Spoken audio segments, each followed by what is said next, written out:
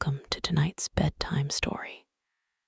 Tonight, we're diving into the complete collection of the Adventures of Sherlock Holmes. Each story brings a new mystery, filled with curious clues, surprising turns, and the brilliant reasoning that made Sherlock Holmes a legend. So dim the lights, get cozy, and allow your imagination to wander to Baker Street. And now, we begin with the first story, a scandal in Bohemia. To Sherlock Holmes, she is always the woman. I have seldom heard him mention her under any other name. In his eyes, she eclipses and predominates the whole of her sex. It was not that he felt any emotion akin to love for Irene Adler. All emotions, and that one particularly, were abhorrent to his cold, precise, but admirably balanced mind. He was, I take it, the most perfect reasoning and observing machine that the world has seen. But as a lover, he would have placed himself in a false position. He never spoke of the softer passions, save with a jibe and a sneer. They were admirable things for the observer, excellent for drawing the veil from men's motives and actions. But for the trained reasoner to admit such intrusions into his own delicate and finely adjusted temperament was to introduce a distracting factor which might throw a doubt upon all his mental results. Grit in a sensitive instrument, or a crack in one of his own high-power lenses, would not be more disturbing than a strong emotion in a nature such as his. And yet, there was but one woman to him, and that woman was the late Irene Adler, of dubious and questionable memory. I had seen little of Holmes lately. My marriage had drifted us away from each other, my own complete happiness, and the home-scented interests which rise up around the man who first finds himself master of his own establishment were sufficient to absorb all my attention, while Holmes, who loathed every form of society with his whole Bohemian soul, remained in our lodgings in Baker Street, buried among his old books, and alternating from week to week between cocaine and ambition, the drowsiness of the drug, and the fierce energy of his own keen nature. He was still, as ever, deeply attracted by the study of crime, and occupied his immense faculties and extraordinary powers of observation in following out those clues and clearing up those mysteries which had been abandoned as hopeless by the official police. From time to time, I heard some vague account of his doings, of his summons to Odessa in the case of the Trepoff murder, of his clearing up of the singular tragedy of the Atkinson brothers at Trincomalee, and finally of the mission which he had accomplished so delicately and successfully for the reigning family of Holland. Beyond these signs of his activity, however, which I merely shared with all the readers of the daily press, I knew little of my former friend and companion. One night, it was on the 20th of March, 1888, I was returning from a journey to a patient, for I had now returned to civil practice, when my way led me through Baker Street. As I passed the well-remembered door, which must always be associated in my mind with my wooing, and with the dark incidents of the study in scarlet, I was seized with a keen desire to see Holmes again, and to know how he was employing his extraordinary powers. His rooms were brilliantly lit, and even as I looked up, I saw his tall, spare figure pass twice in a dark silhouette against the blind. He was packing the room swiftly, eagerly, with his head sunk upon his chest and his hands clasped behind him. To me, who knew his every mood and habit, his attitude and manner told their own story. He was at work again. He had risen out of his drug-created dreams and was hot upon the scent of some new problem. I rang the bell and was shown up to the chamber which had formerly been in part my own. His manner was not effusive. It seldom was, but he was glad, I think, to see me. With hardly a word spoken, but with a kindly eye, he waved me to an armchair, threw across his case of cigars, and indicated a spirit case and a gasogene in the corner. Then he stood before the fire and looked me over in his singular, introspective fashion. "Wedlock suits you," he remarked. "I think, Watson, that you have put on 7.5 pounds since I saw you." "7," I answered. "Indeed, I should have thought a little more." "Just a trifle more, I fancy, Watson. And in practice again, I observe. You did not tell me that you intended to go into harness. Then how do you know? I see it, I deduce it. How do I know that you have been getting yourself very wet lately, and that you have a most clumsy and careless servant girl?" "My dear Holmes," said I, "this is too much. You would certainly have been burned had you lived a few centuries ago. It is true that I had a country walk on Thursday and came home in a dreadful mess, but as I have changed my clothes, I can't imagine how you deduce it. As to Mary Jane, she is incorrigible, and my wife has given her notice. But there, again, I fail to see how you work it out." He chuckled to himself and rubbed his long, nervous hands together. "It is simplicity itself," said he. "My eyes tell me that on the inside of your left shoe, just where the firelight strikes it, the leather is scored by 6 almost parallel cuts. Obviously, they have been caused by someone who has very carelessly scraped round the edges of the sole in order to remove crusted mud from it. Hence, you see, my double deduction that you had been out in vile weather, and that you had a particularly malignant boot-slitting specimen of the London slavey.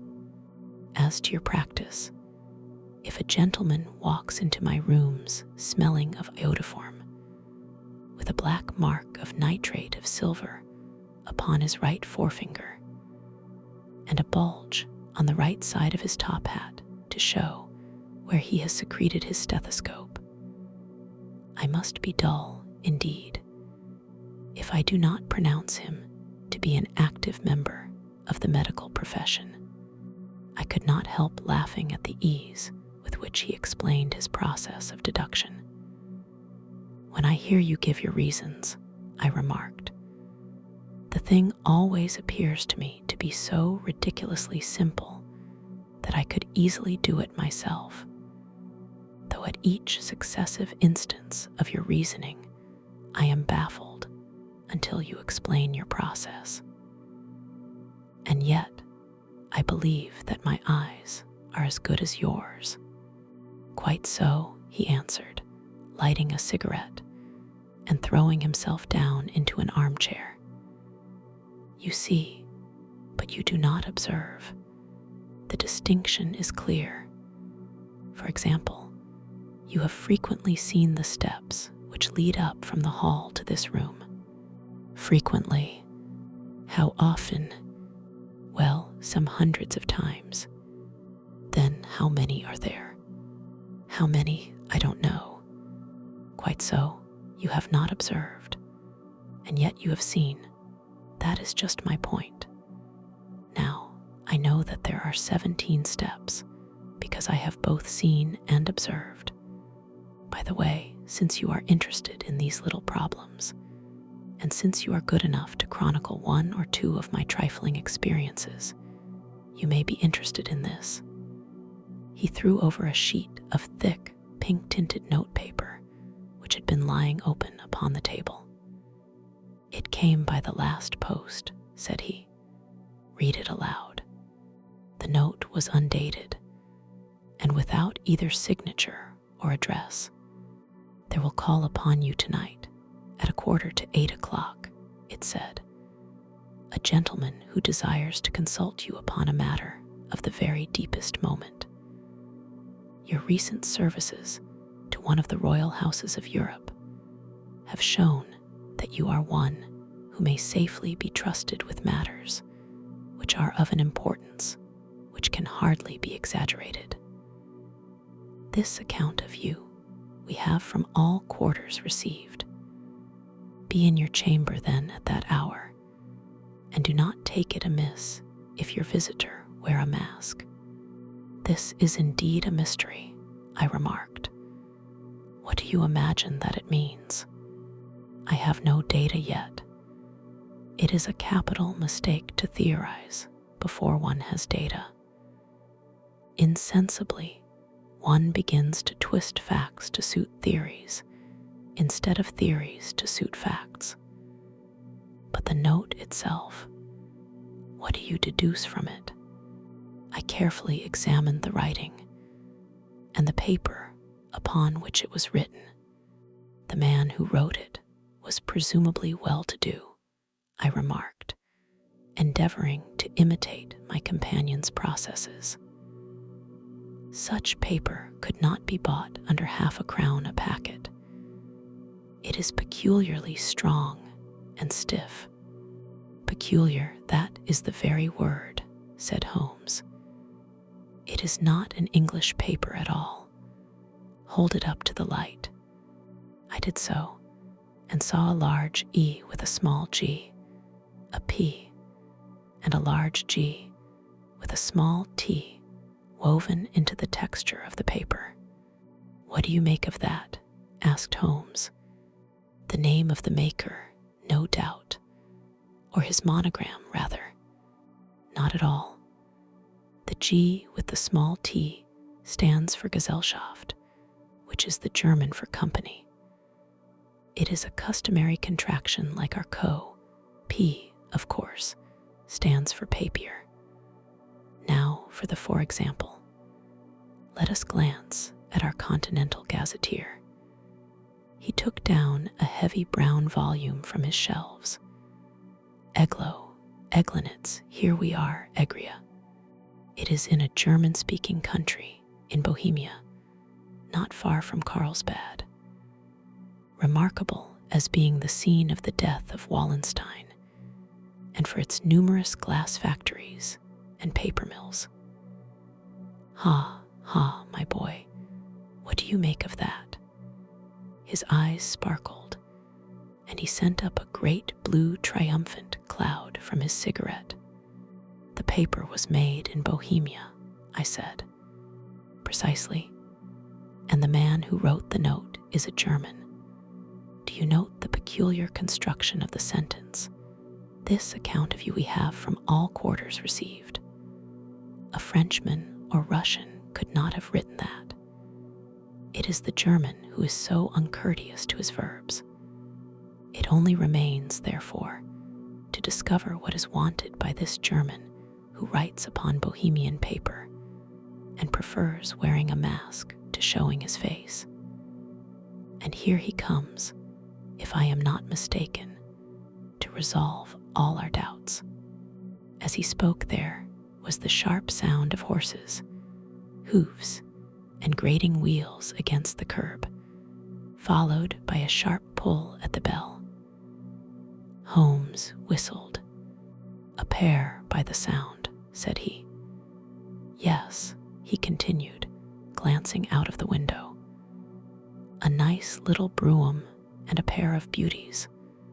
150 guineas apiece. There's money in this case, Watson, if there is nothing else. I think that I had better go, Holmes.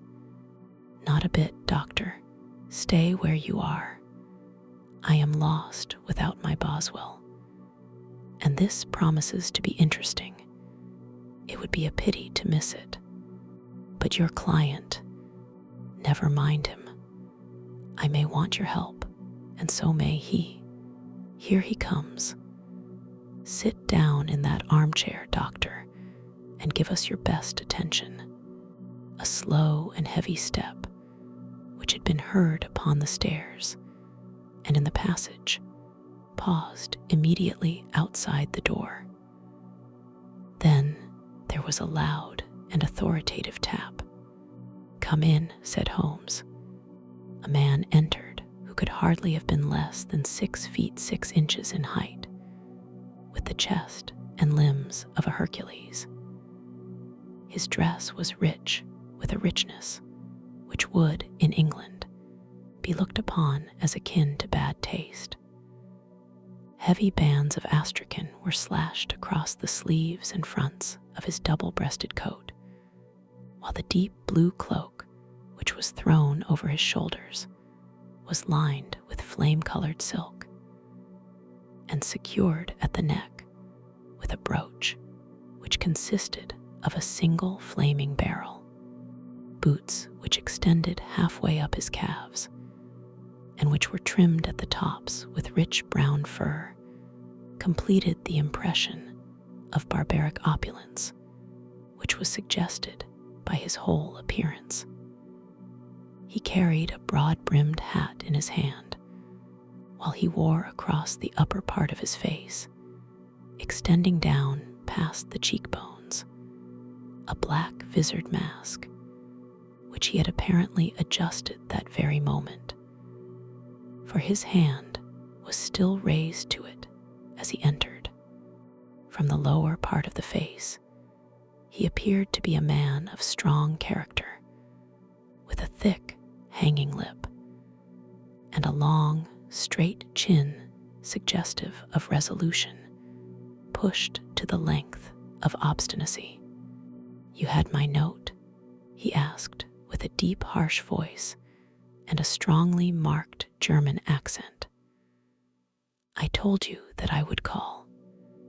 He looked from one to the other of us, as if uncertain which to address. "Pray take a seat," said Holmes. "This is my friend and colleague, Dr. Watson, who is occasionally good enough to help me in my cases. Whom have I the honor to address?" "You may address me as the Count von Cram, a Bohemian nobleman. I understand that this gentleman, your friend, is a man of honor and discretion, whom I may trust with a matter of the most extreme importance. If not, I should much prefer to communicate with you alone." I rose to go, but Holmes caught me by the wrist and pushed me back into my chair. "It is both or none," said he. "You may say before this gentleman anything which you may say to me." The Count shrugged his broad shoulders. "Then I must begin," said he, "by binding you both to absolute secrecy for 2 years.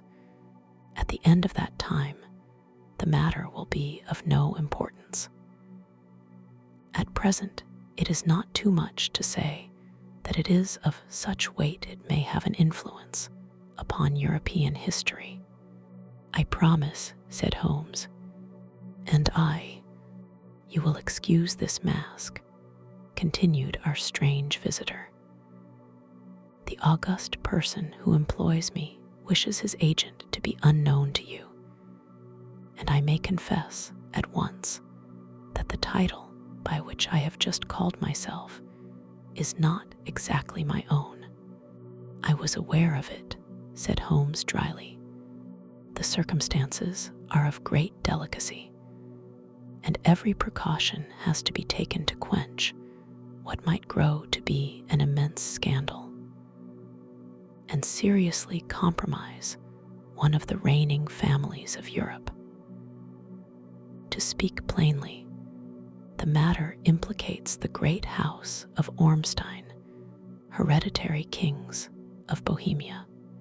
I was also aware of that, murmured Holmes, settling himself down in his armchair and closing his eyes. Our visitor glanced with some apparent surprise at the languid, lounging figure of the man who had been, no doubt, depicted to him as the most incisive reasoner and most energetic agent in Europe. Holmes slowly reopened his eyes and looked impatiently at his gigantic client.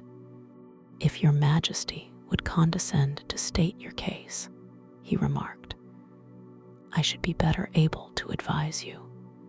The man sprang from his chair and paced up and down the room in uncontrollable agitation.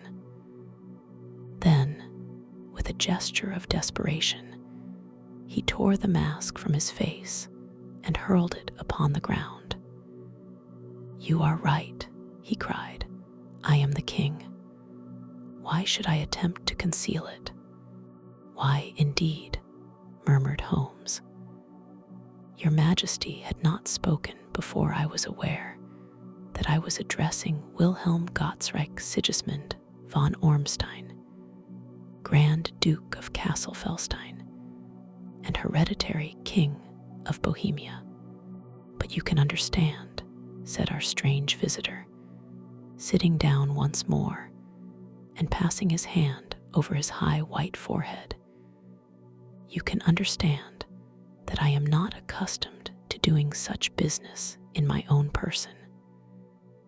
Yet the matter was so delicate that I could not confide it to an agent without putting myself in his power. I have come incognito from Prague for the purpose of consulting you." "Then pray consult," said Holmes, shutting his eyes once more. "The facts are briefly these. Some 5 years ago, during a lengthy visit to Warsaw, I made the acquaintance of the well-known adventuress Irene Adler. The name is no doubt familiar to you. Kindly look her up in my index, Doctor," murmured Holmes, without opening his eyes. For many years, he had adopted a system of docketing all paragraphs concerning men and things, so that it was difficult to name a subject or a person on which he could not at once furnish information. In this case, I found her biography sandwiched in between that of a Hebrew rabbi and that of a staff commander who had written a monograph upon the deep-sea fishes. "Let me see," said Holmes. Born in New Jersey in the year 1858. Contralto, La Scala, Prima donna Imperial Opera of Warsaw, yes. Retired from operatic stage, Living in London, quite so. Your Majesty, as I understand, became entangled with this young person, wrote her some compromising letters, and is now desirous of getting those letters back." "Precisely so, but how? Was there a secret marriage?" "None. No legal papers or certificates."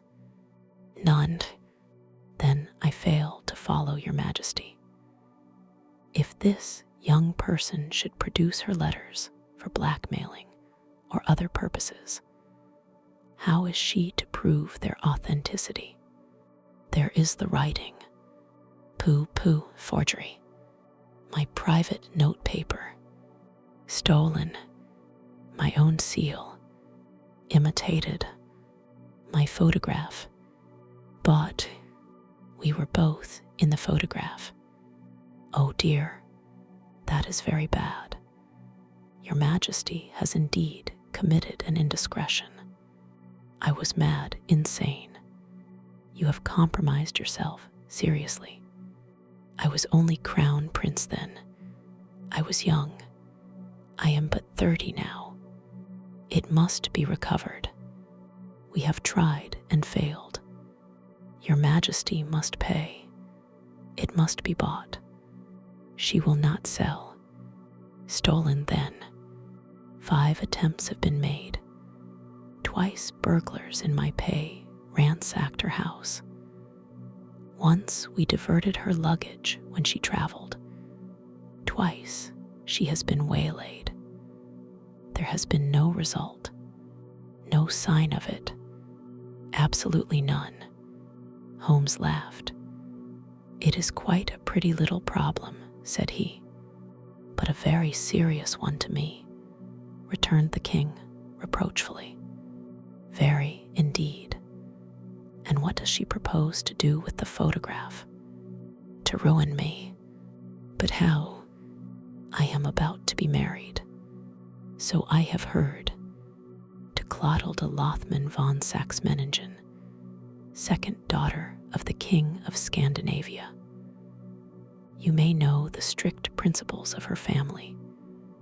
She is herself the very soul of delicacy. A shadow of a doubt as to my conduct would bring the matter to an end. And Irene Adler threatens to send them the photograph, and she will do it. I know that she will do it. You do not know her, but she has a soul of steel. She has the face of the most beautiful of women and the mind of the most resolute of men. Rather than I should marry another woman, there are no lengths to which she would not go, none. You are sure that she has not sent it yet? I am sure. And why? Because she has said that she would send it on the day when the betrothal was publicly proclaimed.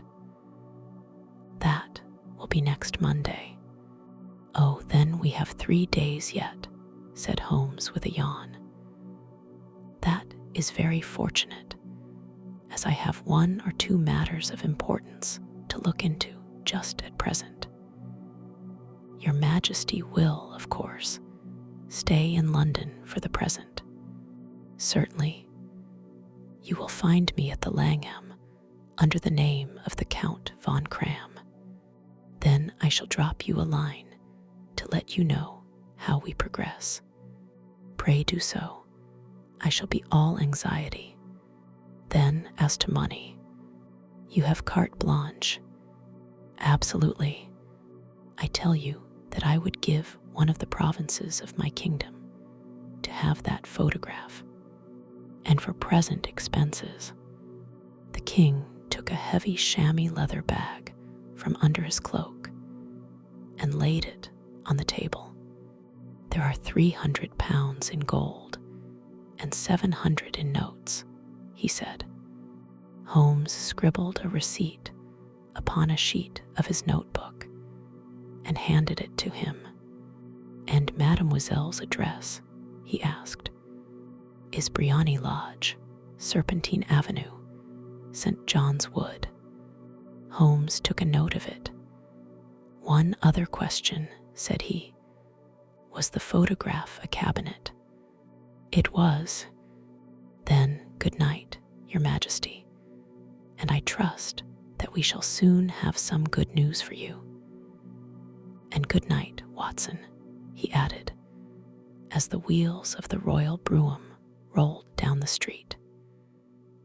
If you will be good enough to call tomorrow afternoon at 3 o'clock, I should like to chat this little matter over with you. At 3 o'clock precisely, I was at Baker Street, but Holmes had not yet returned. The landlady informed me that he had left the house shortly after 8 o'clock in the morning. I sat down beside the fire, however, with the intention of awaiting him. However long he might be, I was already deeply interested in his inquiry. For though it was surrounded by none of the grim and strange features which were associated with the two crimes which I have already recorded, still, the nature of the case and the exalted station of his client gave it a character of its own.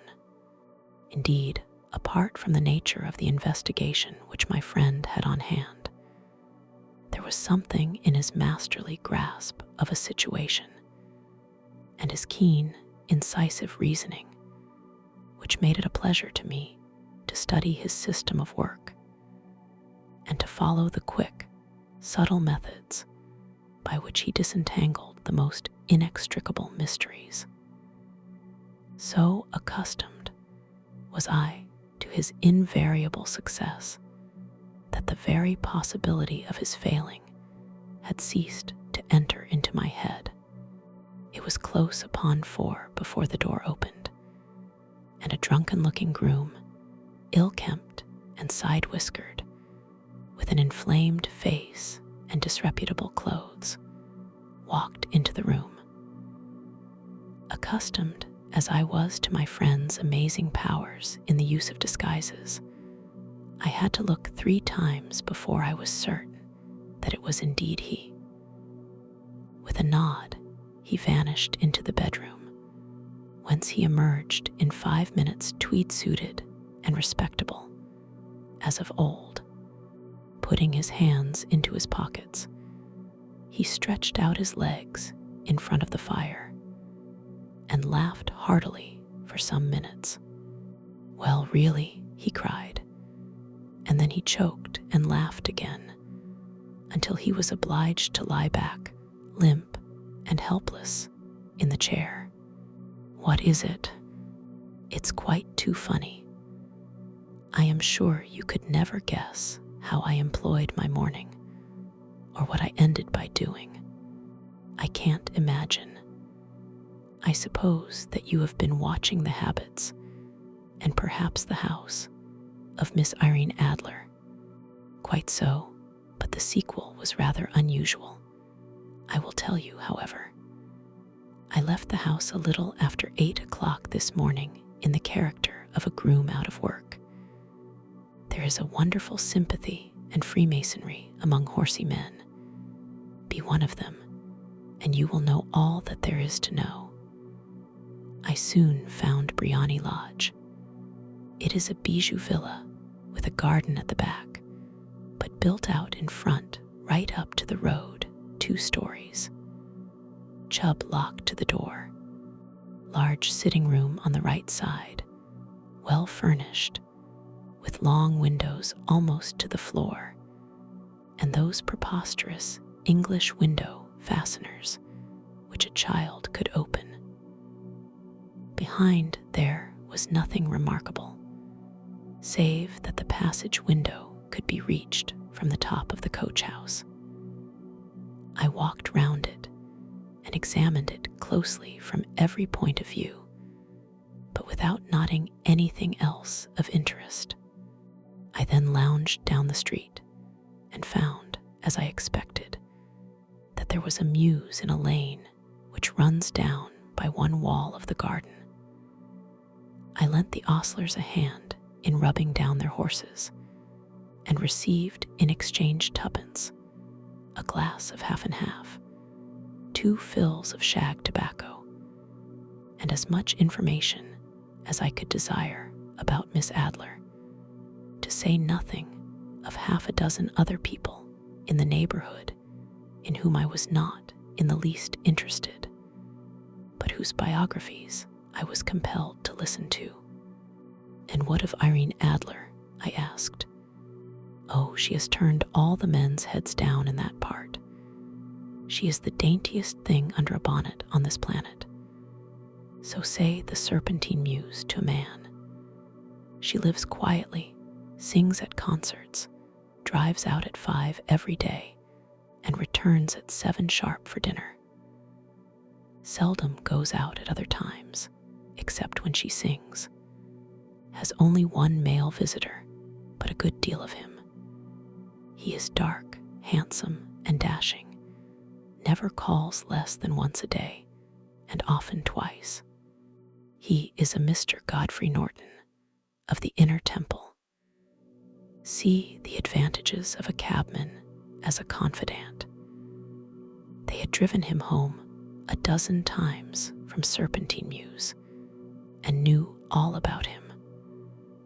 When I had listened to all they had to tell, I began to walk up and down near Briony Lodge once more, and to think over my plan of campaign.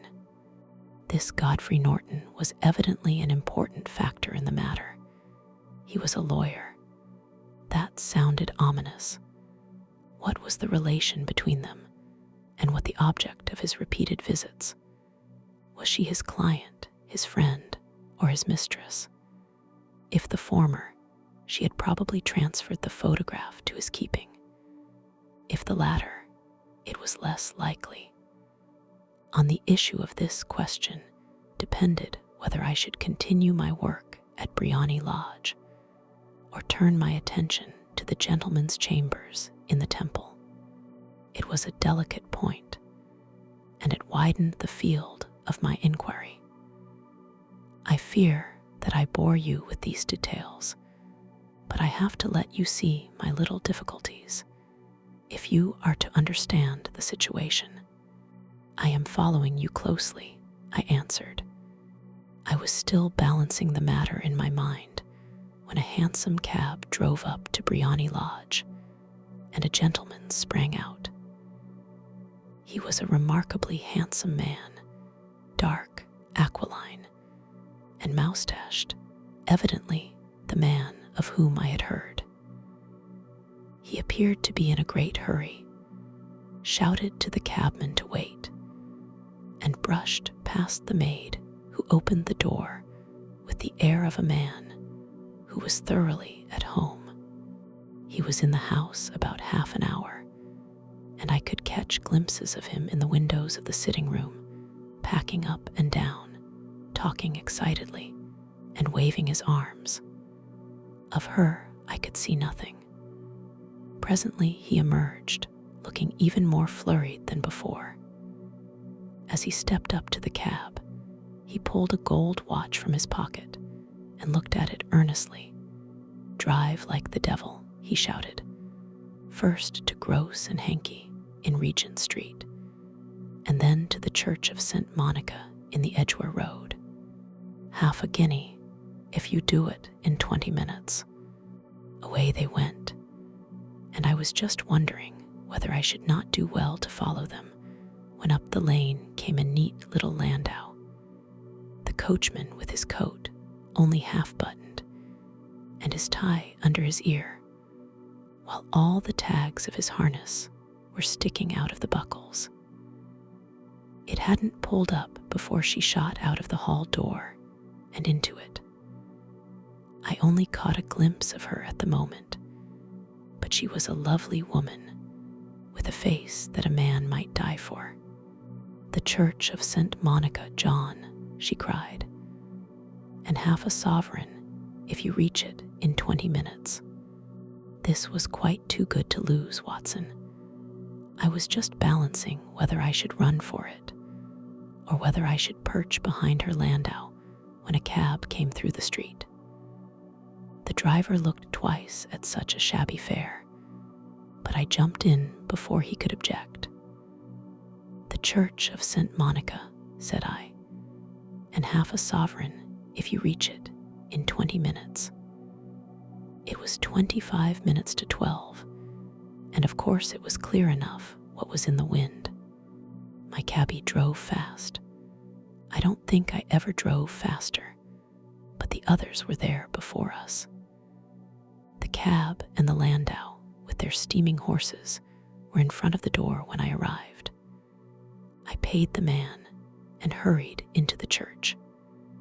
There was not a soul there save the two whom I had followed and a surpliced clergyman who seemed to be expostulating with them. They were all three standing in a knot in front of the altar. I lounged up the side aisle like any other idler who has dropped into a church. Suddenly, to my surprise, the three at the altar faced round to me, and Godfrey Norton came running as hard as he could towards me. "Thank God," he cried, "you'll do. Come, come." "What then?" I asked. "Come, man, come. Only 3 minutes, or it won't be legal." I was half dragged up to the altar, and before I knew where I was, I found myself mumbling responses which were whispered in my ear, and vouching for things of which I knew nothing, and generally assisting in the secure tying up of Irene Adler, spinster, to Godfrey Norton, bachelor. It was all done in an instant, and there was the gentleman thanking me on the one side and the lady on the other, while the clergyman beamed on me in front. It was the most preposterous position in which I ever found myself in my life, and it was the thought of it that started me laughing just now. It seems that there had been some informality about their license, that the clergyman absolutely refused to marry them without a witness of some sort, and that my lucky appearance saved the bridegroom from having to sally out into the streets in search of a best man. The bride gave me a sovereign, and I mean to wear it on my watch chain in memory of the occasion. "This is a very unexpected turn of affairs," said I. "And what then?" "Well, I found my plans very seriously menaced. It looked as if the pair might take an immediate departure, and so necessitate very prompt and energetic measures on my part. At the church door, however, they separated, he driving back to the temple, and she to her own house. "I shall drive out in the park at 5 as usual," she said as she left him. I heard no more. They drove away in different directions, and I went off to make my own arrangements, which are some cold beef and a glass of beer, he answered, ringing the bell. "I have been too busy to think of food, and I am likely to be busier still this evening. By the way, Doctor, I shall want your cooperation." "I shall be delighted. You don't mind breaking the law?"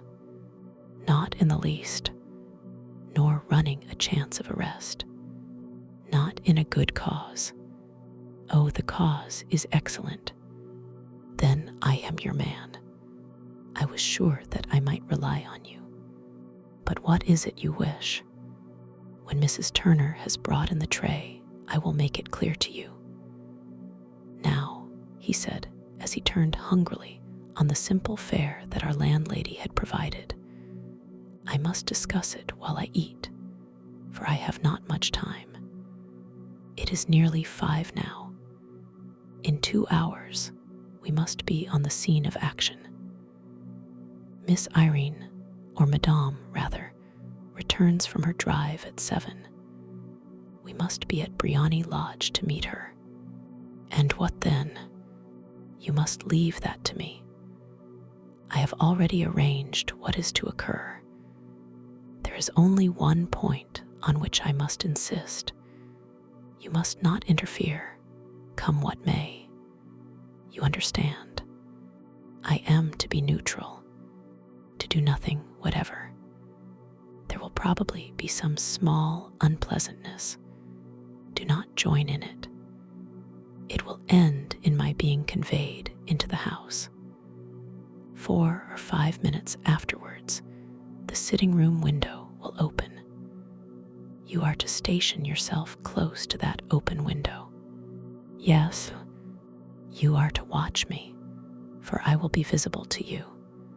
Yes, and when I raise my hand, so you will throw into the room what I give you to throw, and will, at the same time, raise the cry of fire. You quite follow me? Entirely.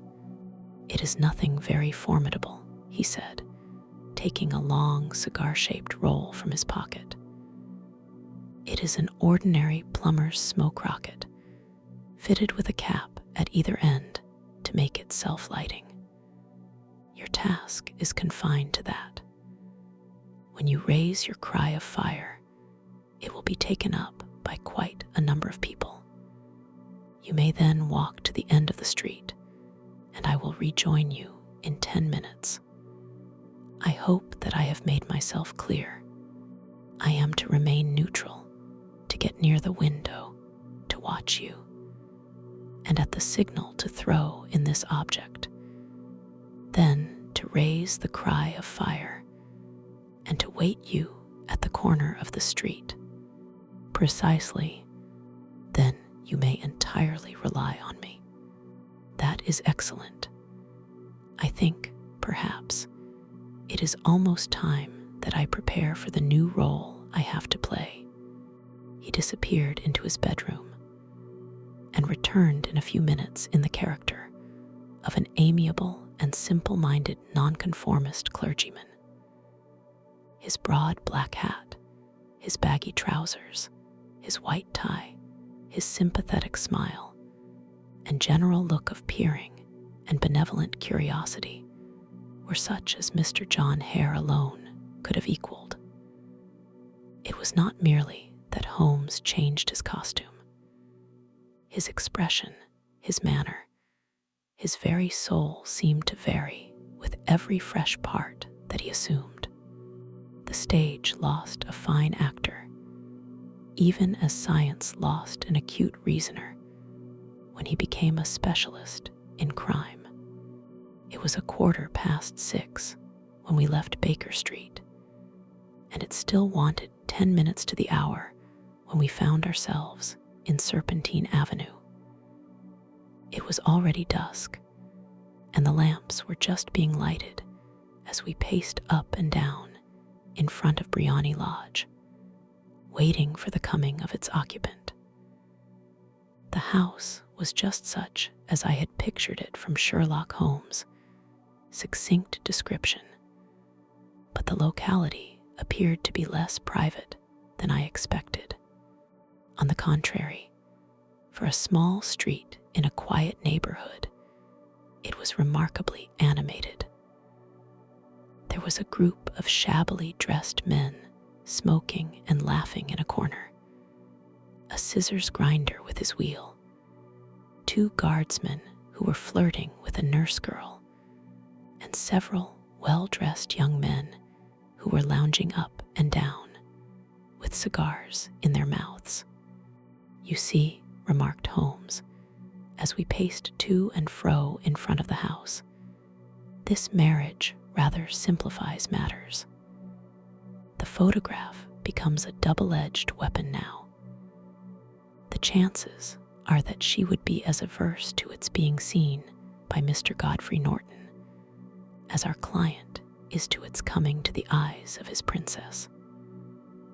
Now the question is, where are we to find the photograph? Where indeed? It is most unlikely that she carries it about with her. It is cabinet size, too large for easy concealment about a woman's dress. She knows that the king is capable of having her waylaid and searched. 2 attempts of the sort have already been made. We may take it, then, that she does not carry it about with her. Where, then? Her banker or her lawyer? There is that double possibility, but I am inclined to think neither. Women are naturally secretive, and they like to do their own secreting. Why should she hand it over to anyone else? She could trust her own guardianship, but she could not tell what indirect or political influence might be brought to bear upon a businessman. Besides, remember that she had resolved to use it within a few days. It must be where she can lay her hands upon it.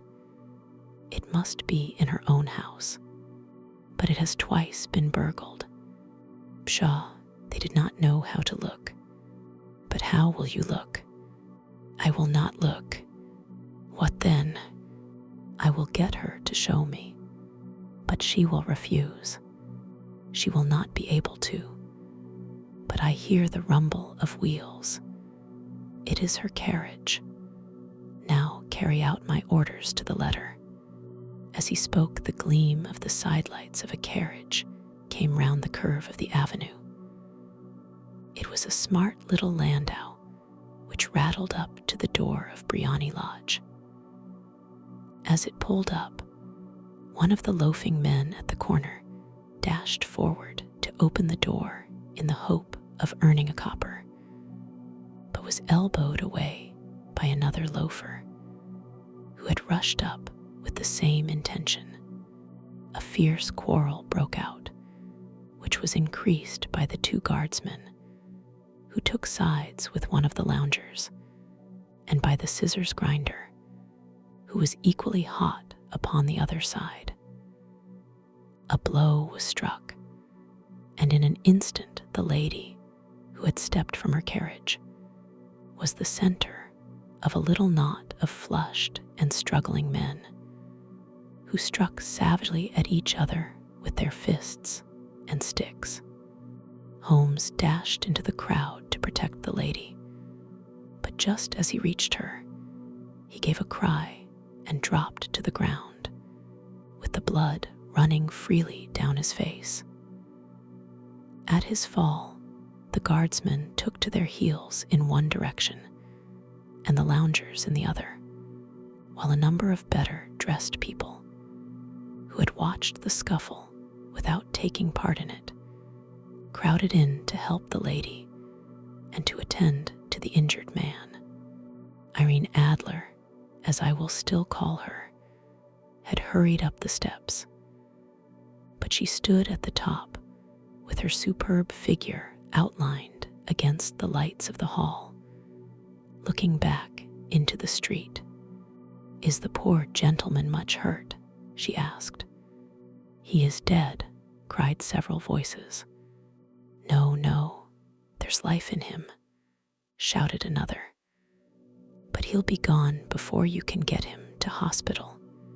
"He's a brave fellow," said a woman. "They would have had the lady's purse and watch if it hadn't been for him. They were a gang, and a rough one too. Ah, he's breathing now. He can't lie in the street. May we bring him in, marm? Surely, bring him into the sitting room. There is a comfortable sofa. This way, please."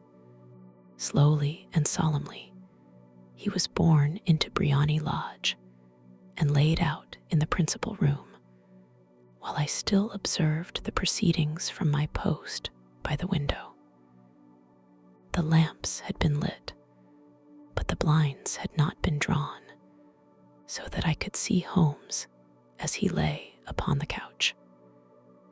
I do not know whether he was seized with compunction at that moment for the part he was playing, but I know that I never felt more heartily ashamed of myself in my life than when I saw the beautiful creature against whom I was conspiring, or the grace and kindliness with which she waited upon the injured man.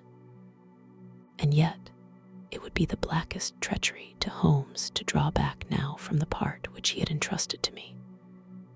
I hardened my heart and took the smoke rocket from under my ulster. After all, I thought, we are not injuring her. We are but preventing her from injuring another. Holmes had sat up upon the couch, and I saw him motion like a man who is in need of air. A maid rushed across and threw open the window. At the same instant, I saw him raise his hand, and at the signal, I tossed my rocket into the room with a cry of fire. The word was no sooner out of my mouth than the whole crowd of spectators, well-dressed and ill gentlemen, ostlers, and servant maids, joined in a general shriek of fire. Thick clouds of smoke curled through the room and out at the open window. I caught a glimpse of rushing figures, and a moment later the voice of Holmes from within assuring them that it was a false alarm. Slipping through the shouting crowd, I made my way to the corner of the street, and in 10 minutes was rejoiced to find my friend's arm in mine and to get away from the scene of uproar. He walked swiftly and in silence for some few minutes until we had turned down one of the quiet streets which lead towards the Edgware Road. "You did it very nicely, Doctor," he remarked.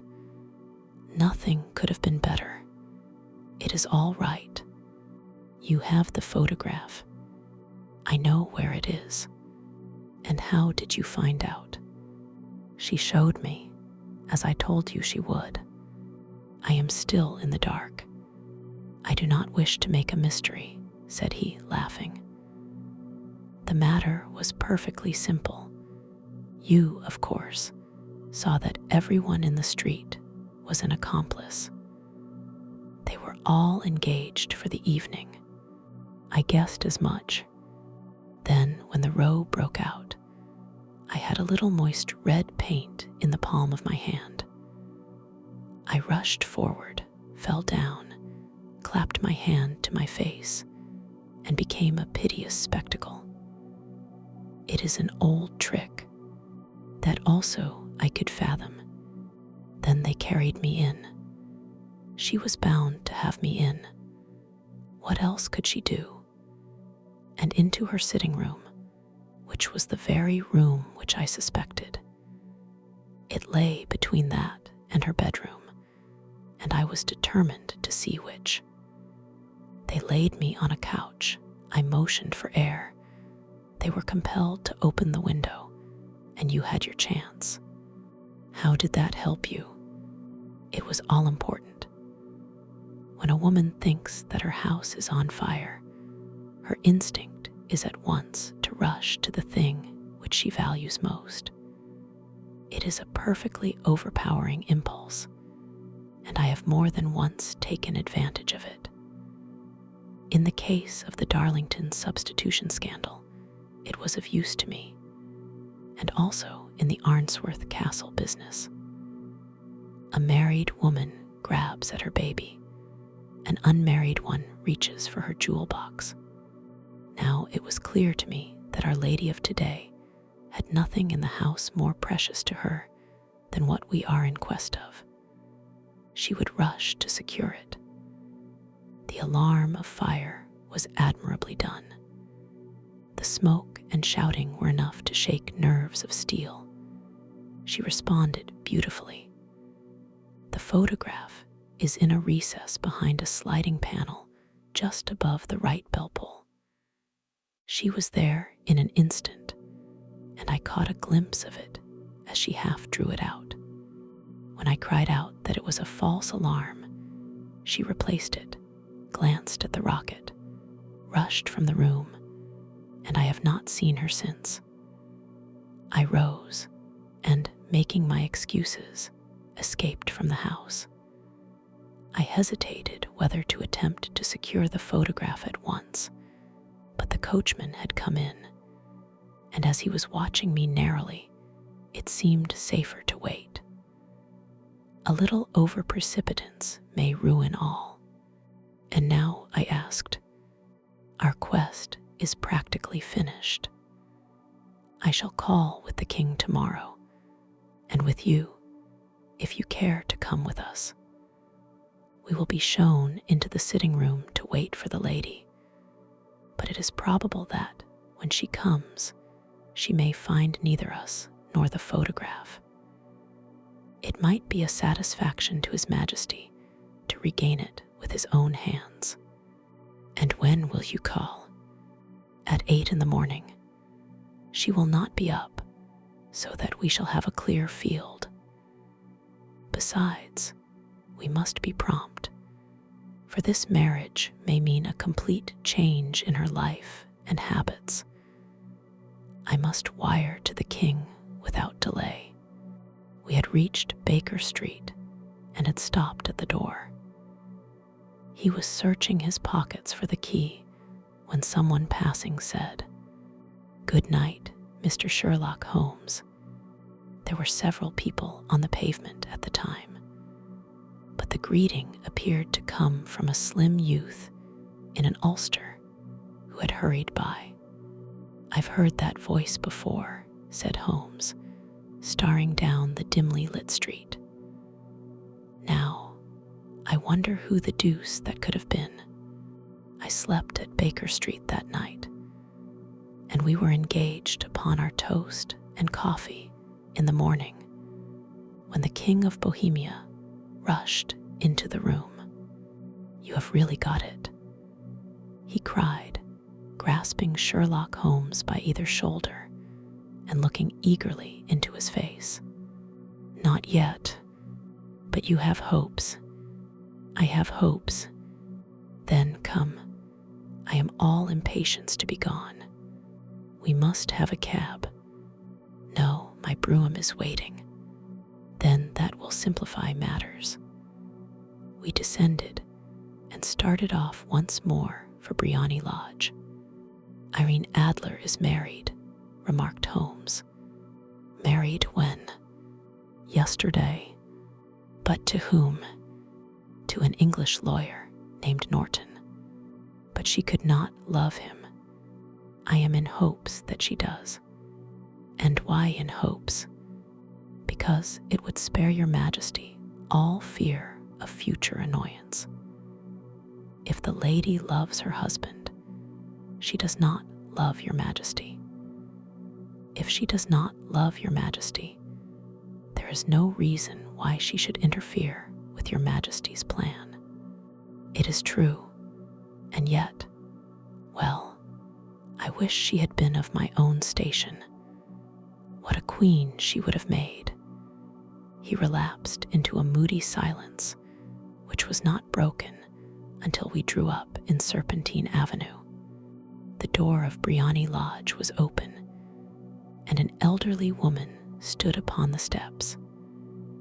She watched us with a sardonic eye as we stepped from the brougham. "Mr. Sherlock Holmes, I believe," said she. "I am Mr. Holmes," answered my companion, looking at her with a questioning and rather startled gaze. "Indeed, my mistress told me that you were likely to call. She left this morning with her husband by the 5:15 train from Charing Cross for the Continent." "What?" Sherlock Holmes staggered back, white with chagrin and surprise. "Do you mean that she has left England, never to return?" "And the papers?" asked the king hoarsely. "All is lost. We shall see." He pushed past the servant and rushed into the drawing room, followed by the king and myself.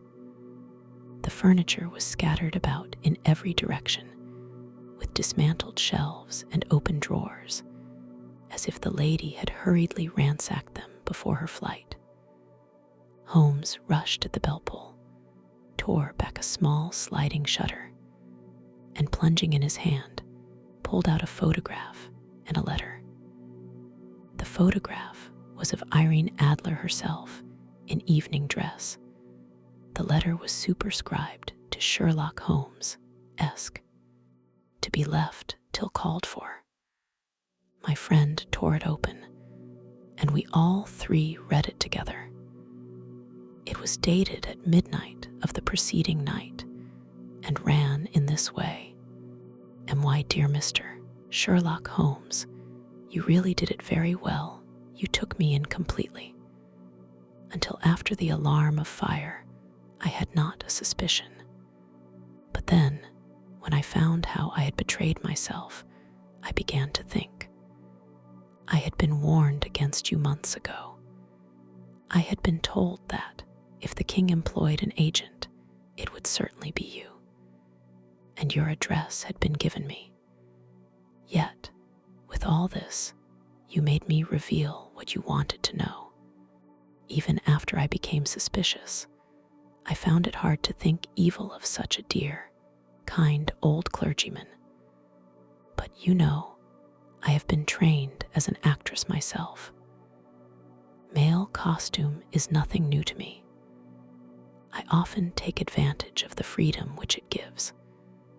I sent John, the coachman, to watch you, ran upstairs, got into my walking clothes, as I call them, and came down just as you departed. Well, I followed you to your door, and so made sure that I was really an object of interest to the celebrated Mr. Sherlock Holmes.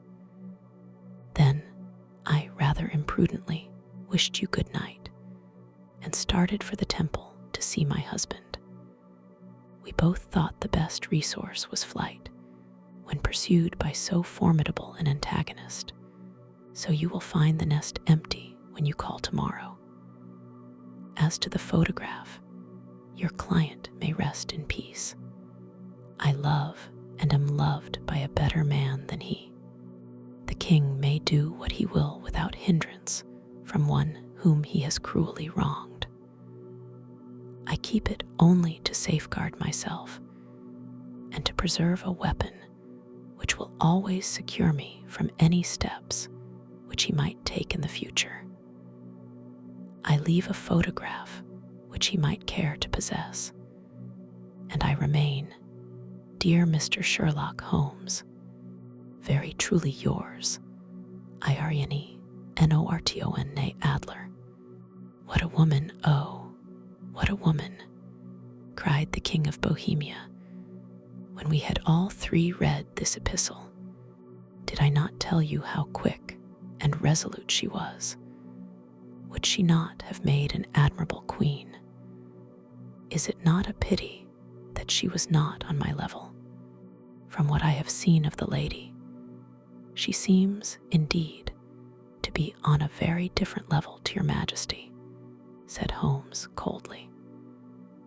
I am sorry that I have not been able to bring your Majesty's business to a more successful conclusion. On the contrary, my dear sir, cried the king, nothing could be more successful. I know that her word is inviolate. The photograph is now as safe as if it were in the fire. I am glad to hear your Majesty say so. I am immensely indebted to you. Pray tell me in what way I can reward you. This ring. He slipped an emerald snake ring from his finger and held it out upon the palm of his hand. Your Majesty has something which I should value even more highly, said Holmes. You have but to name it. This photograph. The king stared at him in amazement. Irene's photograph, he cried. Certainly, if you wish it. I thank your Majesty. Then there is no more to be done in the matter. I have the honor to wish you a very good morning. He bowed, and turning away without observing the hand which the king had stretched out to him, he set off in my company for his chambers. And that was how a great scandal threatened to affect the kingdom of Bohemia, and how the best plans of Mr. Sherlock Holmes were beaten by a woman's wit. He used to make merry over the cleverness of women, but I have not heard him do it of late. And when he speaks of Irene Adler, or when he refers to her photograph, it is always under the honorable title of the woman. With one mystery solved, a new puzzle awaits. Snuggle in for the next story, The Red-Headed League. I had called upon my friend, Mr. Sherlock Holmes, one day in the autumn of last year, and found him in deep conversation with a very stout, florid-faced, elderly gentleman with fiery red hair. With an apology for my intrusion, I was about to withdraw when Holmes pulled me abruptly into the room and closed the door behind me. You could not possibly have come at a better time, my dear Watson, he said cordially. I was afraid that you were engaged. So I am, very much so. Then I can wait in the next room. Not at all. This gentleman, Mr. Wilson, has been my partner and helper in many of my most successful cases, and I have no doubt that he will be of the utmost use to me in yours also. The stout gentleman half rose from his chair and gave a bob of greeting, with a quick little questioning glance from his small, fat-encircled eyes. "Try the settee," said Holmes, relapsing into his armchair and putting his fingertips together, as was his custom when in judicial moods. "I know, my dear Watson, that you share my love of all that is bizarre and outside the conventions and humdrum routine of everyday life. You have shown your relish for it by the enthusiasm which has prompted you to chronicle, and if you will excuse my saying so, somewhat to embellish so many of my own little adventures. Your cases have indeed been of the greatest interest to me," I observed. "You will remember that I remarked the other day, just before we went into the very simple problem presented by Miss Mary Sutherland, that for strange effects and extraordinary combinations, we must go to life itself, which is always far more daring than any effort of the imagination, a proposition which I took the liberty of doubting. You did, Doctor, but none the less you must come round to my view, for otherwise I shall keep on piling fact upon fact on you until your reason breaks down under them and acknowledges me to be right. Now, Mr. Jabez Wilson here has been good enough to call upon me this morning and to begin a narrative which promises to be one of the most singular which I have listened to for some time. You have heard me remark that the strangest and most unique things are very often connected not with the larger, but with the smaller crimes, and occasionally, indeed, where there is room for doubt whether any positive crime has been committed. As far as I have heard, it is impossible for me to say whether the present case is an instance of crime or not, but the course of events is certainly among the most singular that I have ever listened to. Perhaps, Mr. Wilson, you would have the great kindness to recommence your narrative. I ask you not merely because my friend Dr. Watson has not heard the opening part, but also because the peculiar nature of the story makes me anxious to have every possible detail from your lips. As a rule, when I have heard some slight indication of the course of events, I am able to guide myself by the thousands of other similar cases which occur to my memory. In the present instance, I am forced to admit that the facts are, to the best of my belief, unique. The portly client puffed out his chest with an appearance of some little pride, and pulled a dirty and wrinkled newspaper from the inside pocket of his greatcoat. As he glanced down the advertisement column, with his head thrust forward and the paper flattened out upon his knee, I took a good look at the man and endeavored, after the fashion of my companion, to read the indications which might be presented by his dress or appearance. I did not gain very much, however, by my inspection. Our visitor bore every mark of being an average commonplace British tradesman, obese, pompous, and slow. He wore rather baggy gray shepherd's check trousers, a not over-clean black frock coat, unbuttoned in the front, and and a drab waistcoat with a heavy brassy Albert chain, and a square pierced bit of metal dangling down as an ornament.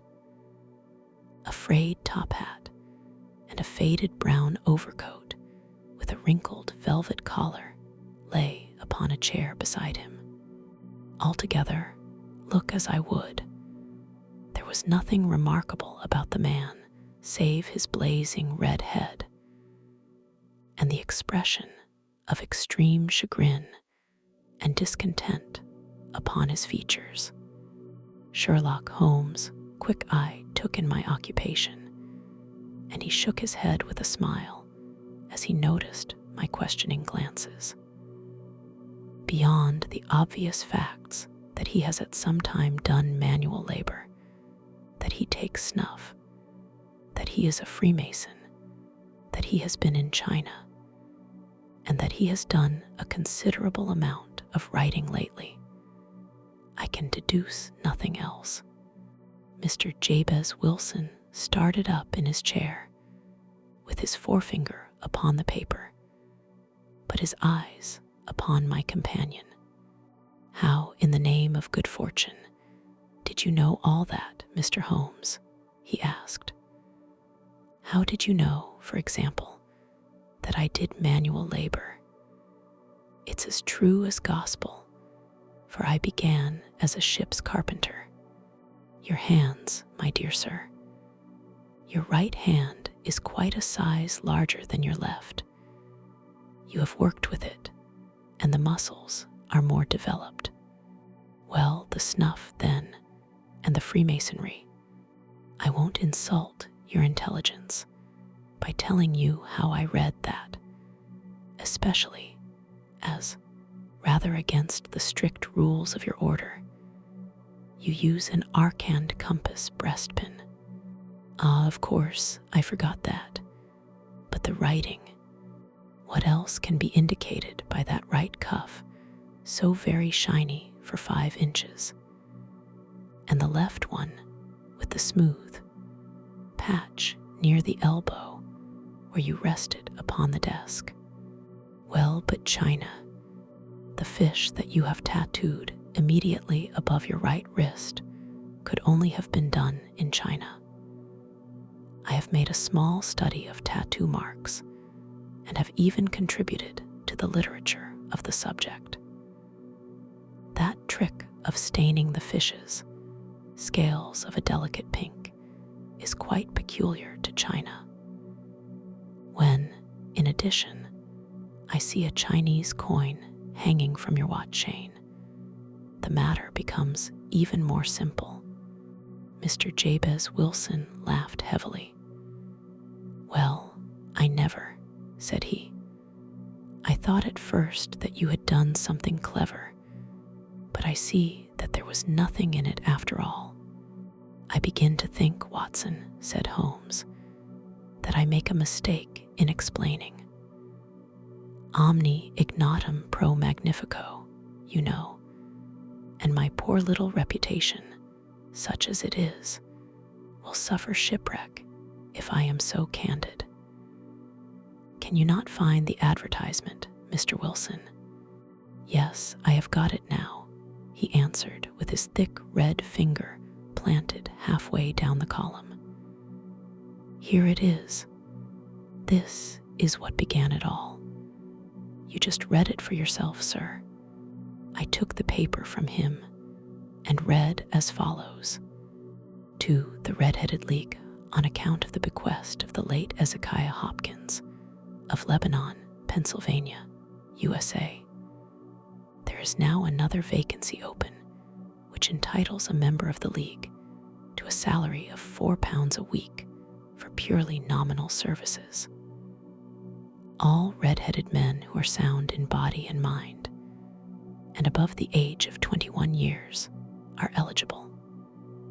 Apply in person on Monday at 11 o'clock to Duncan Ross at the offices of the League, 7 Pope's Court, Fleet Street. What on earth does this mean? I ejaculated after I had twice read over the extraordinary announcement. Holmes chuckled and wriggled in his chair, as was his habit when in high spirits. "It is a little off the beaten track, isn't it?" said he. "And now, Mr. Wilson, off you go at scratch and tell us all about yourself, your household, and the effect which this advertisement had upon your fortunes. You will first make a note, Doctor, of the paper and the date. It is the Morning Chronicle of April 27, 1890. Just 2 months ago. Very good. Now, Mr. Wilson. Well, it is just as I have been telling you, Mr. Sherlock Holmes," said Jabez Wilson, mopping his forehead. "I have a small pawnbroker's business at Coburg Square, near the city. It's not a very large affair, and of late years it has not done more than just give me a living. I used to be able to keep 2 assistants, but now I only keep 1, and I would have a job to pay him, but that he is willing to come for half wages so as to learn the business." "What is the name of this obliging youth?" asked Sherlock Holmes. "His name is Vincent Spaulding, and he's not such a youth either. It's hard to say his age. I should not wish a smarter assistant, Mr. Holmes, and I know very well that he could better himself and earn twice what I am able to give him. But after all, if he is satisfied, why should I put ideas in his head? Why, indeed, you seem most fortunate in having an employé who comes under the full market price.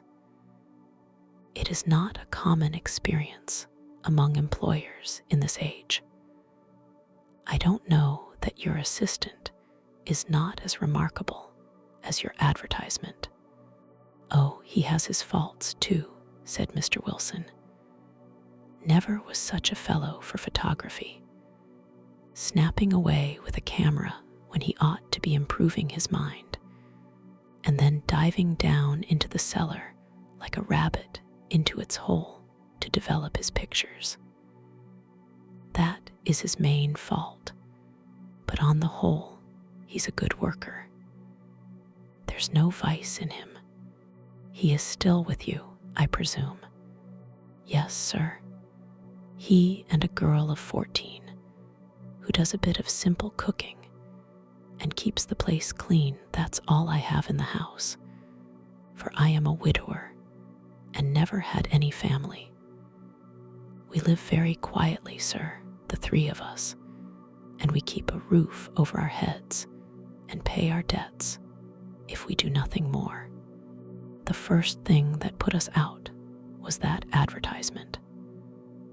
Spaulding, he came down into the office just this day 8 weeks, with this very paper in his hand, and he says, 'I wish to the Lord, Mr. Wilson, that I was a red-headed man.' 'Why that?' I asks. 'Why,' says he, 'here's another vacancy on the League of the Red-Headed Men. It's worth quite a little fortune to any man who gets it, and I understand that there are more vacancies than there are men, so that the trustees are at their wits' end what to do with the money. If my hair would only change color, here's a nice little crib all ready for me to step into.' 'Why, what is it then?' I asked. 'You see, Mr. Holmes, I am a very stay-at-home man, and as my business came to me instead of my having to go to it, I was often weeks on end without putting my foot over the doormat. In that way, I didn't know much of what was going on outside, and I was always glad of a bit of news. Have you never heard of the League of the Red-Headed Men?' he asked, with his eyes open. 'Never. Why, I wonder at that, for you are eligible yourself for one of the vacancies. "And what are they worth?" I asked. "Oh, merely a couple of hundred a year. But the work is slight, and it need not interfere very much with one's other occupations." Well, you can easily think that that made me prick up my ears, for the business has not been over good for some years, and an extra couple of hundred would have been very handy. "Tell me all about it," said I. "Well," said he, showing me the advertisement, "you can see for yourself that the League has a vacancy, and there is the address where you should apply for particulars.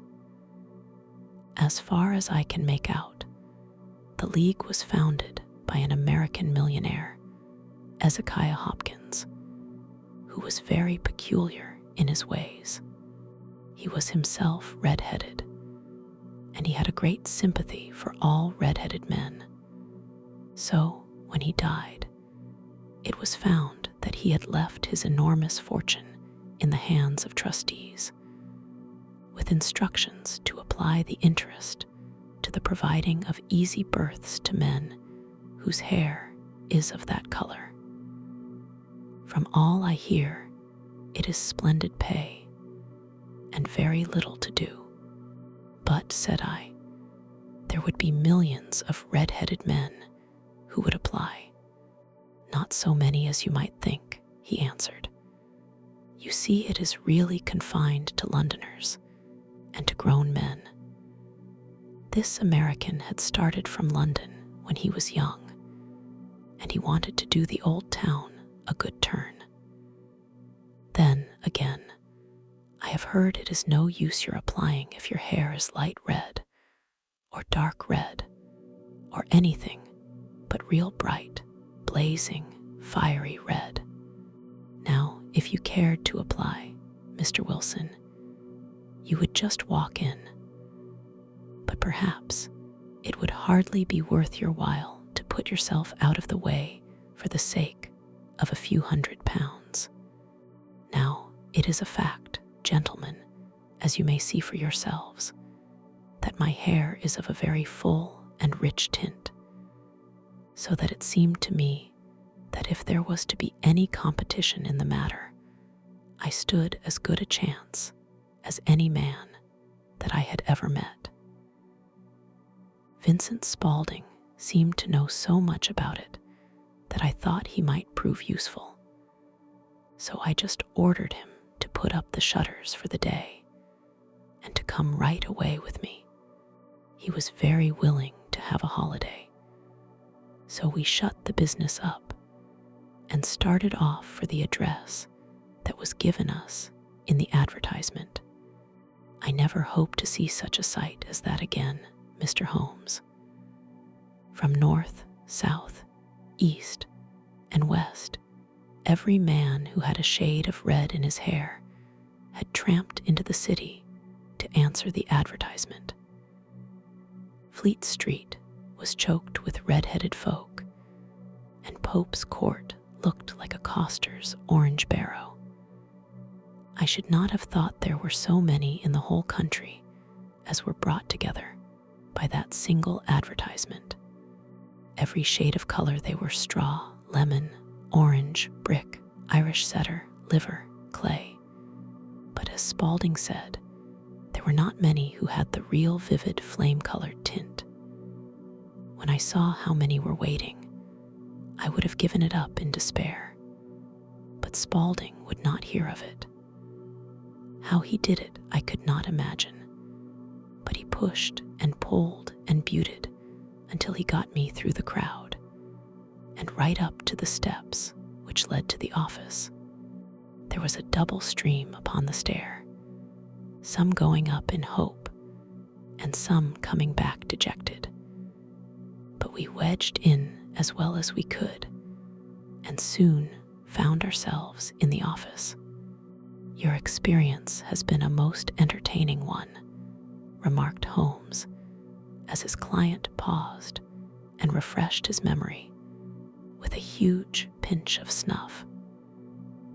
"Pray continue your very interesting statement. There was nothing in the office but a couple of wooden chairs and a deal table, behind which sat a small man with a head that was even redder than mine.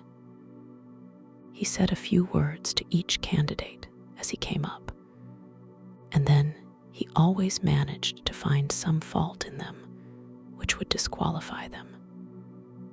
Getting a vacancy did not seem to be such a very easy matter, after all.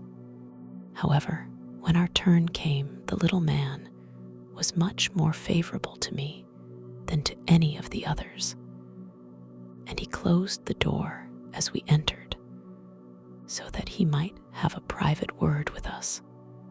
"This is Mr. Jabez Wilson," said my assistant, "and he is willing to fill a vacancy in the league." "And he is admirably suited for it," the other answered. "He has every requirement. I cannot recall when I have seen anything so fine." He took a step backward, cocked his head on one side, and gazed at my hair until I felt quite bashful. Then, suddenly, he plunged forward, wrung my hand, and congratulated me warmly on my success. "It would be injustice to hesitate," said he. "You will, however, I am sure, excuse me for taking an obvious precaution." With that, he seized my hair in both his hands and tugged until I yelled with the pain. "There is water in your eyes," said he as he released me. "I perceive that all is as it should be, but we have to be careful, for we have twice been deceived by wigs and once by paint. I could tell you tales of cobbler's wax which would disgust you with human nature." He stepped over to the window and shouted through it at the top of his voice that the vacancy was filled.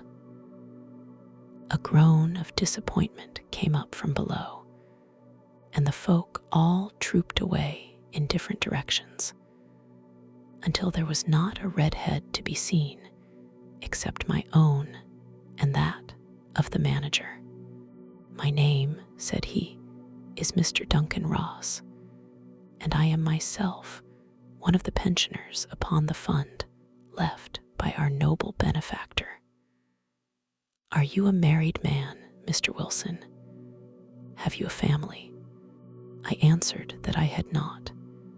His face fell immediately.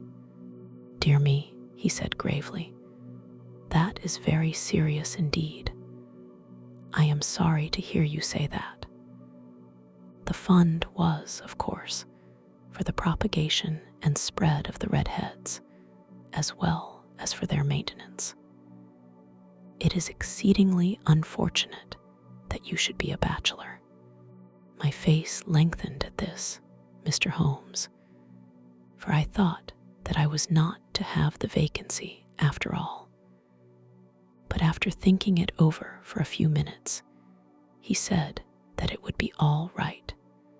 "In the case of another," said he, "the objection might be fatal, but we must stretch a point in favor of a man with such a head of hair as yours. When shall you be able to enter upon your new duties?" "Well, it is a little awkward, for I have a business already," said I. "Oh, never mind about that, Mr. Wilson," said Vincent Spaulding. "I should be able to look after that for you." "What would be the hours?" I asked. 10 to 2. Now, a pawnbroker's business is mostly done of an evening, Mr. Holmes, especially Thursday and Friday evening, which is just before payday. So it would suit me very well to earn a little in the mornings. Besides, I knew that my assistant was a good man, and that he would see to anything that turned up. "That would suit me very well," said I, "and the pay is £4 a week, and the work is purely nominal, What do you call purely nominal? Well, you have to be in the office, or at least in the building, the whole time. If you leave, you forfeit your whole position forever. The will is very clear upon that point. You don't comply with the conditions if you budge from the office during that time. It's only 4 hours a day, and I should not think of leaving, said I. No excuse will avail, said Mr. Duncan Ross. Neither sickness, nor business, nor anything else. There you must stay, or you lose your billet. And the work is to copy out the Encyclopedia Britannica. There is the first volume of it in that press. You must find your own ink, pens, and blotting paper, but we provide this table and chair. Will you be ready tomorrow? Certainly, I answered. Then goodbye, Mr. Jabez Wilson, and let me congratulate you once more on the important position which you have been fortunate enough to gain. He bowed me out of the room, and I went home with my assistant, hardly knowing what to say or do. I was so pleased at my own good fortune. Well, I thought over the matter all day, and by evening I was in low spirits again, for I had quite persuaded myself that the whole affair must be some great hoax or fraud, though what its object might be I could not imagine. It seemed altogether past belief that anyone could make such a will, or that they would pay such a sum for doing anything so simple as copying out the Encyclopedia Britannica. Vincent Spaulding did what he could to cheer me up, but by bedtime I had reasoned myself out of the whole thing. However, in the morning I determined to have a look at it anyhow, so I bought a penny bottle of ink, and with a quill pen and 7 sheets of foolscap paper, I started off for Pope's Court. Well, to my surprise and delight, everything was as right as possible. The table was set out ready for me, and Mr. Duncan Ross was there to see that I got fairly to work. He started me off upon the letter A, and then he left me, but he would drop in from time to time to see that all was right with me. At 2 o'clock, he bade me good day, complimented me upon the amount that I had written, and locked the door of the office after me. This went on day after day, Mr. Holmes, and on Saturday the manager came in and planked down 4 golden sovereigns for my week's work. It was the same next week, and the same the week after. Every morning I was there at 10, and every afternoon I left at 2. By degrees, Mr. Duncan Ross took to coming in only once of a morning, and then, after a time, he did not come in at all. Still, of course, I never dared to leave the room for an instant, for I was not sure when he might come, and the billet was such a good one, and suited me so well that I would not risk the loss of it. 8 weeks passed away like this, and I had written about abbots and archery and armor and architecture and Attica, and hoped with diligence that I might get on to the bees before very long. It cost me something in foolscap, and I had pretty nearly filled a shelf with my writings. And then, suddenly, the whole business came to an end. To an end. Yes, sir, and no later than this morning. I went to my work as usual at 10 o'clock, but the door was shut and locked, with a little square of cardboard hammered onto the middle of the panel with a tack. Here it is, and you can read for yourself." He held up a piece of white cardboard about the size of a sheet of notepaper. It read in this fashion: "The Red-Headed League is dissolved. October 9, 1890. Sherlock Holmes and I surveyed this curt announcement and the rueful face behind it until the comical side of the affair so completely overtopped every other consideration that we both burst out into a roar of laughter. "I cannot see that there is anything very funny," cried our client, flushing up to the roots of his flaming head. "If you can do nothing better than laugh at me, I can go elsewhere." "No, no," cried Holmes, shoving him back into the chair from which he had half risen. "I really wouldn't miss your case for the world. It is most refreshingly unusual. But there is, if you will excuse my saying so, something just a little funny about it. Pray, what steps did you take when you found the card upon the door?" "I was staggered, sir. I did not know what to do. Then I called at the offices round, but none of them seemed to know anything about it. Finally, I went to the landlord, who is an accountant living on the ground floor, and I asked him if he could tell me what had become of the Red-Headed League. He said that he had never heard of any such body. Then I asked him who Mr. Duncan Ross was. He answered that the name was new to him. "Well," said I, "the gentleman at number 4. "What, the red-headed man?" "Yes." "Oh," said he, "his name was William Morris. He was a solicitor and was using my room as a temporary convenience until his new premises were ready. He moved out yesterday. Where could I find him? Oh, at his new offices. He did tell me the address. Yes, 17 King Edward Street, near St. Paul. I started off, Mr. Holmes, but when I got to that address, it was a manufactory of artificial kneecaps, and no one in it had ever heard of either Mr. William Morris or Mr. Duncan Ross." "And what did you do then?" asked Holmes.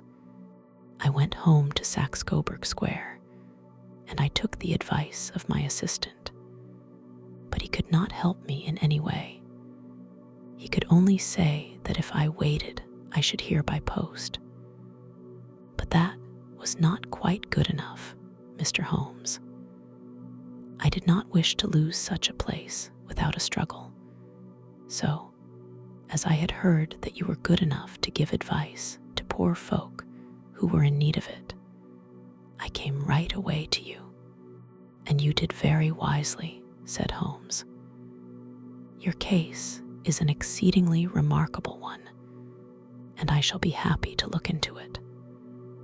From what you have told me, I think that it is possible that graver issues hang from it than might at first sight appear." "Grave enough," said Mr. Jabez Wilson. "Why, I have lost £4 a week, as far as you are personally concerned," remarked Holmes. "I do not see that you have any grievance against this extraordinary league. On the contrary, you are, as I understand, richer by some £30, to say nothing of the minute knowledge which you have gained on every subject which comes under the letter A. You have lost nothing by them." "No, sir, but I want to find out about them, and who they are, and what their object was in playing this prank, if it was a prank, upon me. It was a pretty expensive joke for them, for it cost them £32. We shall endeavor to clear up these points for you. And first, 1 or 2 questions, Mr. Wilson. This assistant of yours, who first called your attention to the advertisement, how long had he been with you? About a month then. How did he come? In answer to an advertisement. Was he the only applicant? No, I had a dozen. Why did you pick him? Because he was handy and would come cheap. At half wages, in fact. Yes. What is he like, this Vincent Spaulding? Small, stout-built, very quick in his ways. No hair on his face, though he's not short of 30. Has a white splash of acid upon his forehead. Holmes sat up in his chair in considerable excitement. I thought as much, said he. Have you ever observed that his ears are pierced for earrings? Yes, sir. He told me that a gypsy had done it for him when he was a lad. Said Holmes, sinking back in deep thought. He is still with you? Oh, yes, sir. I have only just left him. And has your business been attended to in your absence? Nothing to complain of, sir. There's never very much to do of a morning. That will do, Mr. Wilson. I shall be happy to give you an opinion upon the subject in the course of a day or 2. Today is Saturday, and I hope that by Monday we may come to a conclusion. Well, Watson, said Holmes, when our visitor had left us, what do you make of it all? I make nothing of it, I answered frankly. It is a most mysterious business.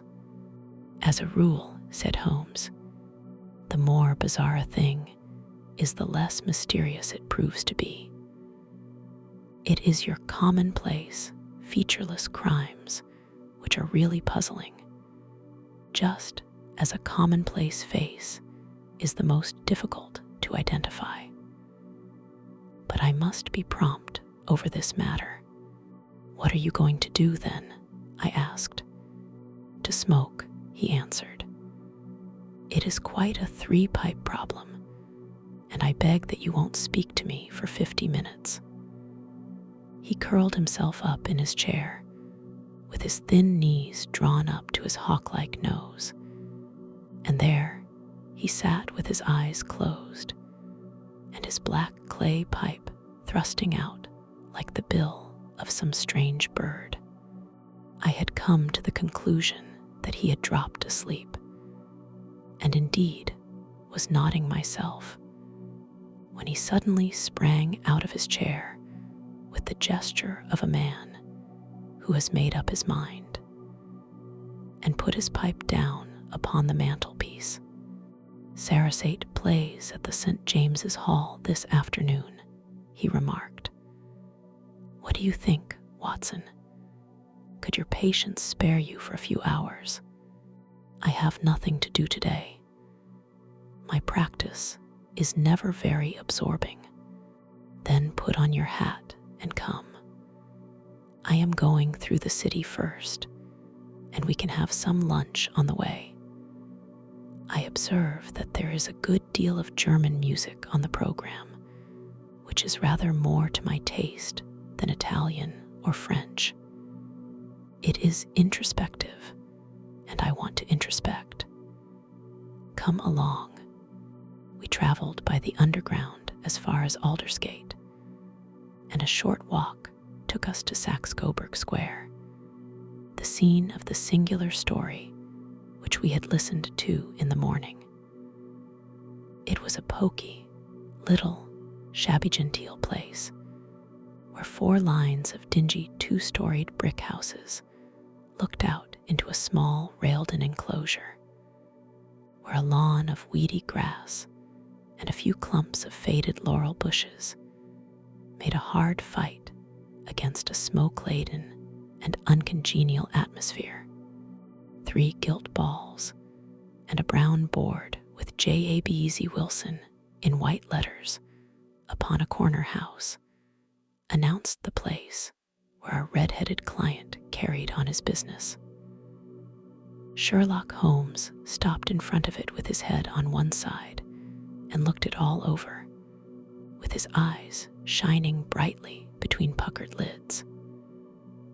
Then he walked slowly up the street, and then down again to the corner, still looking keenly at the houses.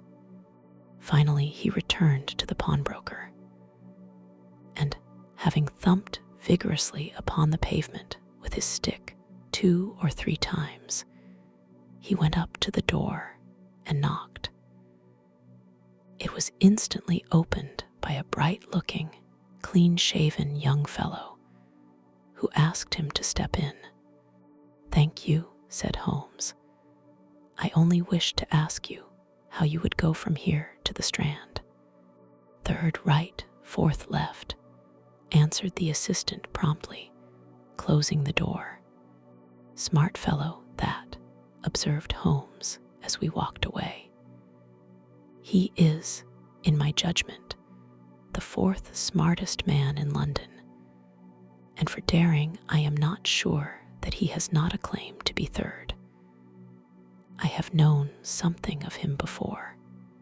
"Evidently," said I, "Mr. Wilson's assistant counts for a good deal in this mystery of the Red-Headed League."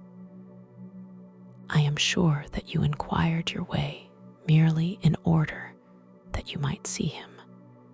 "Not him." "What then?" "The knees of his trousers." "And what did you see?" "What I expected to see." "Why did you beat the pavement?" "My dear doctor, this is a time for observation, not for talk. We are spies in an enemy's country. We know something of Saxe-Coburg Square. Let us now explore the parts which lie behind it. The road in which we found ourselves as we turned round the corner from the retired Saxe-Coburg Square presented as great a contrast to it as the front of a picture does to the back. It was one of the main arteries which conveyed the traffic of the city to the north and west. The roadway was blocked with the immense stream of commerce flowing in a double tide inward and outward, while the footpaths were black with the hurrying swarm of pedestrians. It was difficult to realize, as we looked at the line of fine shops and stately business premises, that they really abutted on the other side upon the faded and stagnant square, which we had just quitted. "Let me see," said Holmes, standing at the corner and glancing along the line. "I should like just to remember the order of the houses here. It is a hobby of mine to have an exact knowledge of London. There is Mortimer's, the tobacconist, the little newspaper shop, the Coburg branch of the City and Suburban Bank, the vegetarian restaurant, and McFarlane's carriage building depot. That carries us right on to the other block. And now, doctor, we've done our work, so it's time we had some play. A sandwich and a cup of coffee, and then off to Violin Land, where all is sweetness and delicacy and harmony, and there are no red-headed clients to vex us with their conundrums." My friend was an enthusiastic musician, being himself not only a very capable performer, but a composer of no ordinary merit. All the afternoon he sat in the stalls wrapped in the most perfect happiness, gently waving his long, thin fingers in time to the music, while his gently smiling face and his languid, dreamy eyes were as unlike those of Holmes the sleuth-hound. Holmes the relentless, keen-witted, ready-handed criminal agent, as it was possible to conceive. In his singular character, the dual nature alternately asserted itself, and his extreme exactness and astuteness represented, as I have often thought, the reaction against the poetic and contemplative mood which occasionally predominated in him.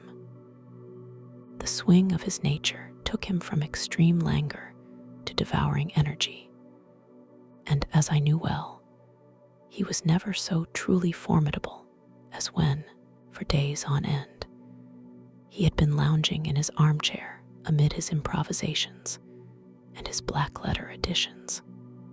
Then it was that the lust of the chase would suddenly come upon him, and that his brilliant reasoning power would rise to the level of intuition, until those who were unacquainted with his methods would look askance at him, as on a man whose knowledge was not that of other mortals. When I saw him that afternoon so enwrapped in the music at St. James's Hall, I felt that an evil time might be coming upon those whom he had set himself to hunt down. "You want to go home, no doubt, Doctor," he remarked as we emerged. "Yes, it would be as well, and I have some business to do which will take some hours. This business at Coburg Square is serious." "Why serious?" "A considerable crime is in contemplation. I have every reason to believe that we shall be in time to stop it. But today being Saturday rather complicates matters. I shall want your help tonight." "At what time?" 10 will be early enough. I shall be at Baker Street at 10. "Very well. And I say, Doctor, there may be some little danger, so kindly put your army revolver in your pocket." He waved his hand, turned on his heel, and disappeared in an instant among the crowd. I trust that I am not more dense than my neighbors, but I was always oppressed with a sense of my own stupidity in my dealings with Sherlock Holmes. Here I had heard what he had heard. I had seen what he had seen, and yet from his words, it was evident that he saw clearly not only what had happened, but what was about to happen, while to me, the whole business was still confused and grotesque. As I drove home to my house in Kensington, I thought over it all, from the extraordinary story of the red-headed copier of the encyclopedia down to the visit to Saxe-Coburg Square, and the ominous words with which he had parted from me. What was this nocturnal expedition, and why should I go armed? Where were we going, and what were we to do? I had the hint from Holmes that this smooth-faced pawnbroker's assistant was a formidable man, a man who might play a deep game. I tried to puzzle it out, but gave it up in despair, and set the matter aside until night should bring an explanation. It was 9:15 when I started from home and made my way across the park, and so through Oxford Street to Baker Street. 2 hansoms were standing at the door, and as I entered the passage, I heard the sound of voices from above. On entering his room, I found Holmes in animated conversation with 2 men, one of whom I recognized as Peter Jones, the official police agent, while the other was a long, thin, sad-faced man with a very shiny hat and oppressively respectable frock coat. "Ah, our party is complete," said Holmes, buttoning up his pea jacket and taking his heavy hunting crop from the rack. "Watson, I think you know Mr. Jones of Scotland Yard. Let me introduce you to Mr. Merriweather, who is to be our companion in tonight's adventure. We're hunting in couples again, Doctor, you see," said Jones in his consequential way. "Our friend here is a wonderful man for starting a chase. All he wants is an old dog to help him to do the running down. I hope a wild goose may not prove to be the end of our chase," observed Mr. Merriweather gloomily. "You may place considerable confidence in Mr. Holmes, sir," said the police agent loftily. "He has his own little methods, which are, if you won't mind my saying so, just a little too theoretical and fantastic, but he has the makings of a detective in him. It is not too much to say that once or twice, as in that business of the Sholto murder and the Agra treasure, he has been more nearly correct than the official force." "Oh, if you say so, Mr. Jones, it is all right," said the stranger with deference. "Still, I confess that I miss my rubber. It is the first Saturday night for 27 years that I have not had my rubber. I think you will find," said Sherlock Holmes, "that you will play for a higher stake tonight than you have ever done yet, and that the play will be more exciting. For you, Mr. Merriweather, the stake will be some £30,000, and for you, Jones, it will be the man upon whom you wish to lay your hands. John Clay, the murderer, thief, smasher, and forger. He's a young man, Mr. Merriweather, but he is at the head of his profession, and I would rather have my bracelets on him than on any criminal in London. He's a remarkable man, is young John Clay. His grandfather was a royal duke, and he himself has been to Eton and Oxford. His brain is as cunning as his fingers, and though we meet signs of him at every turn, we never know where to find the man himself. He'll crack a crib in Scotland one week and be raising money to build an orphanage in Cornwall the next. I've been on his track for years and have never set eyes on him yet. I hope that I may have the pleasure of introducing you tonight. I've had one or two little turns also with Mr. John Clay, and I agree with you that he is at the head of his profession. It is past 10, however, and quite time that we started. If you two will take the first hansom, Watson and I will follow in the second. Sherlock Holmes was not very communicative during the long drive, and lay back in the cab, humming the tunes which he had heard in the afternoon.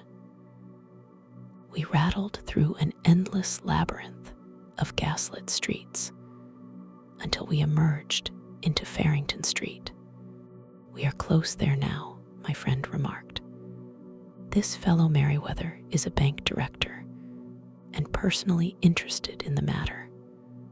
I thought it as well to have Jones with us also. He is not a bad fellow, though an absolute imbecile in his profession. He has one positive virtue. He is as brave as a bulldog and as tenacious as a lobster if he gets his claws upon anyone. Here we are, and they are waiting for us." We had reached the same crowded thoroughfare in which we had found ourselves in the morning. Our cabs were dismissed, and following the guidance of Mr. Merriweather, we passed down a narrow passage and through a side door, which he opened for us. Within there was a small corridor, which ended in a very massive iron gate. This also was opened and led down a flight of winding stone steps, which terminated at another formidable gate. Mr. Merriweather stopped to light a lantern, and then conducted us down a dark, earth-smelling passage. And so, after opening a third door into a huge vault or cellar, which was piled all round with crates and massive boxes, you are not very vulnerable from above, Holmes remarked as he held up the lantern and gazed about him. Nor from below, said Mr. Merriweather, striking his stick upon the flags which lined the floor. Why, dear me, it sounds quite hollow, he remarked, looking up in surprise. I must really ask you to be a little more quiet, said Holmes severely. You have already imperiled the whole success of our expedition. Might I beg that you would have the goodness to sit down upon one of those boxes and not to interfere?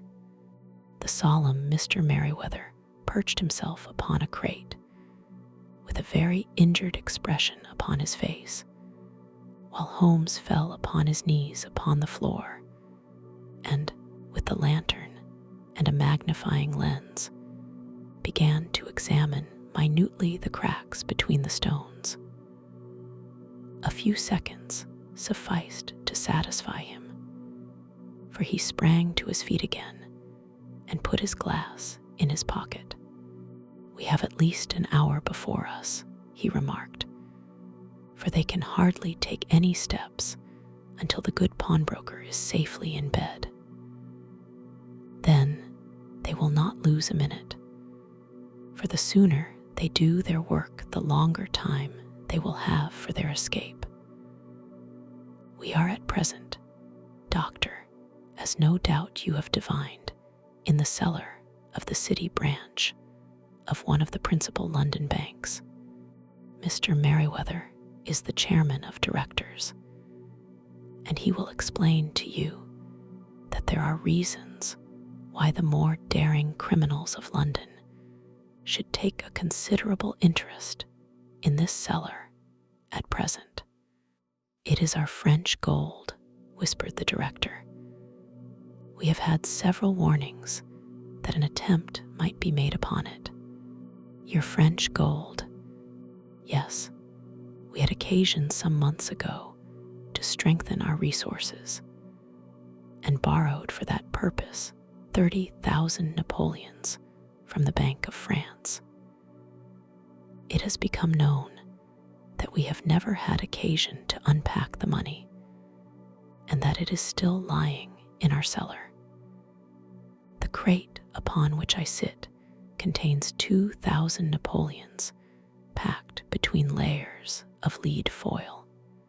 Our reserve of bullion is much larger at present than is usually kept in a single branch office, and the directors have had misgivings upon the subject, which were very well justified, observed Holmes.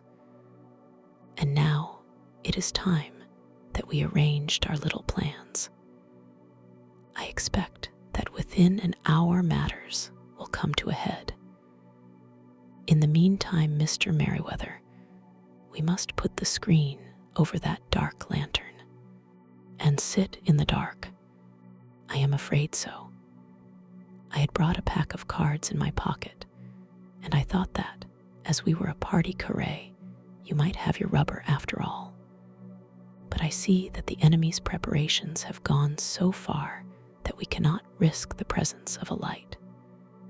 And first of all, we must choose our positions. These are daring men, and though we shall take them at a disadvantage, they may do us some harm unless we are careful. I shall stand behind this crate, and you conceal yourselves behind those. Then, when I flash a light upon them, close in swiftly. If they fire, Watson, have no compunction about shooting them down. I placed my revolver, cocked, upon the top of the wooden case behind which I crouched. Holmes shot the slide across the front of his lantern and left us in pitch darkness, such an absolute darkness as I have never before experienced. The smell of hot metal remained to assure us that the light was still there, ready to flash out at a moment's notice. To me, with my nerves worked up to a pitch of expectancy, there was something depressing and subduing in the sudden gloom and in the cold, dank air of the vault. "They have but one retreat," whispered Holmes. "That is back through the house into Saxe-Coburg Square. I hope that you have done what I asked you, Jones. I have an inspector and 2 officers waiting at the front door. Then we have stopped all the holes, and now we must be silent and wait." What a time it seemed. From comparing notes afterwards, it was but an hour and a quarter. Yet it appeared to me that the night must have almost gone, and the dawn be breaking above us.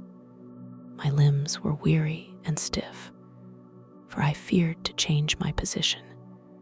Yet my nerves were worked up to the highest pitch of tension, and my hearing was so acute that I could not only hear the gentle breathing of my companions, but I could distinguish the deeper, heavier in breath of the bulky Jones from the thin, sighing note of the bank director.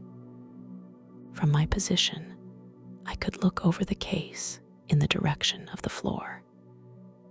Suddenly, my eyes caught the glint of a light. At first it was but a lurid spark upon the stone pavement. Then it lengthened out until it became a yellow line. And then, without any warning or sound, a gash seemed to open, and a hand appeared, a white, almost womanly hand, which felt about in the center of the little area of light.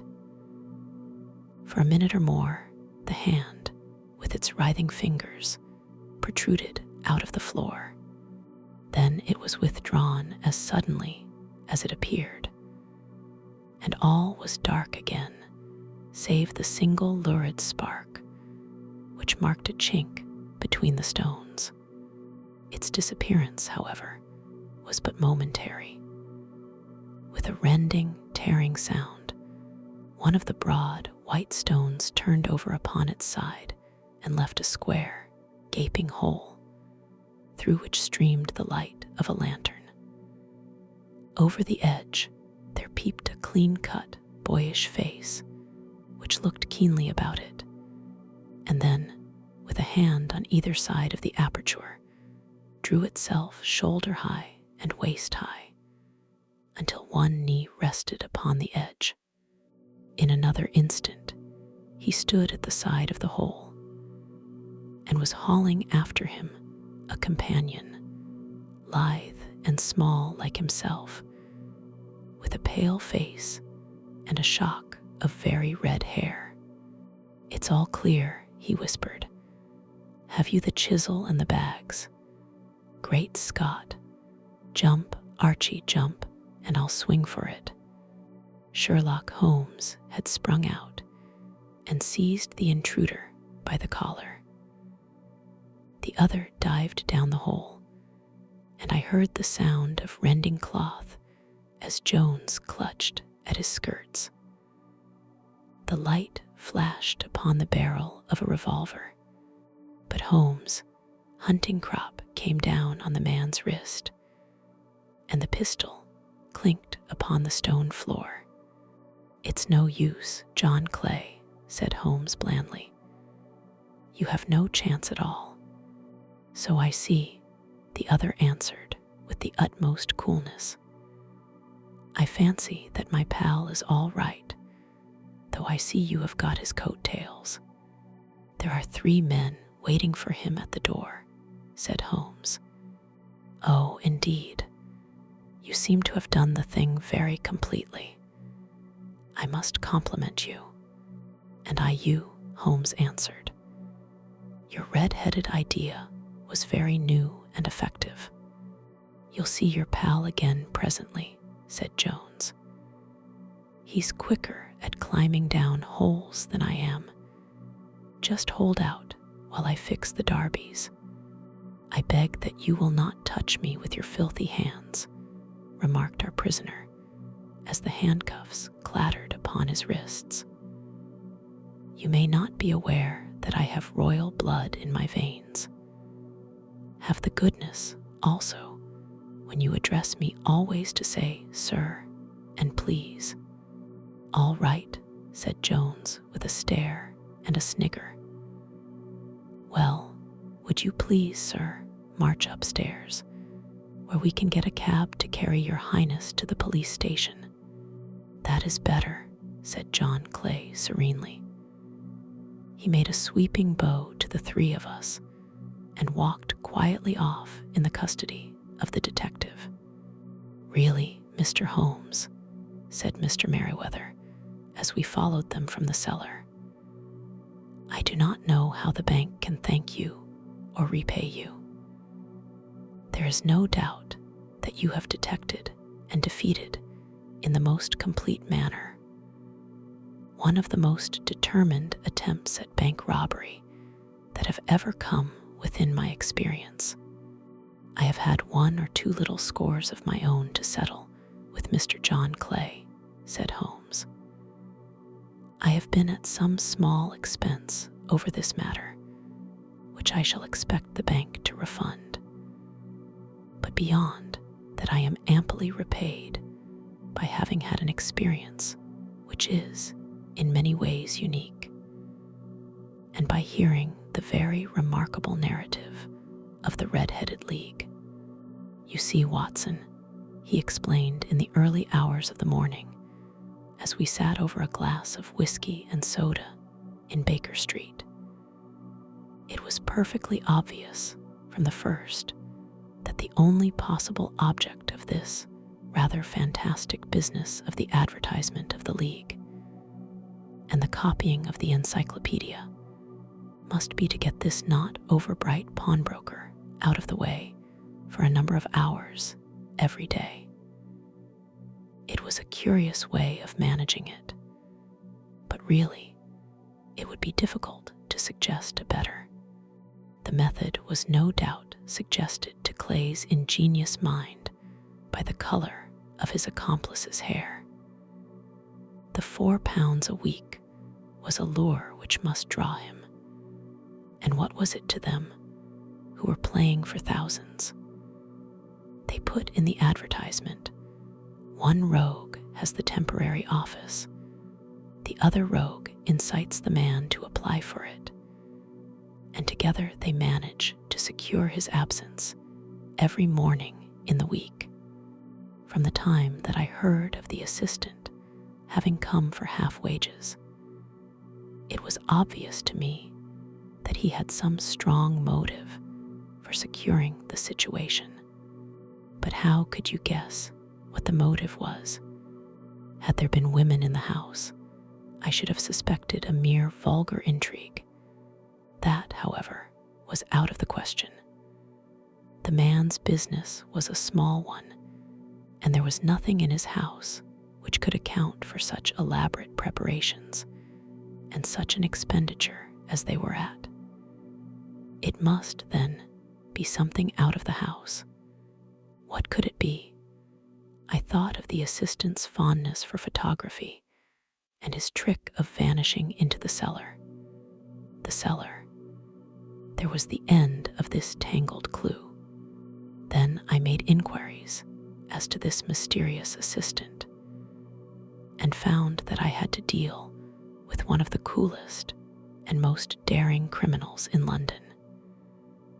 He was doing something in the cellar, something which took many hours a day for months on end. What could it be once more? I could think of nothing save that he was running a tunnel to some other building. So far I had got when we went to visit the scene of action. I surprised you by beating upon the pavement with my stick. I was ascertaining whether the cellar stretched out in front or behind. It was not in front. Then I rang the bell, and as I hoped, the assistant answered it. We have had some skirmishes, but we had never set eyes upon each other before. I hardly looked at his face. His knees were what I wished to see. You must yourself have remarked how worn, wrinkled, and stained they were. They spoke of those hours of burrowing. The only remaining point was what they were burrowing for. I walked round the corner, saw the city and suburban bank abutted on our friend's premises, and felt that I had solved my problem. When you drove home after the concert, I called upon Scotland Yard and upon the chairman of the bank directors, with the result that you have seen. And how could you tell that they would make their attempt tonight? I asked. Well, when they closed their league offices, that was a sign that they cared no longer about Mr. Jabez Wilson's presence. In other words, that they had completed their tunnel. But it was essential that they should use it soon, as it might be discovered, or the bullion might be removed. Saturday would suit them better than any other day, as it would give them 2 days for their escape. For all these reasons, I expected them to come tonight. You reasoned it out beautifully, I exclaimed in unfeigned admiration. It is so long a chain, and yet every link rings true. It saved me from ennui, he answered, yawning. Alas, I already feel it closing in upon me. My life is spent in one long effort to escape from the commonplaces of existence. These little problems help me to do so, and you are a benefactor of the race, said I. He shrugged his shoulders. Well, perhaps, after all, it is of some little use, he remarked. Elham serene elo over se tout, as Gustave Flaubert wrote to George Sand. With that curious case solved, Holmes faces yet another puzzle this time, a missing fiancé and a mysterious client. Here is the next story, a case of identity.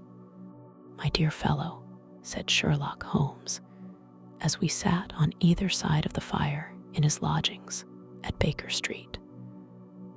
Life is infinitely stranger than anything which the mind of man could invent. We would not dare to conceive the things which are really mere commonplaces of existence if we could fly out of that window hand in hand, hover over this great city, gently remove the roofs, and peep in at the queer things which are going on, the strange coincidences, the plannings, the cross purposes, the wonderful chains of events, working through generations, and leading to the most outré results.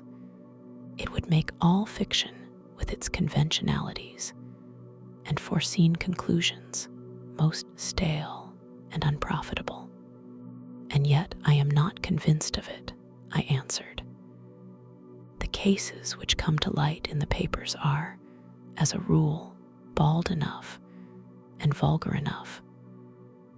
We have in our police reports realism pushed to its extreme limits, and yet the result is, it must be confessed, neither fascinating nor artistic. A certain selection and discretion must be used in producing a realistic effect, remarked Holmes.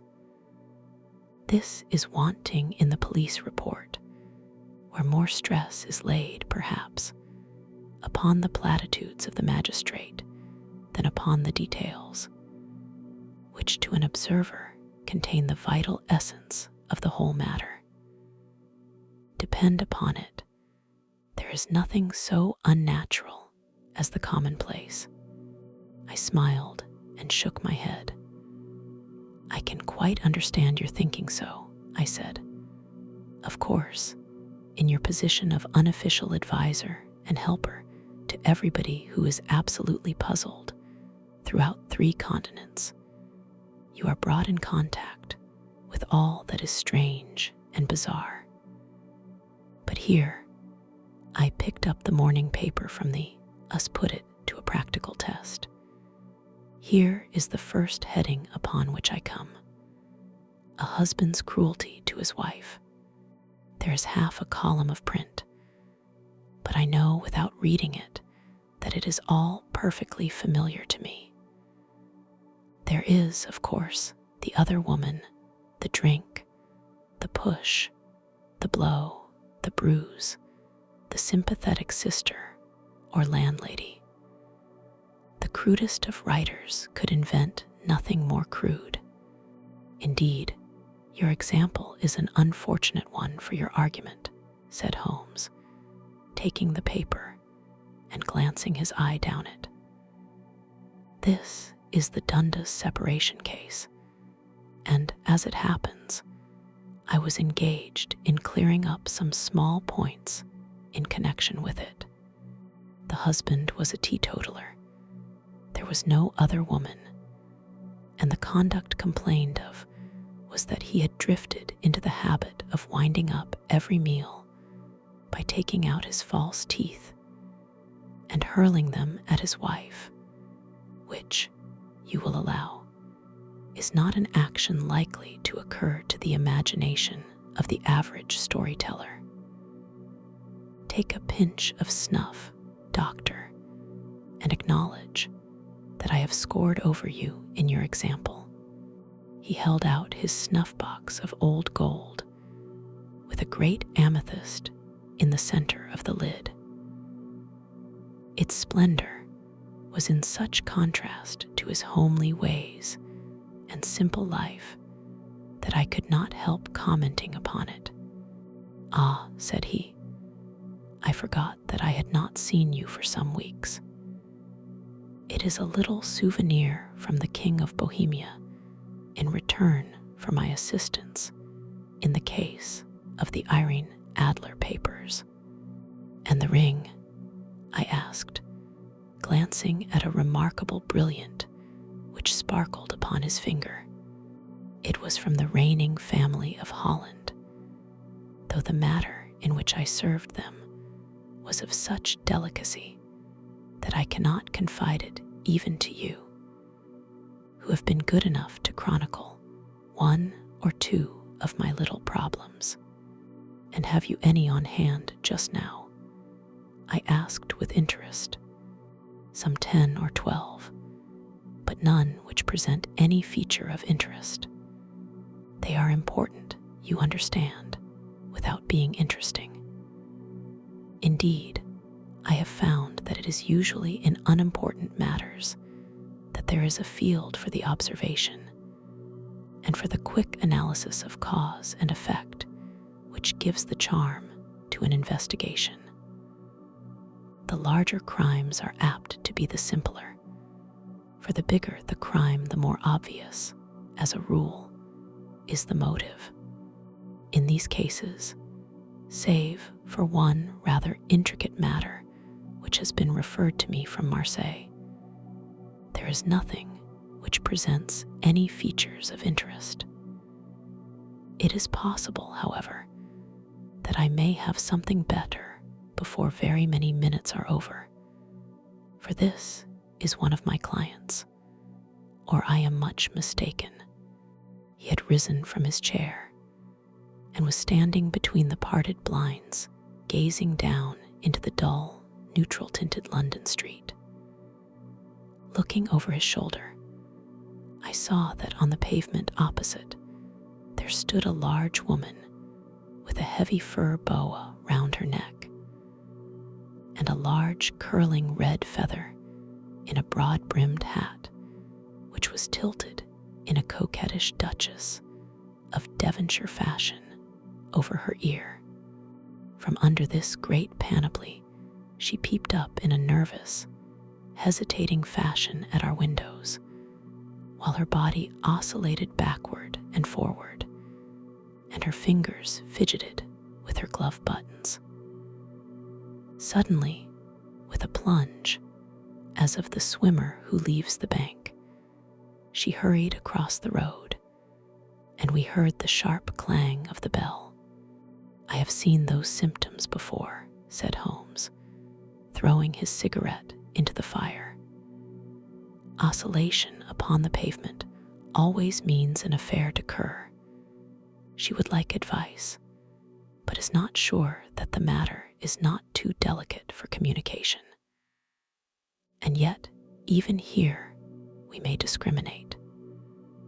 When a woman has been seriously wronged by a man, she no longer oscillates, and the usual symptom is a broken bell wire. Here we may take it that there is a love matter, but that the maiden is not so much angry as perplexed or grieved. But here she comes in person to resolve our doubts. As he spoke, there was a tap at the door, and the boy in buttons entered to announce Miss Mary Sutherland, while the lady herself loomed behind his small black figure like a full-sailed merchantman behind a tiny pilot boat. Sherlock Holmes welcomed her with the easy courtesy for which he was remarkable, and having closed the door and bowed her into an armchair, he looked her over in the minute and yet abstracted fashion which was peculiar to him. "Do you not find," he said, "that with your short sight it is a little trying to do so much typewriting?" "I did at first," she answered, "but now I know where the letters are without looking." Then, suddenly realizing the full purport of his words, she gave a violent start and looked up, with fear and astonishment upon her broad, good-humored face. "You've heard about me, Mr. Holmes," she cried. "Else how could you know all that?" "Never mind," said Holmes, laughing. "It is my business to know things. Perhaps I have trained myself to see what others overlook. If not, why should you come to consult me? I came to you, sir, because I heard of you from Mrs. Etheredge, whose husband you found so easy when the police and everyone had given him up for dead. Oh, Mr. Holmes, I wish you would do as much for me. I'm not rich, but still, I have 100 a year in my own right, besides the little that I make by the machine, and I would give it all to know what has become of Mr. Hosmer Angel. Why did you come away to consult me in such a hurry?" asked Sherlock Holmes, with his fingertips together and his eyes to the ceiling. Again, a startled look came over the somewhat vacuous face of Miss Mary Sutherland.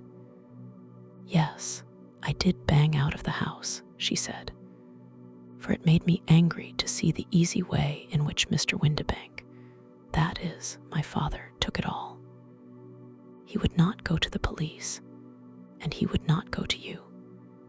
And so at last, as he would do nothing, and kept on saying that there was no harm done, it made me mad, and I just on with my things and came right away to you." "Your father," said Holmes. "Your stepfather, surely, since the name is different." "Yes, my stepfather. I call him father, though it sounds funny too, for he is only 5 years and 2 months older than myself. And your mother is alive." "Oh yes, mother is alive and well. I wasn't best pleased, Mr. Holmes, when she married again so soon after father's death, and a man who was nearly 15 years younger than herself. Father was a plumber in the Tottenham Court Road, and he left a tidy business behind him, which mother carried on with Mr. Hardy, the foreman. But when Mr. Windibank came, he made her sell the business, for he was very superior, being a traveller in wines. They got £4,700 for the goodwill and interest, which wasn't near as much as Father could have got if he had been alive.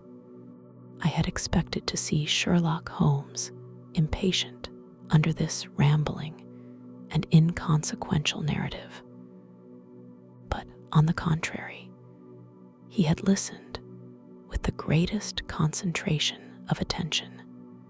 "Your own little income?" he asked. "Does it come out of the business?" "Oh no, sir. It is quite separate and was left me by my Uncle End in Auckland. It is in New Zealand stock, paying 4.5%.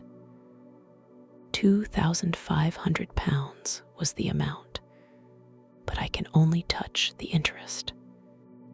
"You interest me extremely," said Holmes. "And since you draw so large a sum as 100 a year, with what you earn into the bargain, you no doubt travel a little and indulge yourself in every way. I believe that a single lady can get on very nicely upon an income of about £60. I could do with much less than that, Mr. Holmes, but you understand that as long as I live at home, I don't wish to be a burden to them, and so they have the use of the money just while I am staying with them. Of course, that is only just for the time. Mr. Windibank draws my interest every quarter and pays it over to Mother, and I find that I can do pretty well with what I earn at typewriting.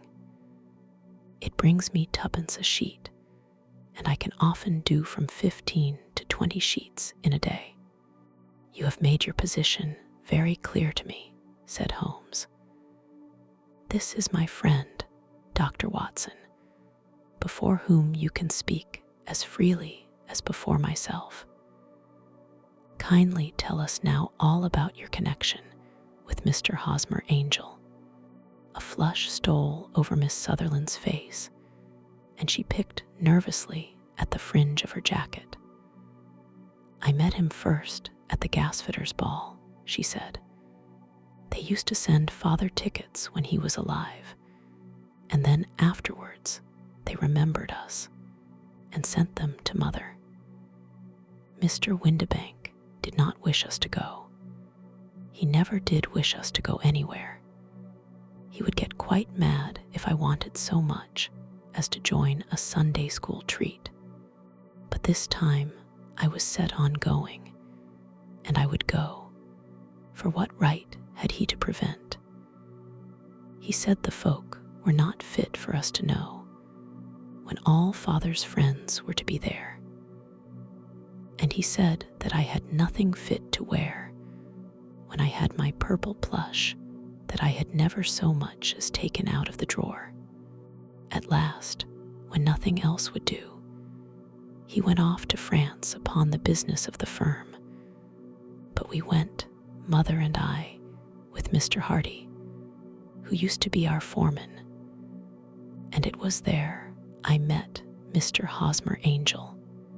I suppose, said Holmes, that when Mr. Windibank came back from France, he was very annoyed at your having gone to the ball. Oh, well, he was very good about it. He laughed, I remember, and shrugged his shoulders, and said there was no use denying anything to a woman, for she would have her way. I see. Then at the gasfitters' ball you met, as I understand, a gentleman called Mr. Hosmer Angel. Yes, sir. I met him that night, and he called next day to ask if we had got home all safe, and after that we met him. That is to say, Mr. Holmes, I met him twice for walks, but after that Father came back again, and Mr. Hosmer Angel could not come to the house any more. No. Well, you know Father didn't like anything of the sort. He wouldn't have any visitors if he could help it, and he used to say that a woman should be happy in her own family circle. But then, as I used to say to Mother, a woman wants her own circle to begin with, and I had not got mine yet. But how about Mr. Hosmer Angel? Did he make no attempt to see you? Well, Father was going off to France again in a week, and Hosmer wrote and said that it would be safer and better not to see each other until he had gone. We could write in the meantime, and he used to write every day. I took the letters in the morning, so there was no need for Father to know. Were you engaged to the gentleman at this time? Oh yes, Mr. Holmes. We were engaged after the first walk that we took. Hosmer Mr. Angel was a cashier in an office in Leadenhall Street. And what office? That's the worst of it, Mr. Holmes. I don't know. Where did he live then? He slept on the premises. And you don't know his address? No, except that it was Leadenhall Street. Where did you address your letters then? To the Leadenhall Street post office, to be left till called for. He said that if they were sent to the office, he would be chaffed by all the other clerks about having letters from a lady. So I offered to typewrite them like he did his, but he wouldn't have that, for he said that when I wrote them, they seemed to come from me. But when they were typewritten, he always felt that the machine had come between us. That will just show you how fond he was of me, Mr. Holmes, and the little things that he would think of. It was most suggestive, said Holmes. It has long been an axiom of mine that the little things are infinitely the most important. Can you remember any other little things about Mr. Hosmer Angel? He was a very shy man, Mr. Holmes. He would rather walk with me in the evening than in the daylight, for he said that he hated to be conspicuous. Very retiring and gentlemanly he was. Even his voice was gentle. He'd had the quinsy and swollen glands when he was young, he told me, and it had left him with a weak throat and a hesitating, whispering fashion of speech. He was always well dressed, very neat and plain, but his eyes were weak, just as mine are, and he wore tinted glasses against the glare. Well, and what happened when Mr. Windibank, your stepfather, returned to France? Mr. Hosmer Angel came to the house again and proposed that we should marry before Father came back. He was in dreadful earnest and made me swear, with my hands on the testament, that whatever happened, I would always be true to him. Mother said he was quite right to make me swear, and that it was a sign of his passion. Mother was all in his favor from the first, and was even fonder of him than I was. Then, when they talked of marrying within the week, I began to ask about Father, but they both said never to mind about Father, but just to tell him afterwards, and Mother said she would make it all right with him. I didn't quite like that, Mr. Holmes. It seemed funny that I should ask his leave, as he was only a few years older than me. But I didn't want to do anything on the sly, so I wrote to Father at Bordeaux, where the company has its French offices. But the letter came back to me on the very morning of the wedding. It missed him then. Yes, sir, for he had started to England just before it arrived. Ah, that was unfortunate. Your wedding was arranged then for the Friday. Was it to be in church? Yes, sir, but very quietly. It was to be at St. Saviour, near King's Cross, and we were to have breakfast afterwards at the St. Pancras Hotel. Hosmer came for us in a hansom, but as there were two of us, he put us both into it and stepped himself into a four-wheeler, which happened to be the only other cab in the street. We got to the church first, and when the four-wheeler drove up, we waited for him to step out, but he never did. And when the cabman got down from the box and looked, there was no one there. The cabman said that he could not imagine what had become of him, for he had seen him get in with his own eyes. That was last Friday, Mr. Holmes, and I have never seen or heard anything since then to throw any light upon what became of him. It seems to me that you have been very shamefully treated, said Holmes. Oh no, sir. He was too good and kind to leave me so. Why, all the morning he was saying to me that, whatever happened, I was to be true, and that even if something quite unforeseen occurred to separate us, I was always to remember that I was pledged to him, and that he would claim his pledge sooner or later. It seemed strange talk for a wedding morning, but what has happened since gives a meaning to it. Most certainly it does. Your own opinion is, then, that some unforeseen catastrophe has occurred to him. Yes, sir. I believe that he foresaw some danger, or else he would not have talked so. And then I think that what he foresaw happened, but you have no notion as to what it could have been. None. One more question. How did your mother take the matter? She was angry and said that I was never to speak of the matter again. And your father, did you tell him? Yes, and he seemed to think, with me, that something had happened, and that I should hear of Hosmer again. As he said, what interest could anyone have in bringing me to the doors of the church, and then leaving me?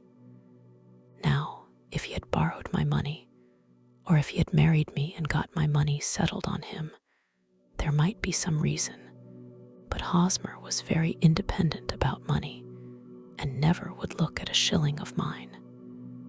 And yet, what could have happened? And why could he not write? Oh, it drives me half mad to think of it, and I can't sleep a wink at night.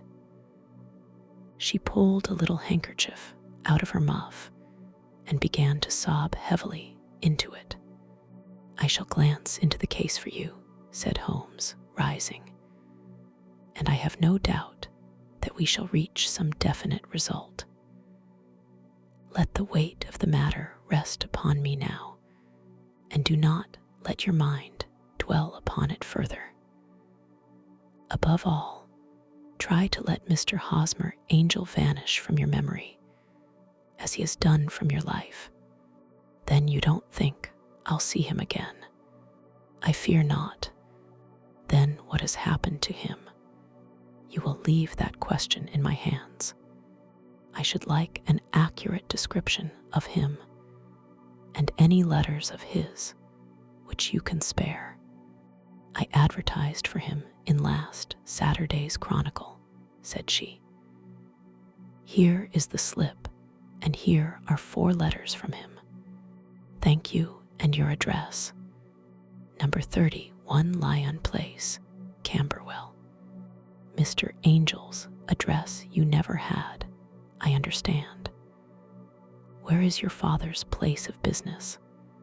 He travels for Westhouse and Marbank, the great claret importers of Fenchurch Street. Thank you.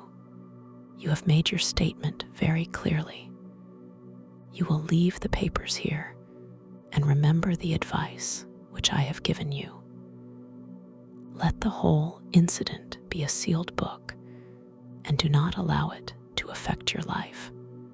You are very kind, Mr. Holmes, but I cannot do that. I shall be true to Hosmer. He shall find me ready when he comes back.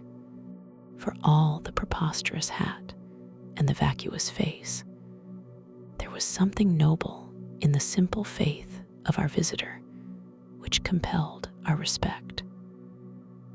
She laid her little bundle of papers upon the table and went her way, with a promise to come again whenever she might be summoned. Sherlock Holmes sat silent for a few minutes, with his fingertips still pressed together, his legs stretched out in front of him, and his gaze directed upward to the ceiling. Then he took down from the rack the old and oily clay pipe, which was to him as a counselor, and having lit it, he leaned back in his chair, with the thick blue cloud wreaths spinning up from him, and a look of infinite languor in his face. Quite an interesting study, that maiden, he observed. I found her more interesting than her little problem, which, by the way, is rather a trite one. You will find parallel cases, if you consult my index, in Andover in '77, and there was something of the sort at The Hague last year.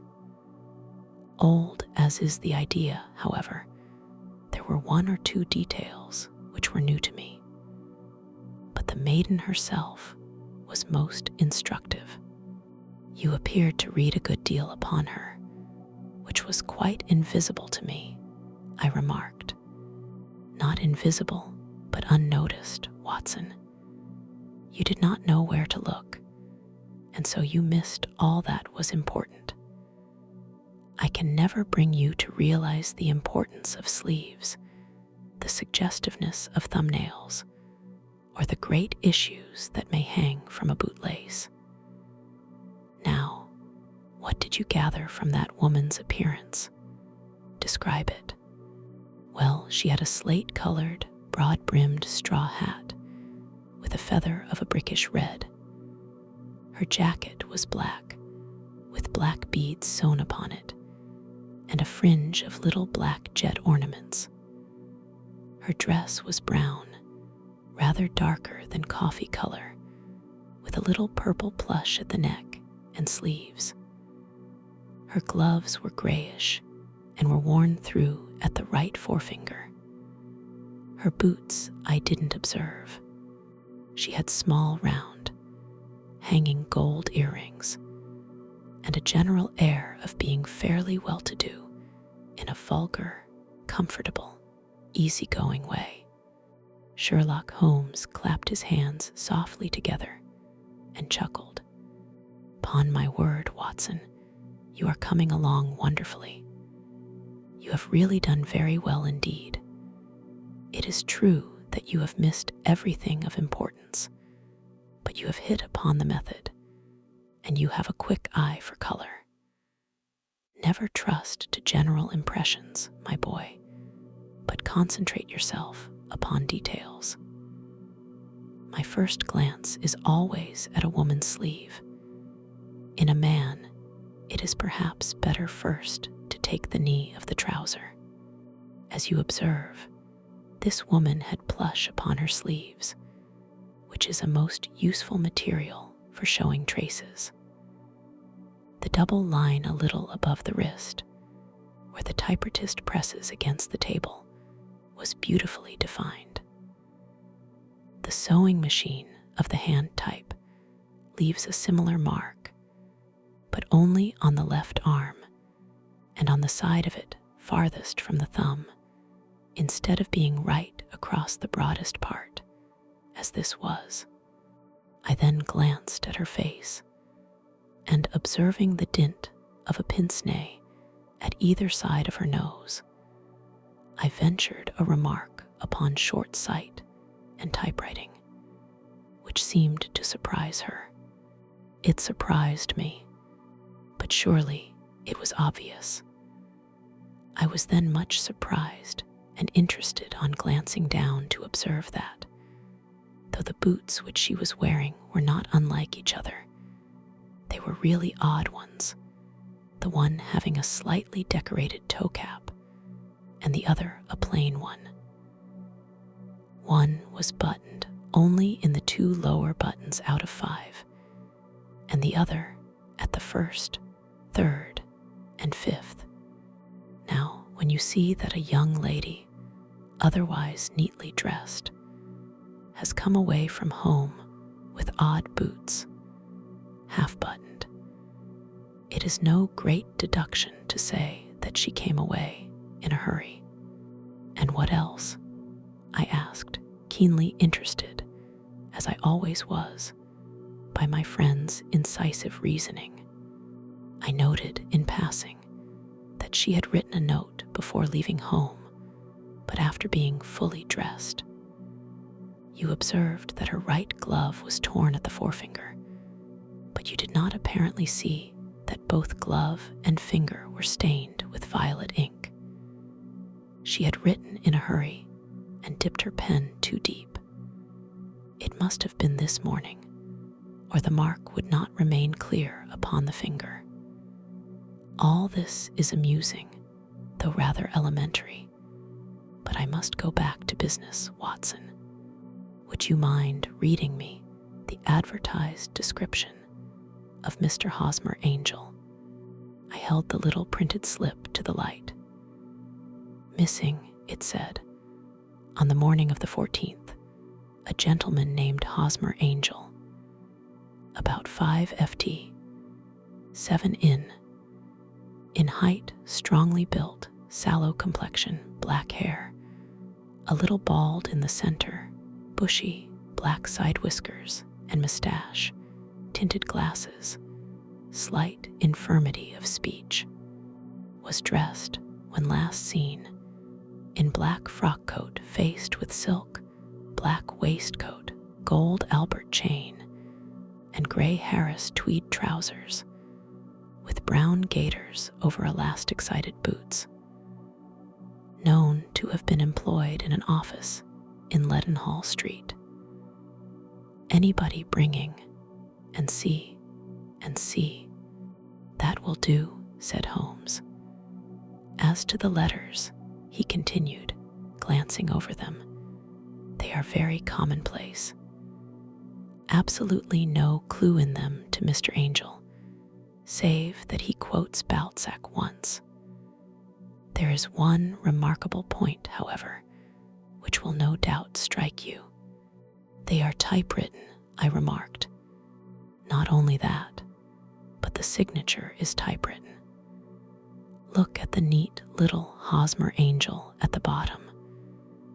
There is a date, you see, but no superscription except Leadenhall Street, which is rather vague. The point about the signature is very suggestive. In fact, we may call it conclusive. Of what? My dear fellow, is it possible you do not see how strongly it bears upon the case? I cannot say that I do unless it were that he wished to be able to deny his signature if an action for breach of promise were instituted. No, that was not the point.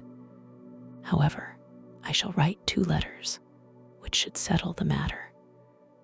One is to a firm in the city. The other is to the young lady's stepfather, Mr. Windibank, asking him whether he could meet us here at 6 o'clock tomorrow evening. It is just as well that we should do business with the male relatives. And now, Doctor, we can do nothing until the answers to those letters come. So we may put our little problem upon the shelf for the interim.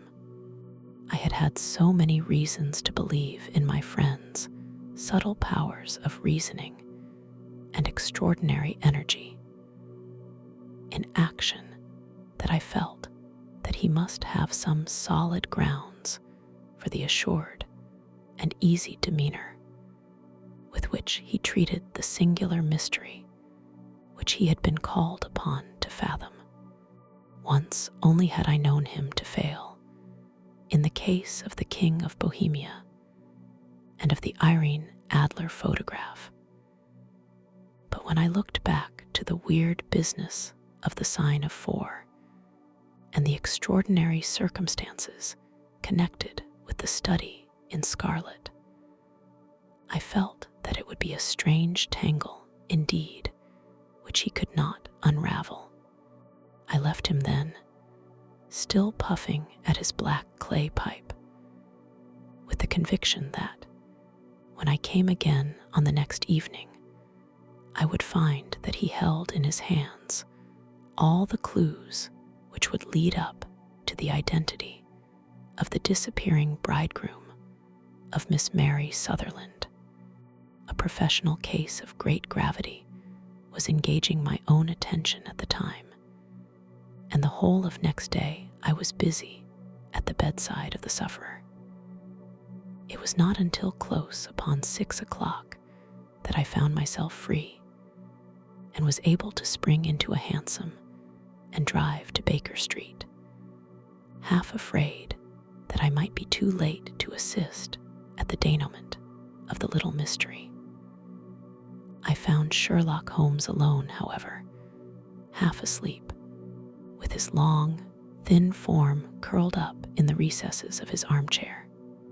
A formidable array of bottles and test tubes, with the pungent, cleanly smell of hydrochloric acid, told me that he had spent his day in the chemical work, which was so dear to him. "Well, have you solved it?" I asked as I entered. Yes, it was the bisulfate of baryta. No, no, the mystery, I cried. Oh, that. I thought of the salt that I have been working upon. There was never any mystery in the matter, though, as I said yesterday, some of the details are of interest. The only drawback is that there is no law, I fear, that can touch the scoundrel. Who was he, then? And what was his object in deserting Miss Sutherland? The question was hardly out of my mouth, and Holmes had not yet opened his lips to reply, when we heard a heavy footfall in the passage and a tap at the door. "This is the girl's stepfather, Mr. James Windibank," said Holmes. "He has written to me to say that he would be here at 6. Come in." The man who entered was a sturdy, middle-sized fellow, some 30 years of age, clean-shaven and sallow-skinned, with a bland, insinuating manner and a pair of wonderfully sharp and penetrating gray eyes. He shot a questioning glance at each of us, placed his shiny top hat upon the sideboard, and with a slight bow sidled down into the nearest chair. "Good evening, Mr. James Windibank," said Holmes. "I think that this typewritten letter is from you, in which you made an appointment with me for 6 o'clock. Yes, sir. I am afraid that I am a little late, but I am not quite my own master, you know. I am sorry that Miss Sutherland has troubled you about this little matter, for I think it is far better not to wash linen of the sort in public. It was quite against my wishes that she came, but she is a very excitable, impulsive girl, as you may have noticed, and she is not easily controlled when she has made up her mind on a point.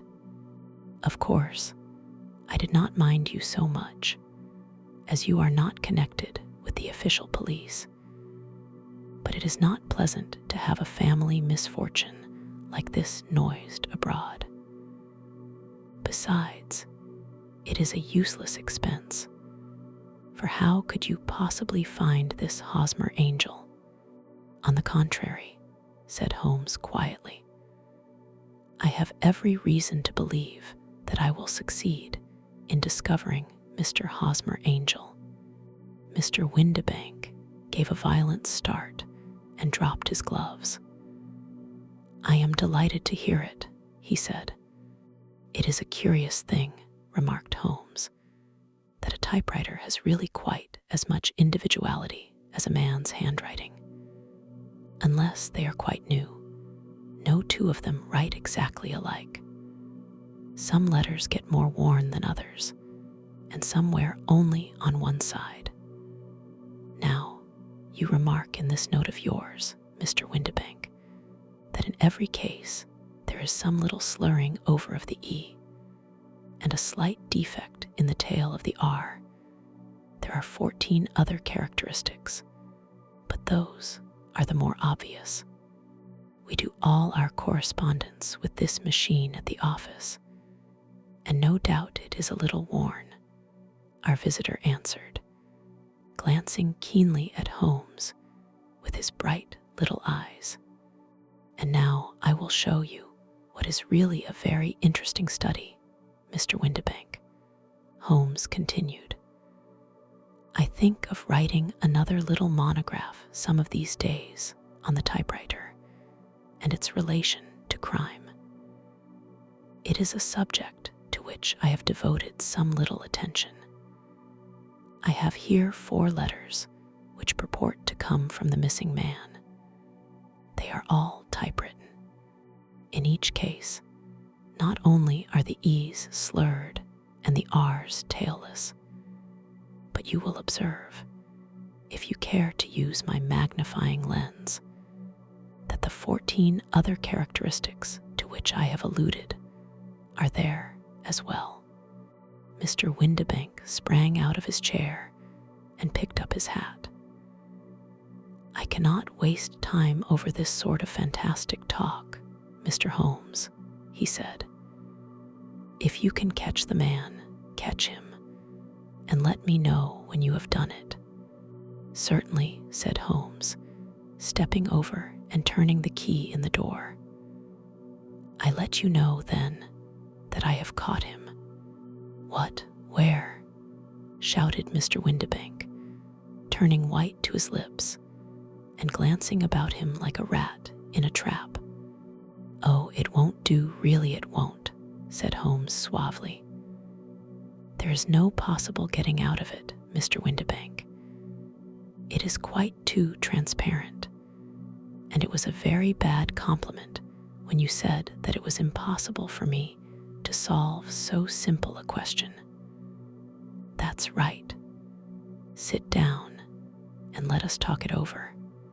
Our visitor collapsed into a chair with a ghastly face and a glitter of moisture on his brow. It's not actionable, he stammered. I am very much afraid that it is not. But between ourselves, Windibank, it was as cruel and selfish and heartless a trick in a petty way as ever came before me. Now, let me just run over the course of events, and you will contradict me if I go wrong. The man sat huddled up in his chair, with his head sunk upon his breast, like one who is utterly crushed.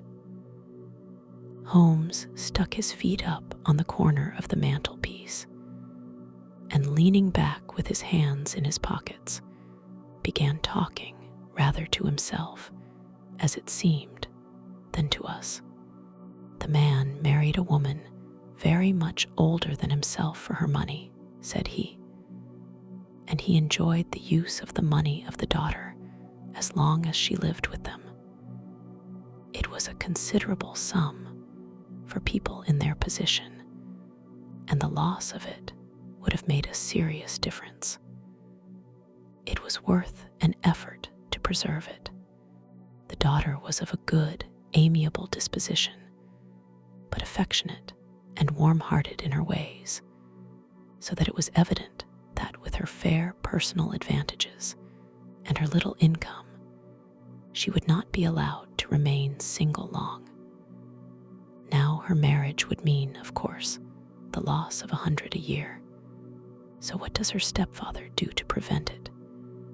He takes the obvious course of keeping her at home and forbidding her to seek the company of people of her own age. But soon he found that that would not answer forever. She became restive, insisted upon her rights, and finally announced her positive intention of going to a certain ball.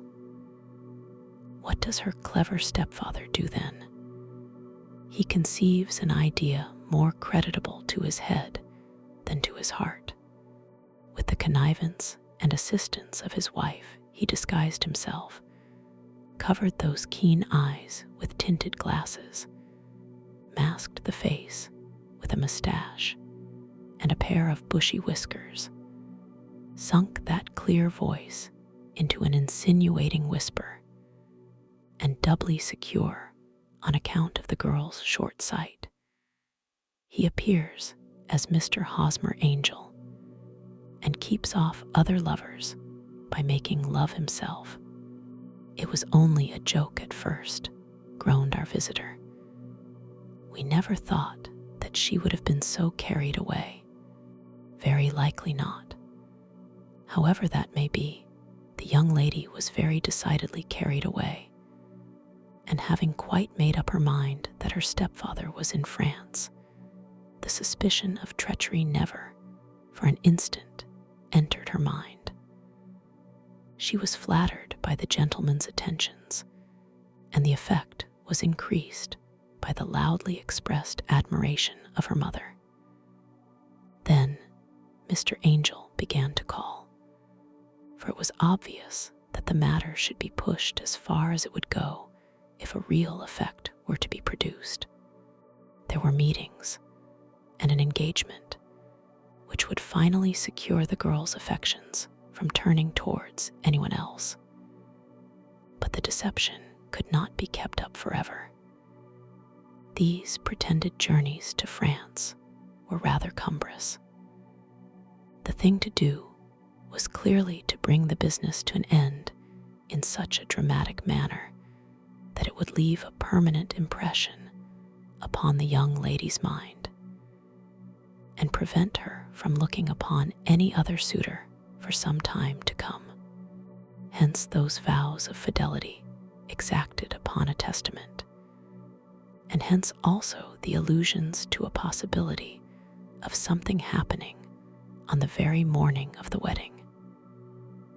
James Windibank wished Miss Sutherland to be so bound to Hosmer Angel, and so uncertain as to his fate, that for 10 years to come, at any rate, she would not listen to another man. As far as the church door he brought her, and then, as he could go no farther, he conveniently vanished away by the old trick of stepping in at one door of a four-wheeler and out at the other. I think that was the chain of events, Mr. Windibank. Our visitor had recovered something of his assurance while Holmes had been talking, and he rose from his chair now with a cold sneer upon his pale face. "It may be so, or it may not, Mr. Holmes," said he. "But if you are so very sharp, you ought to be sharp enough to know that it is you who are breaking the law now, and not me. I have done nothing actionable from the first, but as long as you keep that door locked, you lay yourself open to an action for assault and illegal constraint. The law cannot, as you say, touch you," said Holmes, unlocking and throwing open the door. "Yet there never was a man who deserved punishment more. If the young lady has a brother or a friend, he ought to lay a whip across your shoulders. By Jove," he continued, flushing up at the sight of the bitter sneer upon the man's face, "it is not part of my duties to my client, but here's a hunting crop handy, and I think I shall just treat myself too." He took 2 swift steps to the whip, but before he could grasp it, there was a wild clatter of steps upon the stairs. The heavy hall door banged, and from the window we could see Mr. James Windibank running at the top of his speed down the road. "There's a cold-blooded scoundrel," said Holmes, laughing, as he threw himself down into his chair once more. "That fellow will rise from crime to crime until he does something very bad and ends on a gallows. The case has, in some respects, been not entirely devoid of interest. I cannot now entirely see all the steps of your reasoning," I remarked. "Well, of course it was obvious from the first that this Mr. Hosmer Angel must have some strong object for his curious conduct, and it was equally clear that the only man who really profited by the incident, as far as we could see, was the stepfather. Then the fact that the two men were never together, but that the one always appeared when the other was away, was suggestive. So were the tinted spectacles and the curious voice, which both hinted at a disguise, as did the bushy whiskers.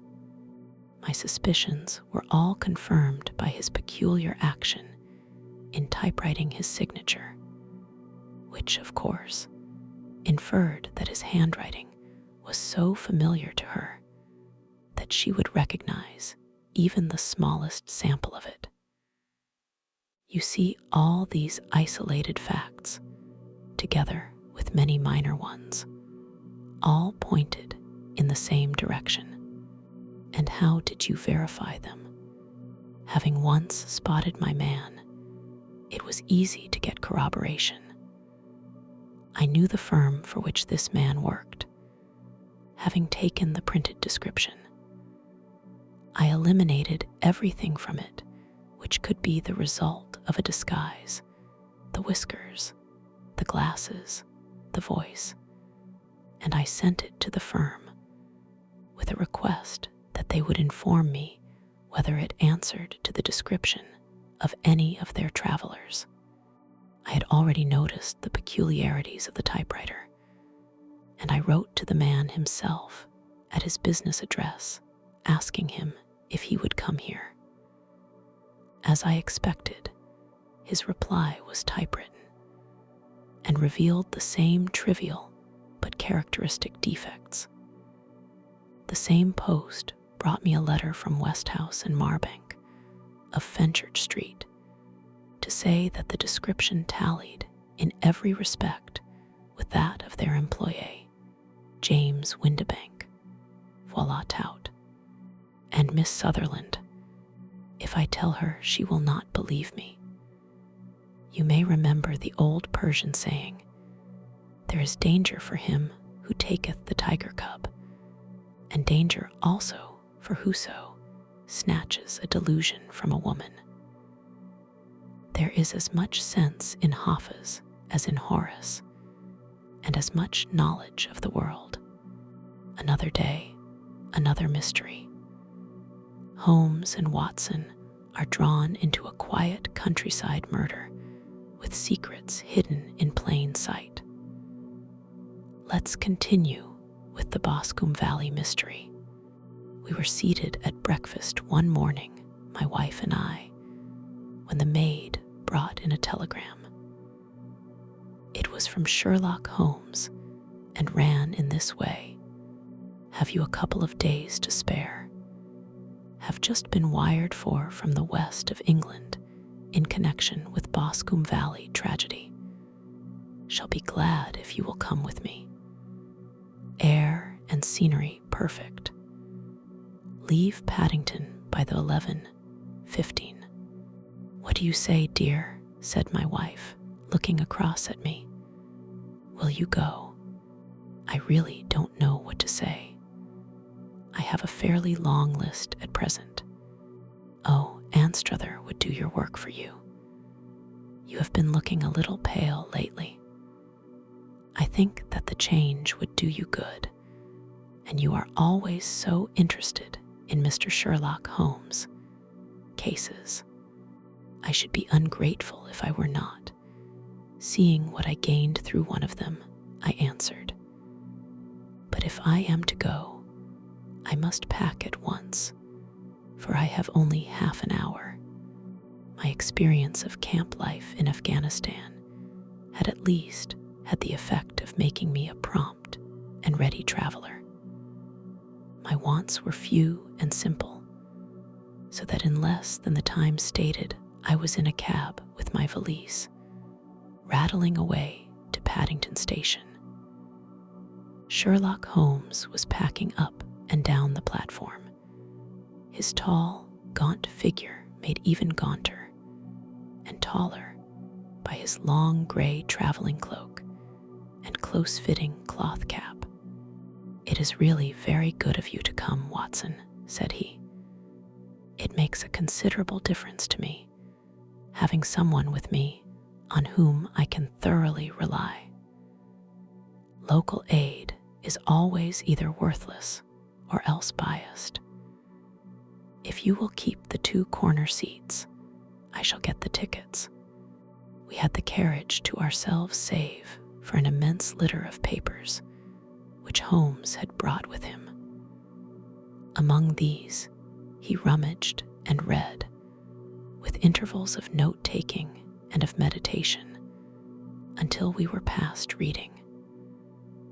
Then he suddenly rolled them all into a gigantic ball and tossed them up onto the rack.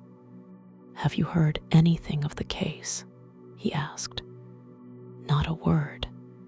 I have not seen a paper for some days. The London press has not had very full accounts. I have just been looking through all the recent papers in order to master the particulars. It seems, from what I gather, to be one of those simple cases which are so extremely difficult. That sounds a little paradoxical, but it is profoundly true. Singularity is almost invariably a clue. The more featureless and commonplace a crime is, the more difficult it is to bring it home. In this case, however, they have established a very serious case against the son of the murdered man. It is a murder, then. Well, it is conjectured to be so. I shall take nothing for granted until I have the opportunity of looking personally into it. I will explain the state of things to you, as far as I have been able to understand it, in a very few words. Boscombe Valley is a country district not very far from Ross, in Herefordshire. The largest landed proprietor in that part is a Mr. John Turner, who made his money in Australia and returned some years ago to the old country. One of the farms which he held, that of Hatherley, was let to Mr. Charles McCarthy, who was also an ex-Australian.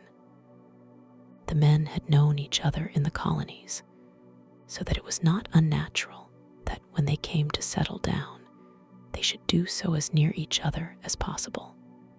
Turner was apparently the richer man, so McCarthy became his tenant, but still remained, it seems, upon terms of perfect equality, as they were frequently together. McCarthy had one son, a lad of 18, and Turner had an only daughter of the same age, but neither of them had wives living. They appear to have avoided the society of the neighboring English families and to have led retired lives, though both the McCarthys were fond of sport and were frequently seen at the race meetings of the neighborhood. McCarthy kept 2 servants, a man and a girl. Turner had a considerable household, some half-dozen at the least. That is as much as I have been able to gather about the families. Now for the facts. On June 3rd, that is, on Monday last, McCarthy left his house at Hatherley about 3 in the afternoon and walked down to the Boscombe pool, which is a small lake formed by the spreading out of the stream, which which runs down the Boscombe Valley. He had been out with his serving man in the morning at Ross, and he had told the man that he must hurry, as he had an appointment of importance to keep at 3. From that appointment, he never came back alive. From Hatherley farmhouse to the Boscombe pool is 1/4 mile, and 2 people saw him as he passed over this ground.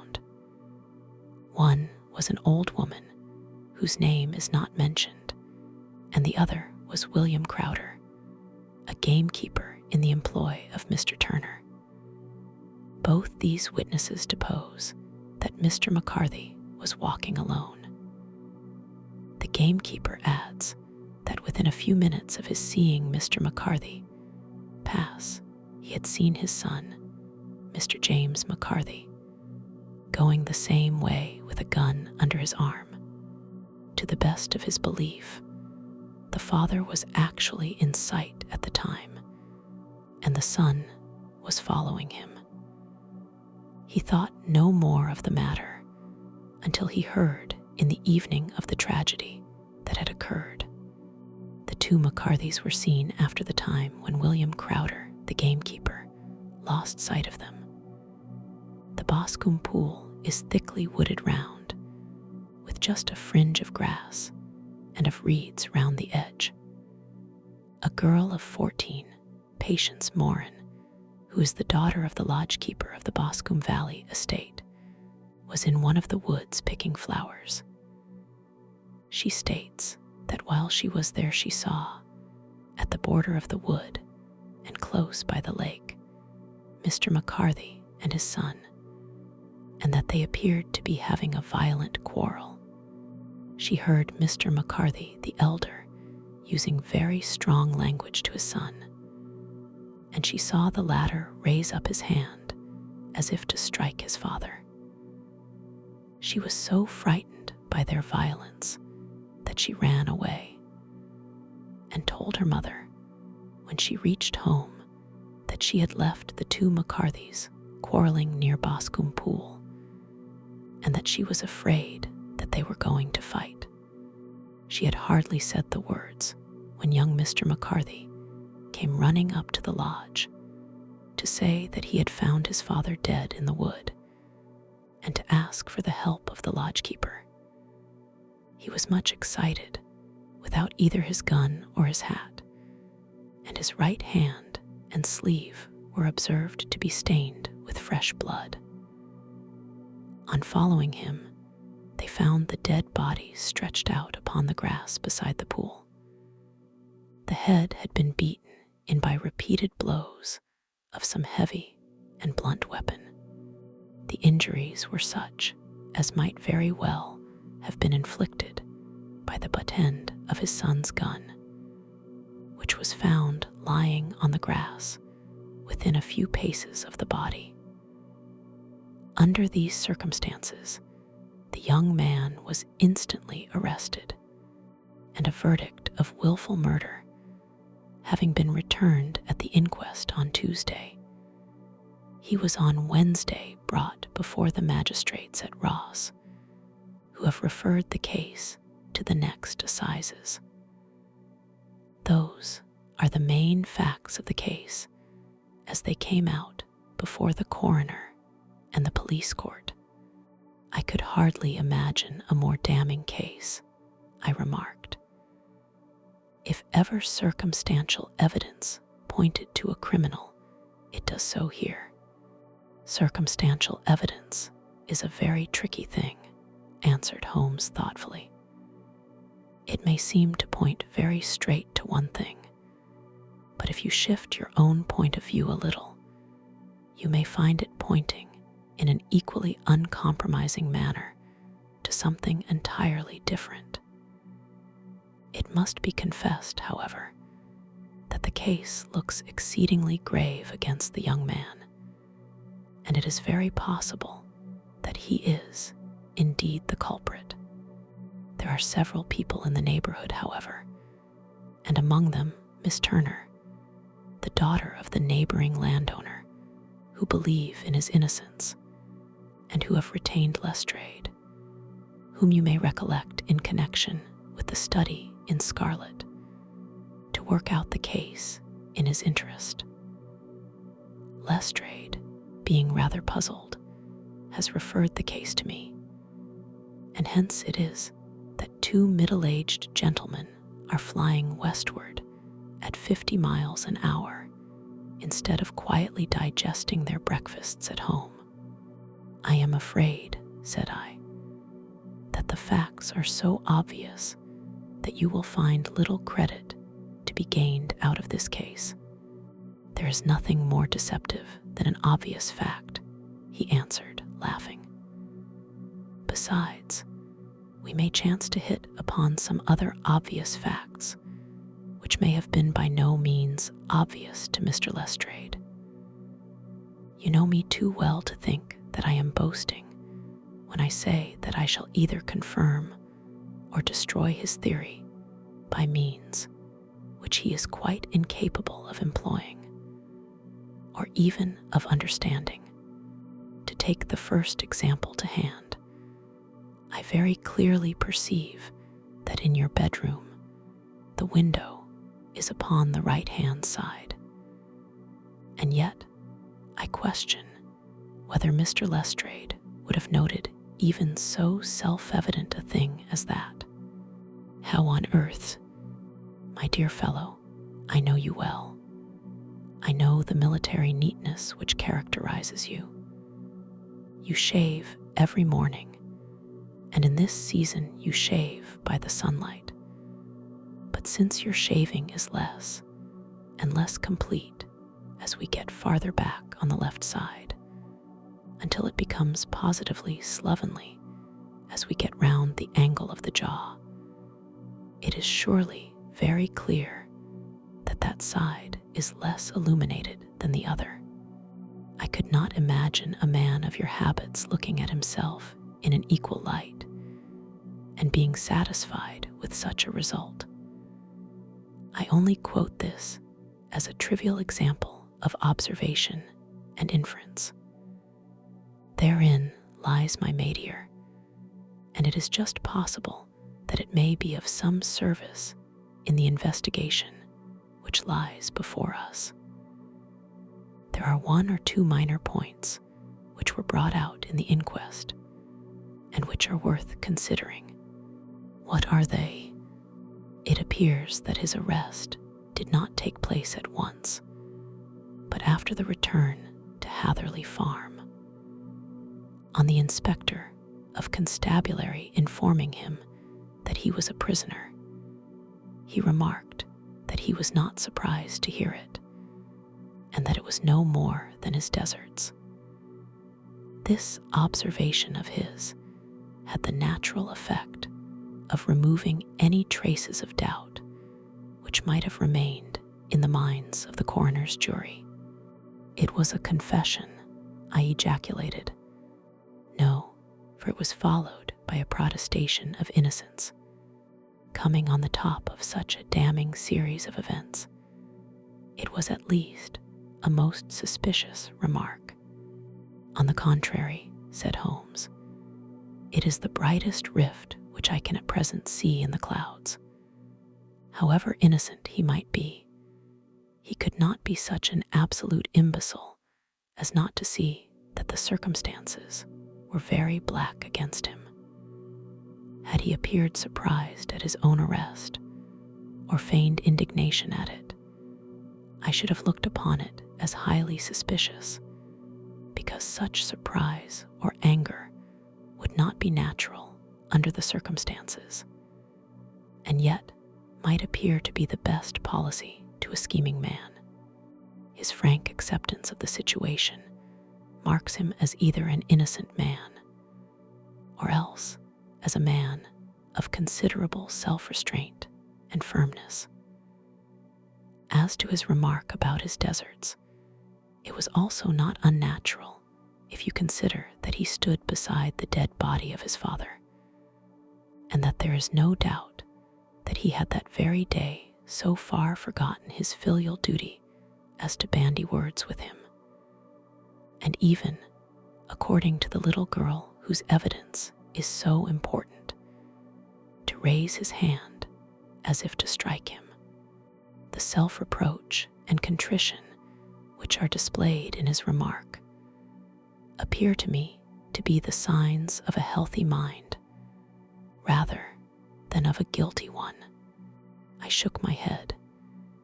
Many men have been hanged on far slighter evidence, I remarked. So they have, and many men have been wrongfully hanged. What is the young man's own account of the matter?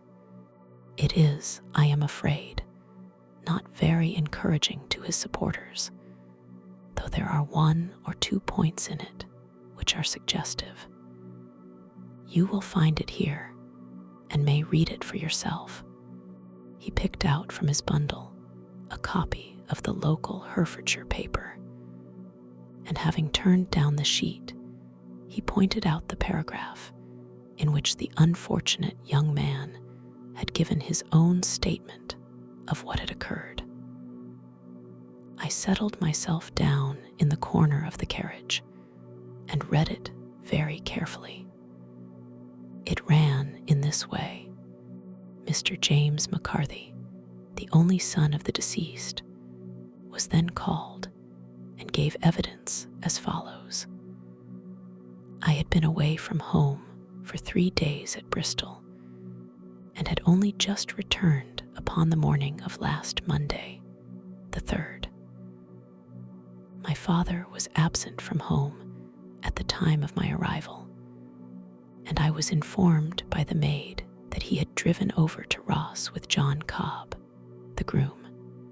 Shortly after my return, I heard the wheels of his trap in the yard, and looking out of my window, I saw him get out and walk rapidly out of the yard, though I was not aware in which direction he was going. I then took my gun and strolled out in the direction of the Boscombe pool, with the intention of visiting the rabbit warren, which is upon the other side. On my way, I saw William Crowder, the gamekeeper, as he had stated in his evidence, but he is mistaken in thinking that I was following my father. I had no idea that he was in front of me. When about 100 yards from the pool, I heard a cry of cooey, which was a usual signal between my father and myself. I then hurried forward and found him standing by the pool. He appeared to be much surprised at seeing me and asked me rather roughly what I was doing there. A conversation ensued which led to high words and almost to blows, for my father was a man of a very violent temper. Seeing that his passion was becoming ungovernable, I left him and returned towards Hatherley Farm.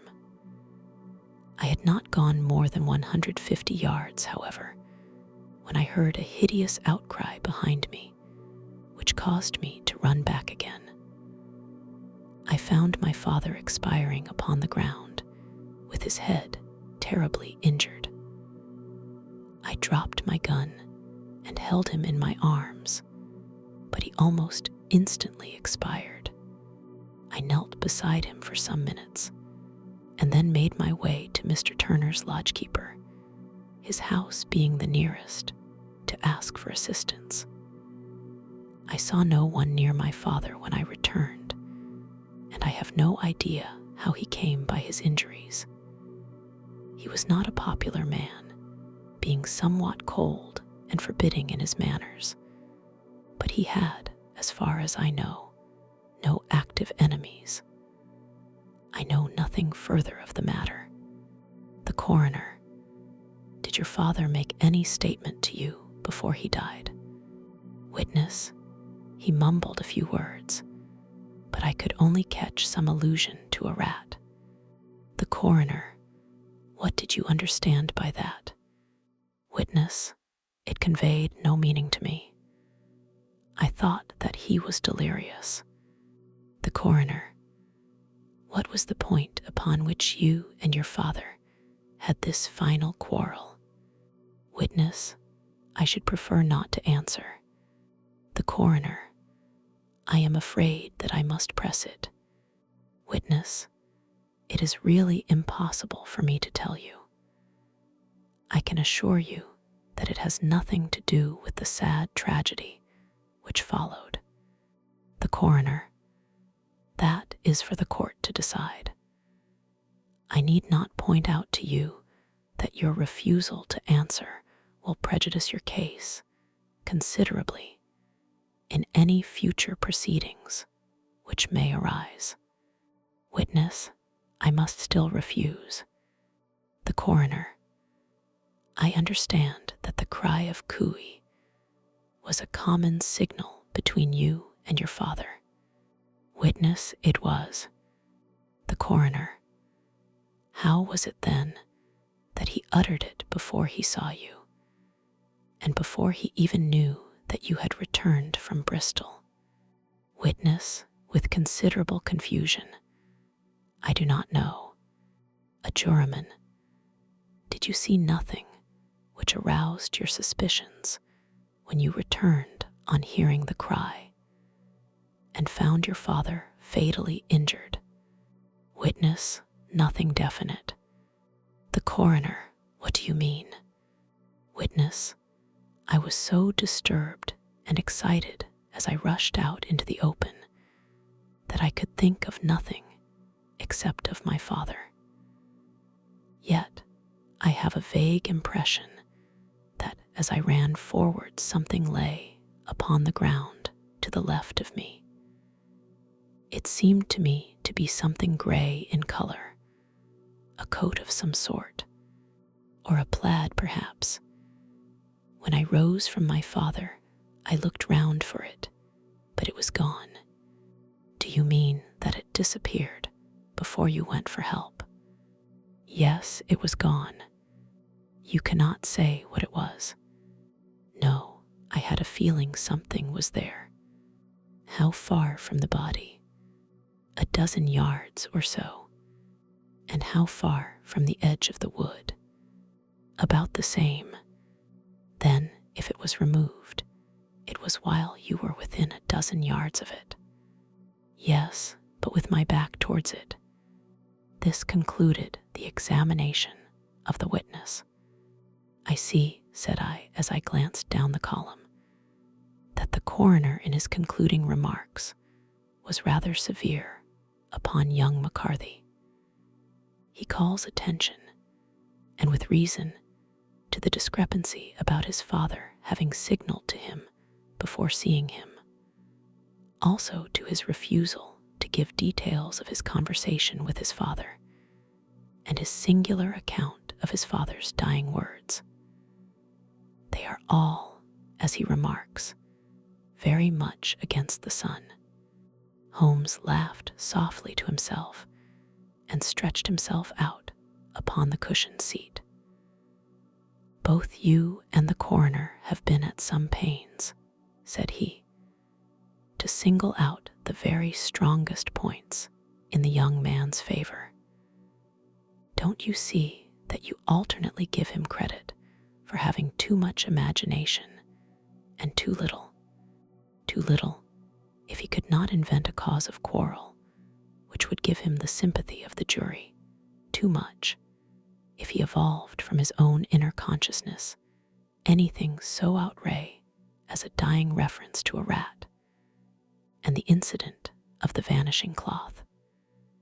No, sir, I shall approach this case from the point of view that what this young man says is true, and we shall see whither that hypothesis will lead us. And now here is my pocket Petrarch, and not another word shall I say of this case until we are on the scene of action. We lunch at Swindon, and I see that we shall be there in 20 minutes.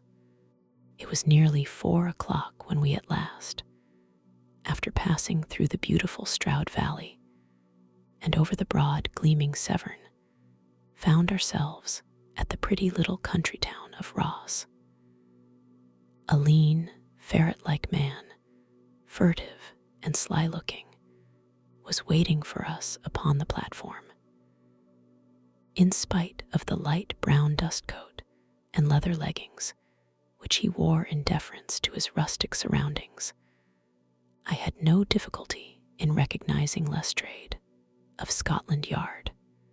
With him, we drove to the Hereford Arms, where a room had already been engaged for us. "I have ordered a carriage," said Lestrade, as we sat over a cup of tea. "I knew your energetic nature, and that you would not be happy until you had been on the scene of the crime."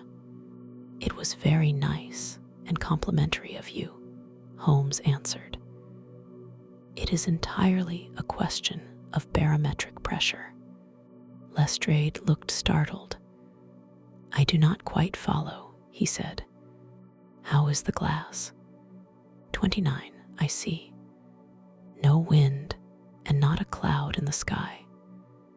I have a case full of cigarettes here which need smoking, and the sofa is very much superior to the usual country hotel abomination. I do not think that it is probable that I shall use the carriage tonight." Lestrade laughed indulgently. "You have, no doubt, already formed your conclusions from the newspapers," he said. "The case is as plain as a pikestaff, and the more one goes into it, the plainer it becomes. Still, of course, one can't refuse a lady, and such a very positive one, too. She has heard of you, and would have your opinion, though I repeatedly told her that there was nothing which you could do which I had not already done. Why, bless my soul, here is her carriage at the door." He had hardly spoken before there rushed into the room one of the most lovely young women that I have ever seen in my life. Her violet eyes shining, her lips parted, a pink flush upon her cheeks, all thought of her natural reserve lost in her overpowering excitement and concern. "Oh, Mr. Sherlock Holmes," she cried, glancing from one to the other of us, and finally, with a woman's quick intuition, fastening upon my companion, "I am so glad that you have come. I have driven down to tell you so. I know that James didn't do it. I know it, and I want you to start upon your work knowing it too. Never let yourself doubt upon that point. We have known each other since we were little children, and I know his faults as no one else does, but he is too tender-hearted to hurt a fly. Such a charge is absurd to anyone who really knows him. I hope we may clear him, Miss Turner," said Sherlock Holmes. "You may rely upon my doing all that I can. But you have read the evidence. You have formed some conclusion. Do you not see some loophole, some flaw? Do you not yourself think that he is innocent? I think that it is very probable." "There now," she cried, throwing back her head and looking defiantly at Lestrade. "You hear, he gives me hopes." Lestrade shrugged his shoulders. "I am afraid that my colleague has been a little quick in forming his conclusions," he said. "But he is right. Oh, I know that he is right. James never did it. And about his quarrel with his father, I am sure that the reason why he would not speak about it to the coroner was because I was concerned in it." "In what way?" asked Holmes. "It is no time for me to hide anything. James and his father had many disagreements about me. Mr. McCarthy was very anxious that there should be a marriage between us. James and I have always loved each other as brother and sister, but of course he is young and has seen very little of life yet, and well, he naturally did not wish to do anything like that yet. So there were quarrels, and this, I am sure, was one of them. And your father? Asked Holmes. Was he in favor of such a union? No, he was averse to it also. No one but Mr. McCarthy was in favor of it. A quick blush passed over her fresh young face as Holmes shot one of his keen, questioning glances at her. "Thank you for this information," said he. "May I see your father if I call tomorrow?" "I am afraid the doctor won't allow it." "The doctor?" "Yes, have you not heard? Poor father has never been strong for years back, but this has broken him down completely. He has taken to his bed, and Dr. Willows says that he is a wreck and that his nervous system is shattered. Mr. McCarthy was the only man alive who had known Dad in the old days in Victoria. In Victoria. That is important. Yes, at the mines. Quite so, at the gold mines, where, as I understand, Mr. Turner made his money. Yes, certainly. Thank you, Miss Turner. You have been of material assistance to me. You will tell me if you have any news tomorrow. No doubt you will go to the prison to see James. Oh, if you do, Mr. Holmes, do tell him that I know him to be innocent. I will, Miss Turner. I must go home now, for Dad is very ill, and he misses me so if I leave him. Goodbye, and God help you in your undertaking." She hurried from the room as impulsively as she had entered, and we heard the wheels of her carriage rattle off down the street. "I am ashamed of you, Holmes," said Lestrade with dignity after a few minutes' silence. "Why should you raise up hopes which you are bound to disappoint? I am not over-tender of heart, but I call it cruel. I think that I see my way to clearing James McCarthy," said Holmes. "Have you an order to see him in prison?" "Yes, but only for you and me. Then I shall reconsider my resolution about going out. We have still time to take a train to Hereford and see him tonight." "Ample. Then let us do so. Watson, I fear that you will find it very slow, but I shall only be away a couple of hours." I walked down to the station with them, and then wandered through the streets of the little town, finally returning to the hotel, where I lay upon the sofa and tried to interest myself in a yellow-backed novel. The puny plot of the story was so thin, however, when compared to the deep mystery through which we were groping, and I found my attention wander so continually from the action to the fact that I at last flung it across the room and gave myself up entirely to a consideration of the events of the day.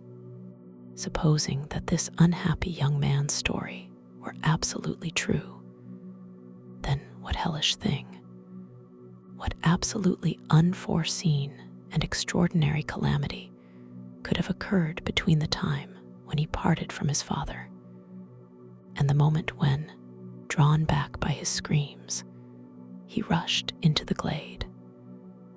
It was something terrible and deadly. What could it be? Might not the nature of the injuries reveal something to my medical instincts? I rang the bell and called for the weekly county paper, which contained a verbatim account of the inquest. In the surgeon's deposition, it was stated that the posterior third of the left parietal bone and the left half of the occipital bone had been shattered by a heavy blow from a blunt weapon. I marked the spot upon my own head. Clearly such a blow must have been struck from behind. That was to some extent in favor of the accused, as when seen quarreling, he was face to face with his father. Still, it did not go for very much, for the older man might have turned his back before the blow fell. Still, it might be worthwhile to call Holmes' attention to it. Then there was the peculiar dying reference to a rat. What could that mean? It could not be delirium. A man dying from a sudden blow does not commonly become delirious. No, it was more likely to be an attempt to explain how he met his fate. But what could it indicate? I cudgeled my brains to find some possible explanation. And then, the incident of the gray cloth scene by young McCarthy. If that were true, the murderer must have dropped some part of his dress, presumably his overcoat, in his flight, and must have had the hardihood to return and to carry it away at the instant when the son was kneeling with his back turned not a dozen paces off. What a tissue of mysteries and improbabilities the whole thing was. I did not wonder at Lestrade's opinion. And yet, I had so much faith in Sherlock Holmes' insight that I could not lose hope as long as every fresh fact seemed to strengthen his conviction of young McCarthy's innocence. It was late before Sherlock Holmes returned. He came back alone, for Lestrade was staying in lodgings in the town. "The glass still keeps very high," he remarked as he sat down. "It is of importance that it should not rain before we are able to go over the ground. On the other hand, a man should be at his very best and keenest for such nice work as that, and I did not wish to do it when fagged by a long journey. I have seen young McCarthy, and what did you learn from him? Nothing. Could he throw no light? None at all. I was inclined to think at one time that he knew who had done it and was screening him or her, but I am convinced now that he is as puzzled as everyone else.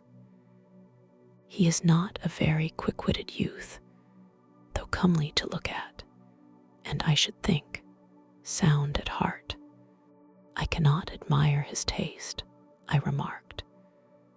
"If it is indeed a fact that he was averse to a marriage with so charming a young lady as this Miss Turner, thereby hangs a rather painful tale. This fellow is madly, insanely in love with her, but some 2 years ago, when he was only a lad, and before he really knew her, for she had been away 5 years at a boarding school, what does the idiot do but get into the clutches of a barmaid in Bristol and marry her at a registry office? No one knows a word of the matter, but you can imagine how maddening it must be to him to be upbraided for not doing what he would give his very eyes to do, but what he knows to be absolutely impossible. It was sheer frenzy of this sort which made him throw his hands up into the air when his father, at their last interview, was goading him on to propose to Miss Turner. On the other hand, he had no means of supporting himself, and his father, who was by all accounts a very hard man, would have thrown him over utterly had he known the truth. It was with his barmaid wife that he had spent the last 3 days in Bristol, and his father did not know where he was. Mark that point. It is of importance.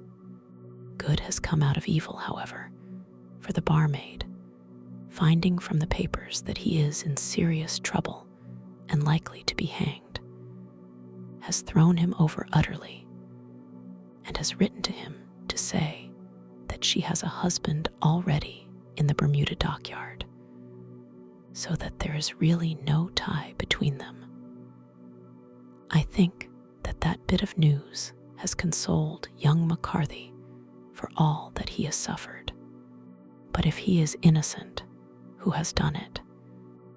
Who? I would call your attention very particularly to 2 points. One is that the murdered man had an appointment with someone at the pool, and that the someone could not have been his son, for his son was away, and he did not know when he would return.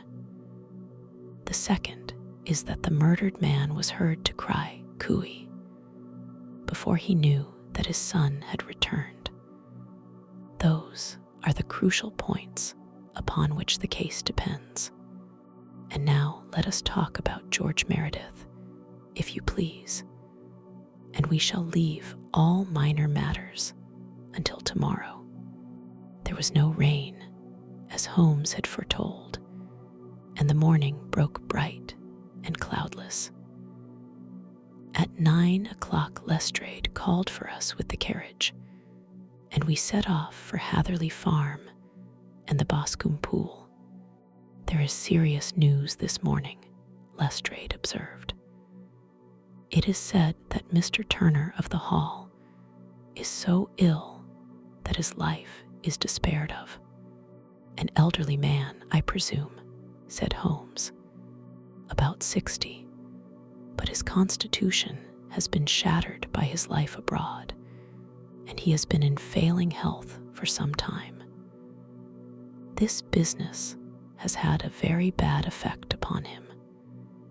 He was an old friend of McCarthy, and, I may add, a great benefactor to him, for I have learned that he gave him Hatherley Farm rent-free." "Indeed, that is interesting," said Holmes. "Oh yes. In 100 other ways he has helped him. Everybody about here speaks of his kindness to him. Really, does it not strike you as a little singular that this McCarthy, who appears to have had little of his own, and to have been under such obligations to Turner, should still talk of marrying his son to Turner's daughter, who is, presumably, heiress to the estate, and that in such a very cocksure manner, as if it were merely a case of a proposal, and all else would follow? It is the more strange, since we know that Turner himself was averse to the idea. The daughter told us as much. Do you not deduce something from that?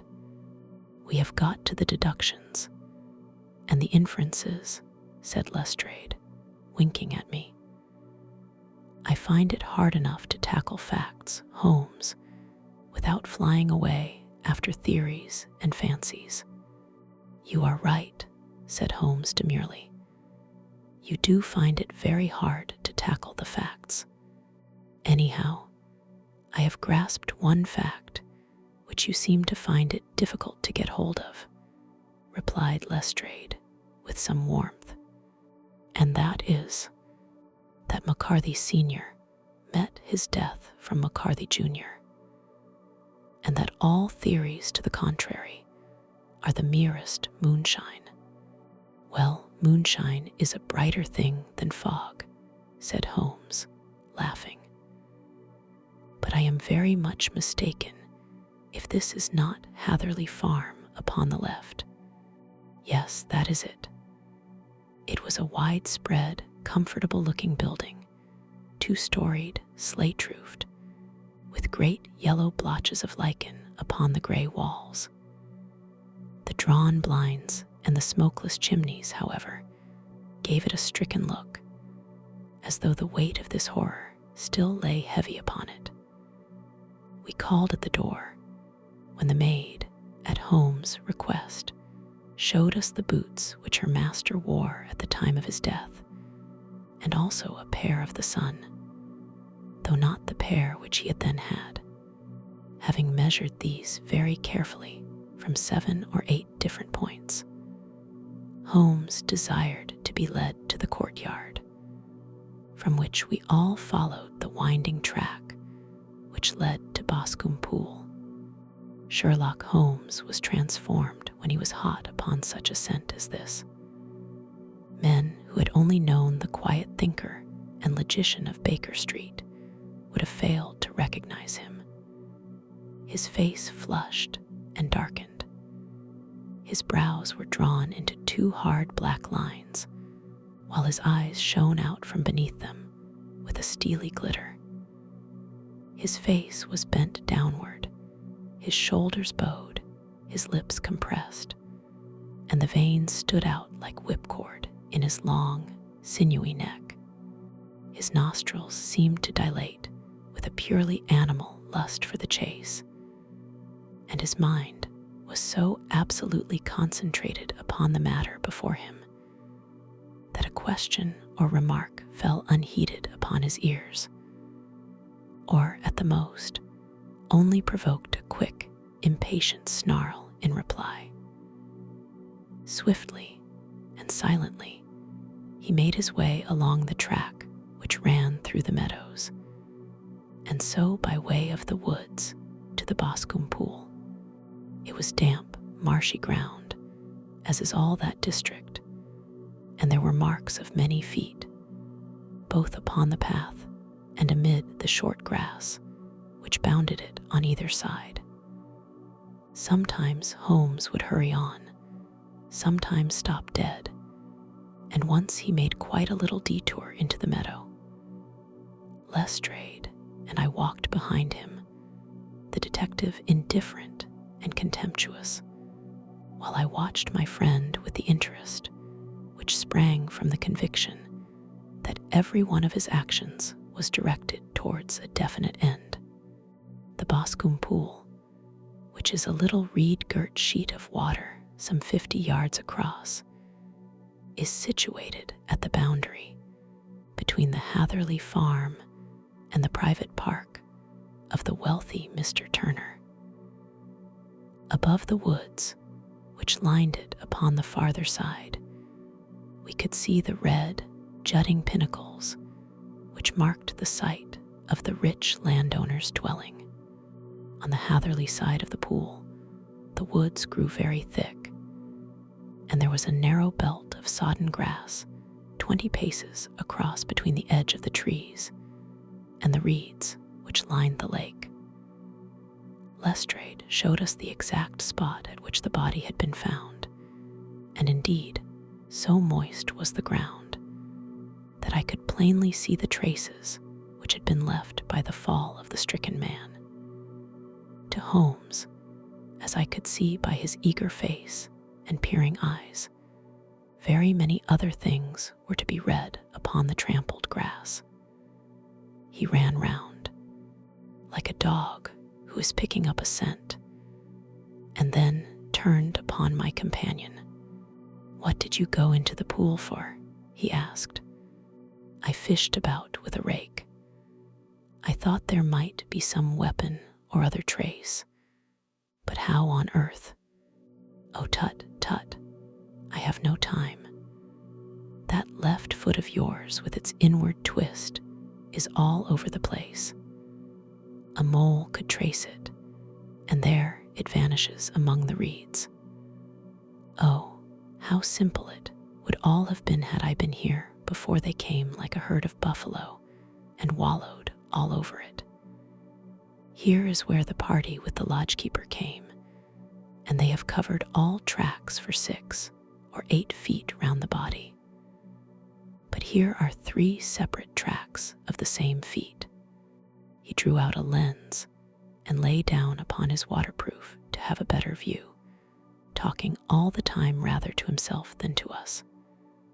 "These are young McCarthy's feet. Twice he was walking, and once he ran swiftly, so that the soles are deeply marked and the heels hardly visible. That bears out his story. He ran when he saw his father on the ground. Then here are the father's feet as he paced up and down. What is this, then? It is the butt end of the gun as the son stood listening. And this? Ha, ha. What have we here? Tiptoes, tiptoes, square 2 quite unusual boots. They come, they go. They come again, of course, that was for the cloak. Now, where did they come from? He ran up and down, sometimes losing, sometimes finding the track, until we were well within the edge of the wood, and under the shadow of a great beech, the largest tree in the neighborhood. Holmes traced his way to the farther side of this, and lay down once more upon his face with a little cry of satisfaction. For a long time he remained there, turning over the leaves and dried sticks, gathering up what seemed to me to be dust into an envelope, and examining with his lens not only the ground, but even the bark of the tree as far as he could reach. A jagged stone was lying among the moss, and this also he carefully examined and retained. Then he followed a pathway through the wood until he came to the high road, where all traces were lost. "It has been a case of considerable interest," he remarked, returning to his natural manner. "I fancy that this grey house on the right must be the lodge. I think that I will go in and have a word with Morin, and perhaps write a little note. Having done that, we may drive back to our luncheon. You may walk to the cab, and I shall be with you presently." It was about 10 minutes before we regained our cab and drove back into Ross, Holmes still carrying with him the stone which he had picked up in the wood. "This may interest you, Lestrade," he remarked, holding it out. "The murder was done with it. I see no marks. There are none. How do you know, then? The grass was growing under it. It had only lain there a few days. There was no sign of a place whence it had been taken. It corresponds with the injuries. There is no sign of any other weapon. And the murderer is a tall man, left-handed, limps with the right leg, wears thick-soled shooting boots and a gray cloak, smokes Indian cigars, uses a cigar holder, and carries a blunt penknife in his pocket. There are several other indications, but these may be enough to aid us in our search." Lestrade laughed. "I am afraid that I am still a skeptic," he said. "Theories are all very well, but we have to deal with a hard-headed British jury." "Nous verrons," answered Holmes calmly. "You work your own method, and I shall work mine. I shall be busy this afternoon, and shall probably return to London by the evening train, and leave your case unfinished. No, finished, but the mystery. It is solved. Who was the criminal then? The gentleman I describe. But who is he? Surely it would not be difficult to find out. This is not such a populous neighborhood." Lestrade shrugged his shoulders.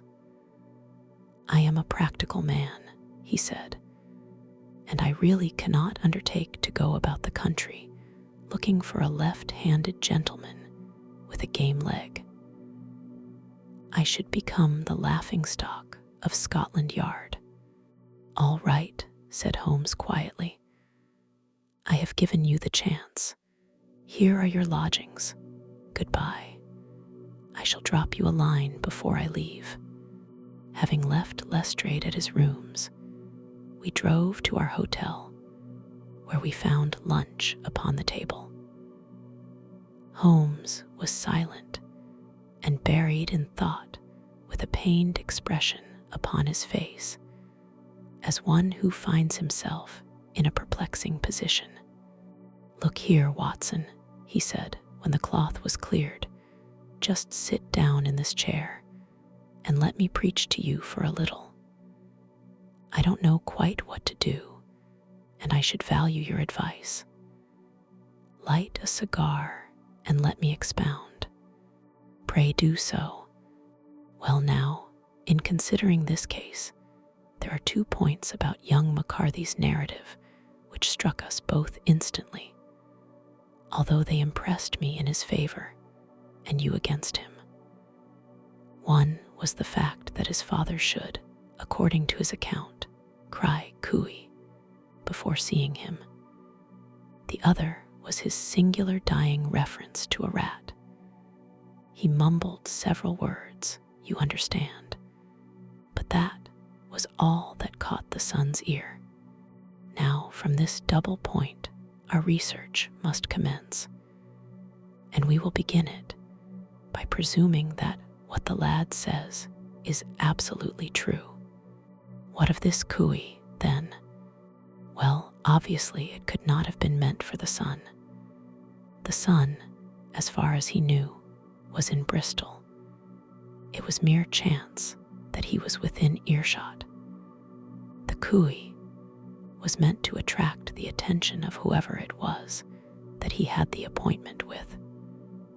But cooey is a distinctly Australian cry, and one which is used between Australians.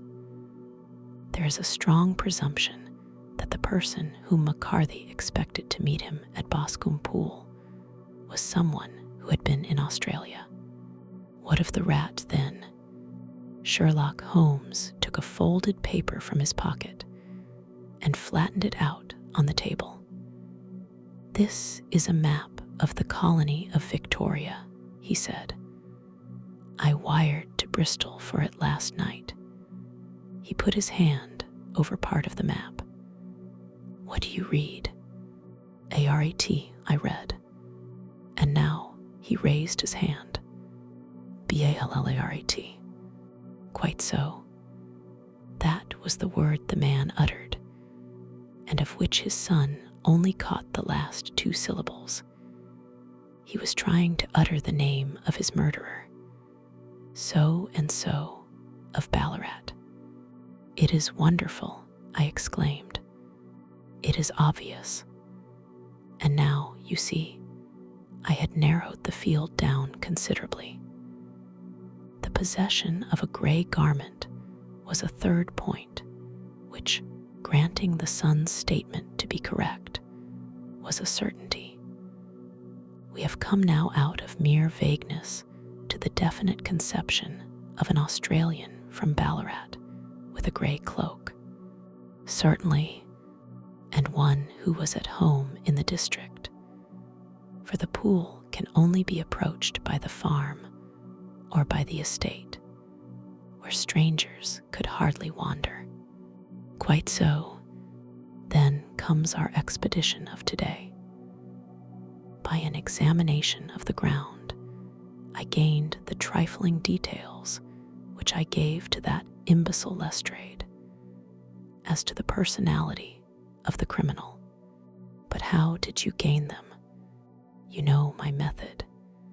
It is founded upon the observation of trifles. His height I know that you might roughly judge from the length of his stride. His boots, too, might be told from their traces. Yes, they were peculiar boots, but his lameness, the impression of his right foot, was always less distinct than his left. He put less weight upon it. Why? Because he limped, he was lame.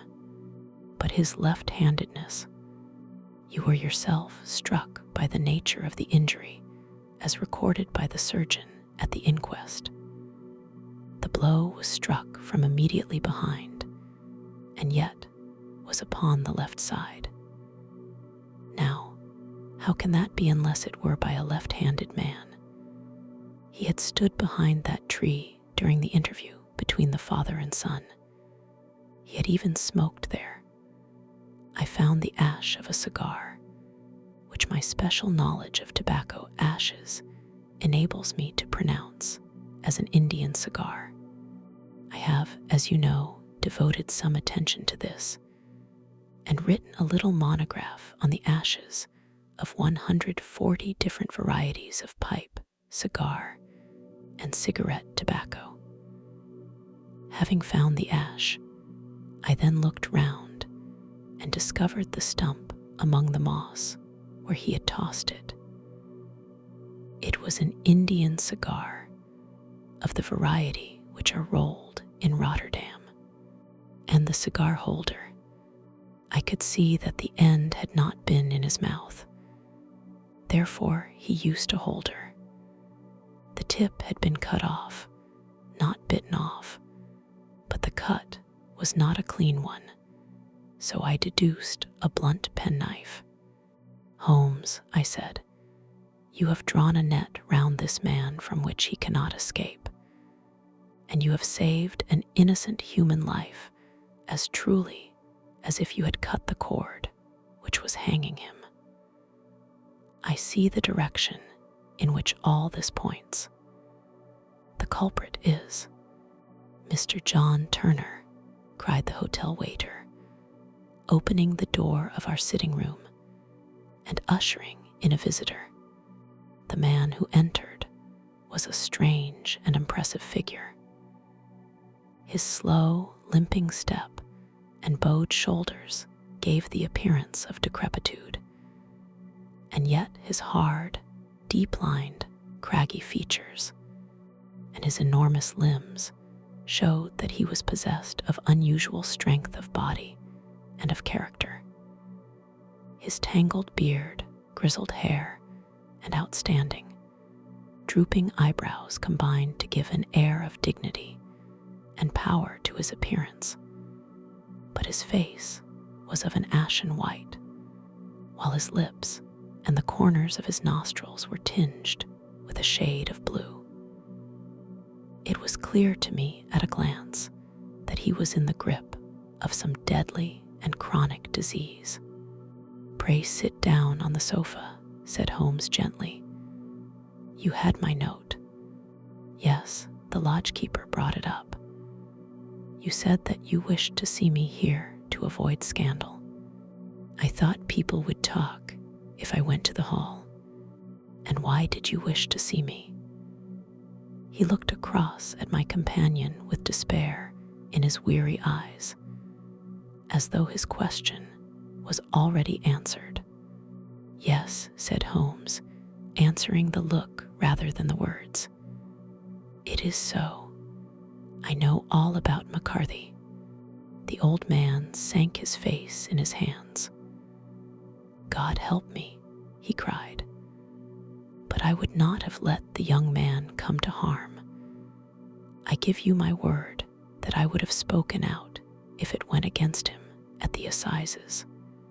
"I am glad to hear you say so," said Holmes gravely. "I would have spoken now had it not been for my dear girl. It would break her heart. It will break her heart when she hears that I am arrested." "It may not come to that," said Holmes. "What? I am no official agent. I understand that it was your daughter who required my presence here, and I am acting in her interests. Young McCarthy must be got off, however. I am a dying man," said old Turner. "I have had diabetes for years. My doctor says it is a question whether I shall live a month.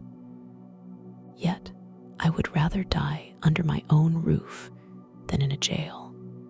Holmes rose and sat down at the table with his pen in his hand and a bundle of paper before him. "Just tell us the truth," he said. "I shall jot down the facts. You will sign it, and Watson here can witness it. Then I could produce your confession at the last extremity to save young McCarthy. I promise you that I shall not use it unless it is absolutely needed." "It's as well," said the old man. "It's a question whether I shall live to the assizes, so it matters little to me, but I should wish to spare Alice the shock. And now I I will make the thing clear to you. It has been a long time in the acting, but will not take me long to tell. You didn't know this dead man, McCarthy.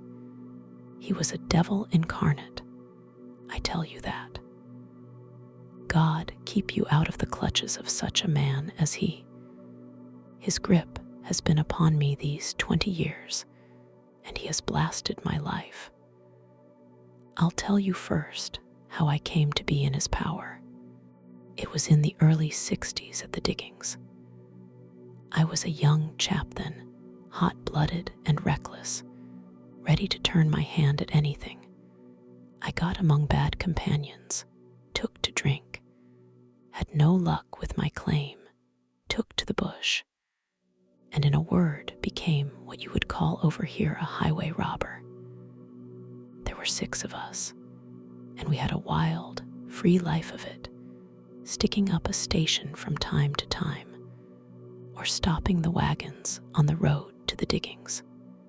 Black Jack of Ballarat was the name I went under, and our party is still remembered in the colony as the Ballarat Gang. One day, a gold convoy came down from Ballarat to Melbourne, and we lay in wait for it and attacked it. There were 6 troopers and 6 of us, so it was a close thing, but we emptied 4 of their saddles at the first volley. 3 of our boys were killed, however, before we got the swag. I put my pistol to the head of the wagon driver, who was this very man, McCarthy. I wished to the Lord that I had shot him then, but I spared him, though I saw his wicked little eyes fixed on my face, as though to remember every feature. We got away with the gold, became wealthy men, and made our way over to England without being suspected. There I parted from my old pals and determined to settle down to a quiet and respectable life. I bought this estate, which chanced to be in the market, and I set myself to do a little good with my money, to make up for the way in which I had earned it. I married, too, and though my wife died young, she left me my dear little Alice. Even when she was just a baby, her wee hand seemed to lead me down the right path, as nothing else had ever done. In a word, I turned over a new leaf and did my best to make up for the past. All was going well when McCarthy laid his grip upon me. I had gone up to town about an investment, and I met him in Regent Street with hardly a coat to his back or a boot to his foot. "Here we are, Jack," says he, touching me on the arm. "We'll be as good as a family to you. There's 2 of us, me and my son, and you can have the keeping of us. If you don't, it's a fine, law-abiding country is England, and there's always a policeman within hail." Well, down they came to the West Country. There was no shaking them off, and there they have lived rent-free on my best land ever since. There was no rest for me, no peace, no forgetfulness, turn where I would. There was his cunning, grinning face at my elbow. It grew worse as Alice grew up, for he soon saw I was more afraid of her knowing my past than of the police. Whatever he wanted he must have, and whatever it was I gave him without question: land, money, houses, until at last he asked a thing which I could not give. He asked for Alice. His son, you see, had grown up, and so had my girl, and as I was known to be in weak health, it seemed a fine stroke to him that his lad should step into the whole property. But there I was firm. I would not have his cursed stock mixed with mine. Not that I had any dislike to the lad, but his blood was in him, and that was enough. I stood firm. McCarthy threatened. I braved him to do his worst. We were to meet at the pool midway between our houses to talk it over. When I went down there, I found him talking with his son. So I smoked a cigar and waited behind a tree until he should be alone. But as I listened to his talk, all that was black and bitter in me seemed to come uppermost. He was urging his son to marry my daughter with as little regard for what she might think as if she were a slut from off the streets. It drove me mad to think that I and all that I held most dear should be in the power of such a man as this. Could I not snap the bond? I was already a dying and a desperate man. Though clear of mind and fairly strong of limb, I knew that my own fate was sealed. But my memory and my girl, both could be saved if I could but silence that foul tongue. I did it, Mr. Holmes. I would do it again. Deeply as I have sinned, I have led a life of martyrdom to atone for it. But that my girl should be entangled in the same meshes which held me was more than I could suffer. I struck him down with no more compunction than if he had been some foul and venomous beast. His cry brought back his son, but I had gained the cover of the wood, though I was forced to go back to fetch the cloak which I had dropped in my flight. That is the true story, gentlemen, of all that occurred. Well, it is not for me to judge you, said Holmes, as the old man signed the statement which had been drawn out. I pray that we may never be exposed to such a temptation. I pray not, sir. And what do you intend to do? In view of your health, nothing. You are yourself aware that you will soon have to answer for your deed at a higher court than the assizes. I will keep your confession, and if McCarthy is condemned, I shall be forced to use it. If not, it shall never be seen by mortal eye, and your secret, whether you be alive or dead, shall be safe with us. Farewell, then, said the old man solemnly. Your own deathbeds, when they come, will be the easier for the thought of the peace which you have given to mine. Tottering and shaking in all his giant frame, he stumbled slowly from the room. God help us, said Holmes after a long silence. Why does fate play such tricks with poor, helpless worms? I never hear of such a case as this that I do not think of Baxter's words and say, there, but for the grace of God, goes Sherlock Holmes. James McCarthy was acquitted at the assizes on the strength of a number of objections which had been drawn out by Holmes and submitted to the defending counsel. Old Turner lived for 7 months after our interview, but he is now dead, and there is every prospect that the son and daughter may come to live happily together in ignorance of the black cloud which rests upon their past. From the peaceful valleys to sinister threats from across the sea, Holmes' skills are needed once again. Here is the next story, The 5 Orange Pips.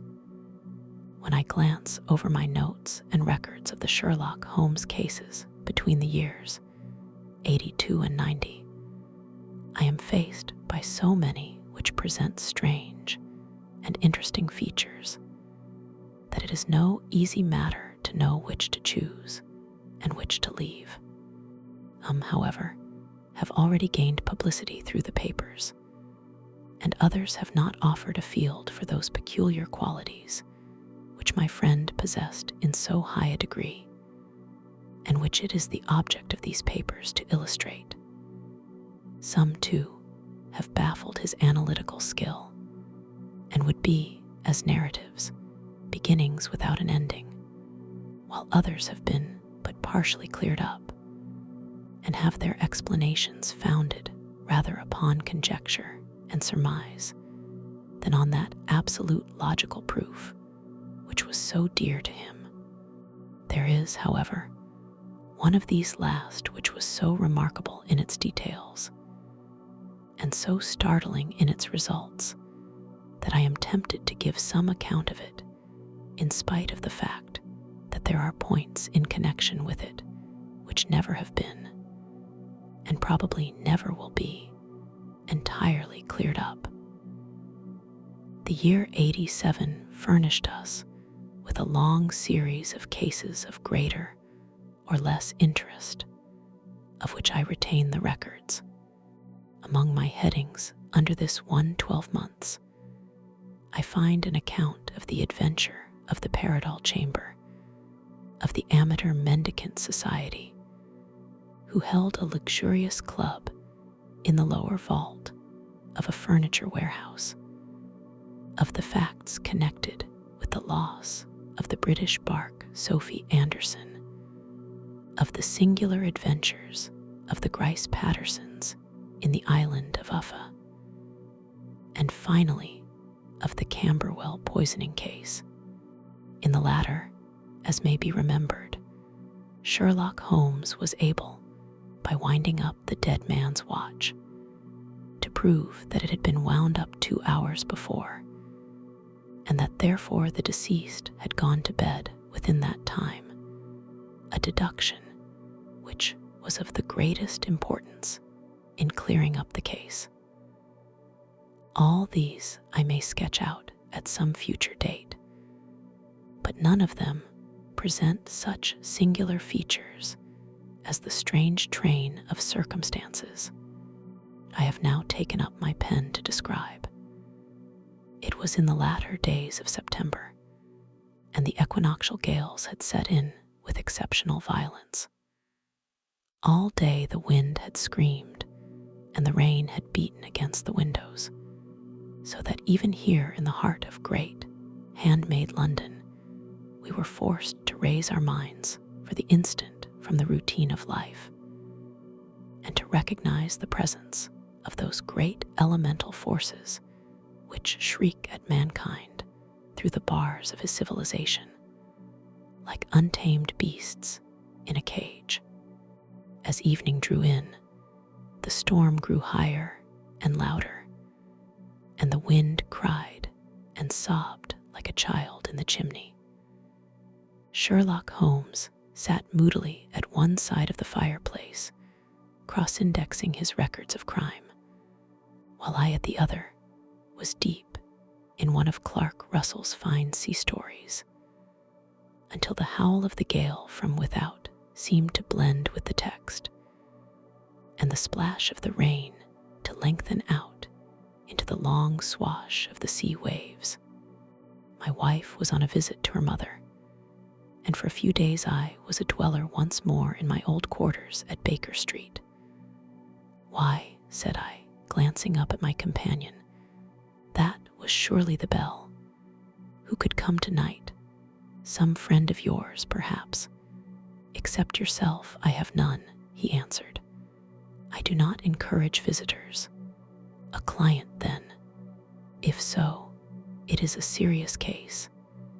Nothing less would bring a man out on such a day and at such an hour. But I take it that it is more likely to be some crony of the landlady." Sherlock Holmes was wrong in his conjecture, however, for there came a step in the passage and a tapping at the door. He stretched out his long arm to turn the lamp away from himself and towards the vacant chair upon which a newcomer must sit. "Come in," said he. The man who entered was young, some 22 at the outside, well-groomed and trimly clad, with something of refinement and delicacy in his bearing. The streaming umbrella which he held in his hand, and his long, shining waterproof, told of the fierce weather through which he had come, He looked about him anxiously in the glare of the lamp, and I could see that his face was pale and his eyes heavy, like those of a man who is weighed down with some great anxiety. "I owe you an apology," he said, raising his golden pince-nez to his eyes. "I trust that I am not intruding. I fear that I have brought some traces of the storm and rain into your snug chamber." "Give me your coat and umbrella," said Holmes. "They may rest here on the hook and will be dry presently. You have come up from the southwest, I see." "Yes, from Horsham. That clay and chalk mixture which I see upon your toe caps is quite distinctive. I have come for advice. That is easily got, and help. That is not always so easy. I have heard of you, Mr. Holmes. I heard from Major Prendergast how you saved him in the Tankerville Club scandal. Ah, of course. He was wrongfully accused of cheating at cards. He said that you could solve anything. He said too much. That you are never beaten. I have been beaten 4 times, 3 times by men, and once by a woman. But what is that compared with the number of your successes? It is true that I have been generally successful. Then you may be so with me. I beg that you will draw your chair up to the fire and favor me with some details as to your case. It is no ordinary one. None of those which come to me are. I am the last court of appeal. And yet I question, sir, whether, in all your experience, you have ever listened to a more mysterious and inexplicable chain of events than those which have happened in my own family." "You fill me with interest," said Holmes. "Pray give us the essential facts from the commencement, and I can afterwards question you as to those details which seem to me to be most important."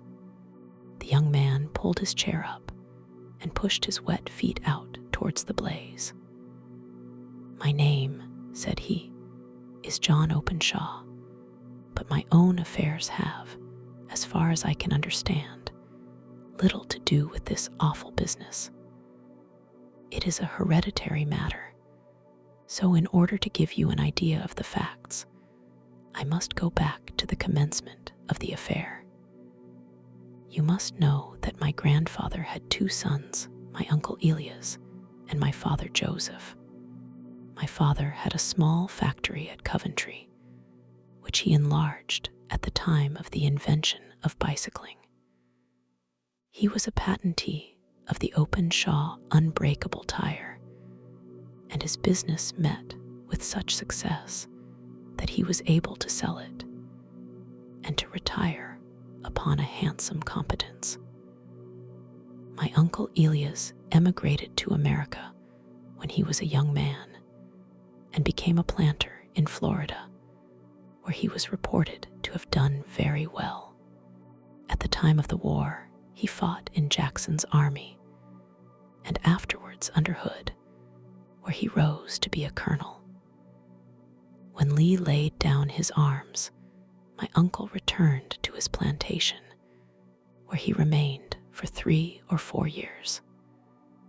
About 1869 or 1870, he came back to Europe and took a small estate in Sussex, near Horsham. He had made a very considerable fortune in the States, and his reason for leaving them was his aversion to the Negroes and his dislike of the Republican policy in extending the franchise to them.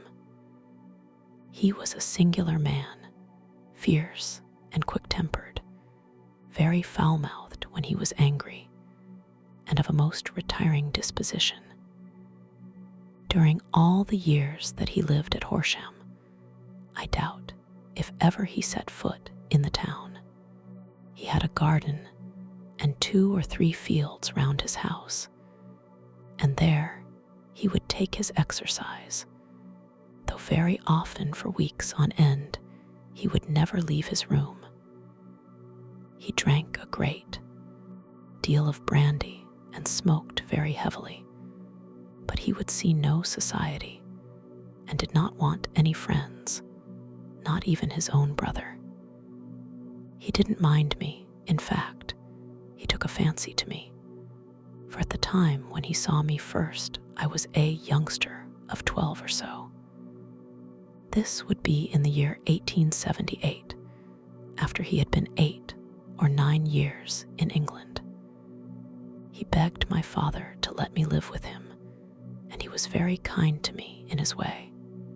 When he was sober, he used to be fond of playing backgammon and draughts with me, and he would make me his representative both with the servants and with the tradespeople, so that by the time that I was 16, I was quite master of the house.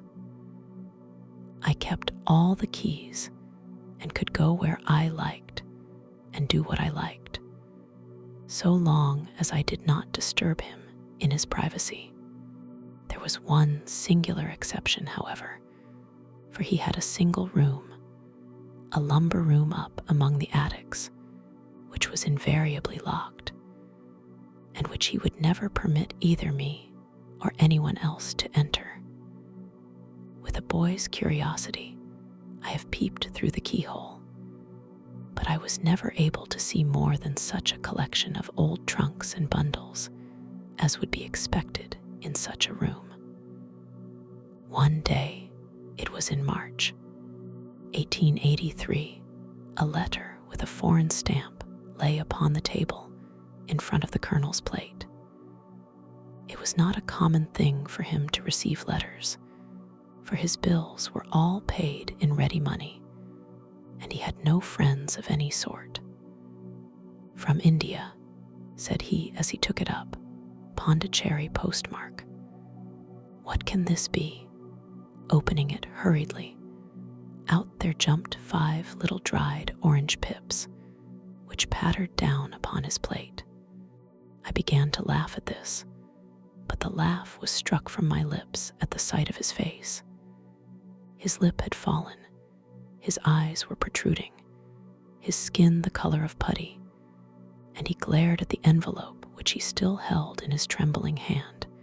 "KKK," he shrieked, and then, my God, my sins have overtaken me." "What is it, uncle?" I cried. "Death," said he, and rising from the table he retired to his room, leaving me palpitating with horror. I took up the envelope and saw scrawled in red ink upon the inner flap, just above the gum, the letter K 3 times repeated. There was nothing else save the 5 dried pips. What could be the reason of his overpowering terror? I left the breakfast table, and as I ascended the stair, I met him coming down with an old rusty key, which must have belonged to the attic, in one hand, and a small brass box, like a cash box, in the other. "They may do what they like, but I'll checkmate them still," said he with an oath. "Tell Mary that I shall want a fire in my room today, and send down to Fordham, the Horsham lawyer."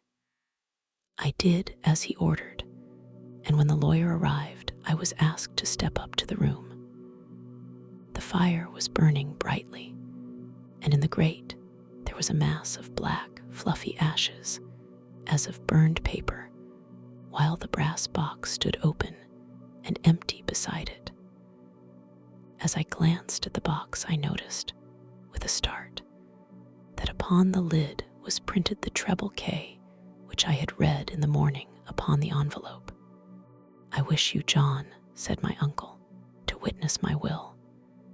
I leave my estate, with all its advantages and all its disadvantages, to my brother, your father, whence it will, no doubt, descend to you. If you can enjoy it in peace, well and good.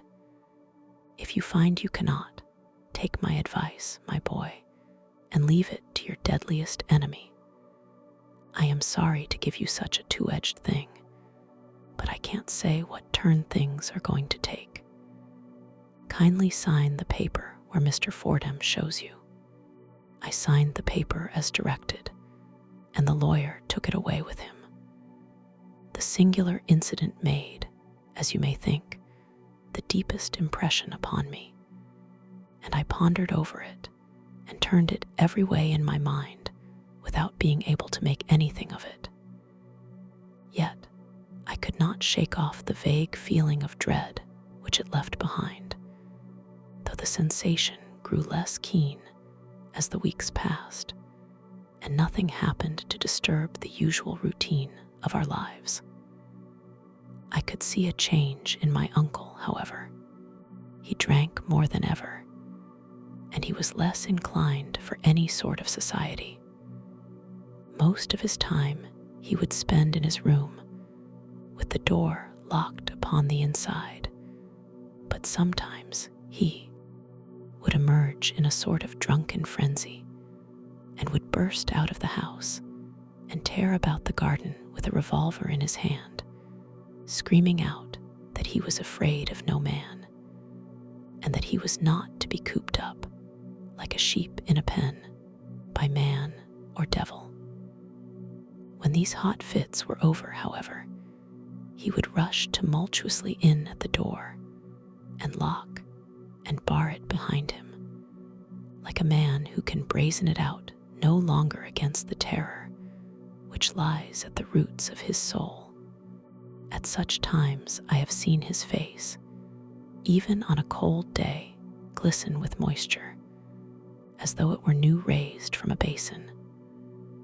Well, to come to an end of the matter, Mr. Holmes, and not to abuse your patience, there came a night when he made one of those drunken sallies from which he never came back. We found him, when we went to search for him, face downward in a little green-scummed pool, which lay at the foot of the garden.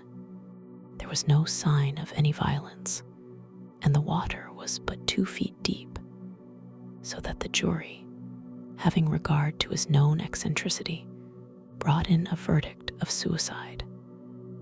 But I, who knew how he winced from the very thought of death, had much ado to persuade myself that he had gone out of his way to meet it. The matter passed, however, and my father entered into possession of the estate, and of some £14,000, which lay to his credit at the bank.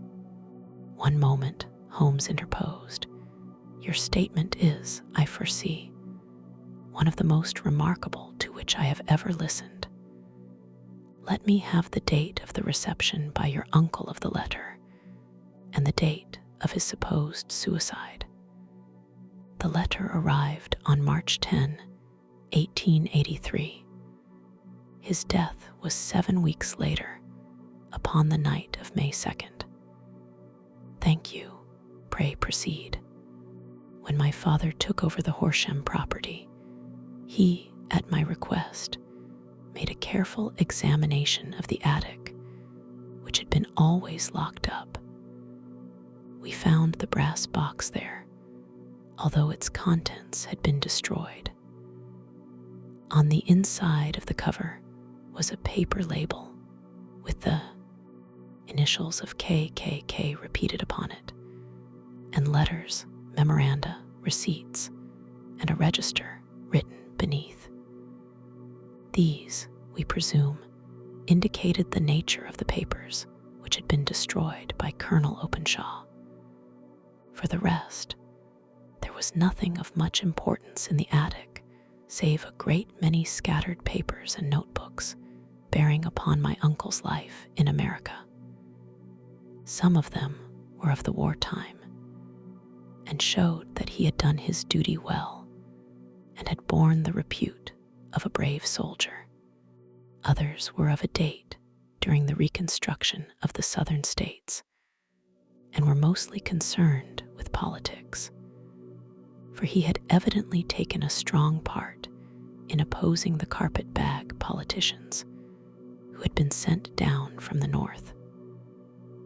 Well, it was was the beginning of '84 when my father came to live at Horsham, and all went as well as possible with us until the January of '85. On the 4th day after the new year, I heard my father give a sharp cry of surprise as we sat together at the breakfast table. There he was, sitting with a newly opened envelope in one hand and 5 dried orange pips in the outstretched palm of the other one.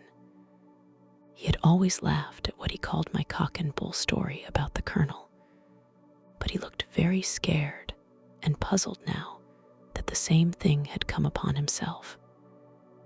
"Why, what on earth does this mean, John?" he stammered. My heart had turned to lead. "It is KKK," said I. He looked inside the envelope. "So it is," he cried. "Here are the very letters. But what is this written above them?" "Put the papers on the sundial," I read, peeping over his shoulder. "What papers? What sundial?" he asked. "The sundial in the garden." "There is no other," said I. "But the papers must be those that are destroyed." "Pooh," said he, gripping hard at his courage. "We are in a civilized land here, and we can't have tomfoolery of this kind. Where does the thing come from?" "From Dundee," I answered, glancing at the postmark. "Some preposterous practical joke," said he. "What have I to do with sundials and papers? I shall take no notice of such nonsense." "I should certainly speak to the police," I said, "and be laughed at for my pains. Nothing of the sort." "Then let me do so." "No, I forbid you. I won't have a fuss made about such nonsense." It was in vain to argue with him, for he was a very obstinate man. I went about, however, with a heart which was full of forebodings. On the 3rd day after the coming of the letter, my father went from home to visit an old friend of his, Major Freebody, who is in command of one of the forts upon Portstone Hill. I was glad that he should go, for it seemed to me that he was farther from danger when he was away from home. In that, however, I was in error. Upon the 2nd day of his absence, I received a telegram from the Major, imploring me to come at once. My father had fallen over one of the deep chalk pits which abound in the neighborhood, and was lying senseless with a shattered skull. I hurried to him, but he passed away without having ever recovered his consciousness. He had, as it appears, been returning from Fareham in the twilight, and as the country was unknown to him and the chalk pit unfenced, the jury had no hesitation in bringing in a verdict of death from accidental causes. Carefully as I examined every fact connected with his death, I was unable to in anything which could suggest the idea of murder. There were no signs of violence, no footmarks, no robbery, no record of strangers having been seen upon the roads. And yet, I need not tell you that my mind was far from at ease, and that I was well nigh certain that some foul plot had been woven round him. In this sinister way, I came into my inheritance. You will ask me why I did not dispose of it. I answer, because I was well convinced that our troubles were in some way dependent upon an incident in my uncle's life, and that the danger would be as pressing in one house as in another. It was in January '85 that my poor father met his end, and 2 years and 8 months have elapsed since then. During that time, I have lived happily at Horsham, and I had begun to hope that this curse had passed away from the family, and that it had ended with the last generation. I had begun to take comfort too soon, however. Yesterday morning, the blow fell in the very shape in which it had come upon my father. The young man took from his waistcoat a crumpled envelope, and turning to the table, he shook out upon it 5 little dried orange pips. "This is the envelope," he continued. "The postmark is London Eastern Division. Within are the very words which were upon my father's last message, KKK, and then put the papers on the sundial." "What have you done?" asked Holmes. Nothing.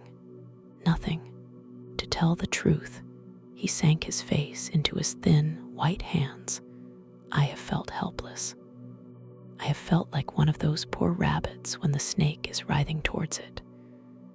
I seem to be in the grasp of some resistless, inexorable evil, which no foresight and no precautions can guard against." "Tut, tut," cried Sherlock Holmes. "You must act, man, or you are lost. Nothing but energy can save you. This is no time for despair. I have seen the police. Ah, but they listened to my story with a smile. I am convinced that the inspector has formed the opinion that the letters are all practical jokes, and that the deaths of my relations were really accidents, as the jury stated, and were not to be connected with the warnings." Holmes shook his clenched hands in the air. "Incredible imbecility," he cried. "They have, however, allowed me a policeman who may remain in the house with me. Has he come with you tonight?" "No, his orders were to stay in the house." Again Holmes raved in the air. "Why did you come to me?" he said. "And above all, why did you not come at once?" "I did not know. It was only today that I spoke to Major Prendergast about my troubles, and was advised by him to come to you. It is really 2 days since you had the letter. We should have acted before this. You have no further evidence, I suppose, than that which you have placed before us, no suggestive detail which might help us." "There is one thing," said John Openshaw. He rummaged in his coat pocket, and drawing out a piece of discolored, blue-tinted paper, he laid it out upon the table.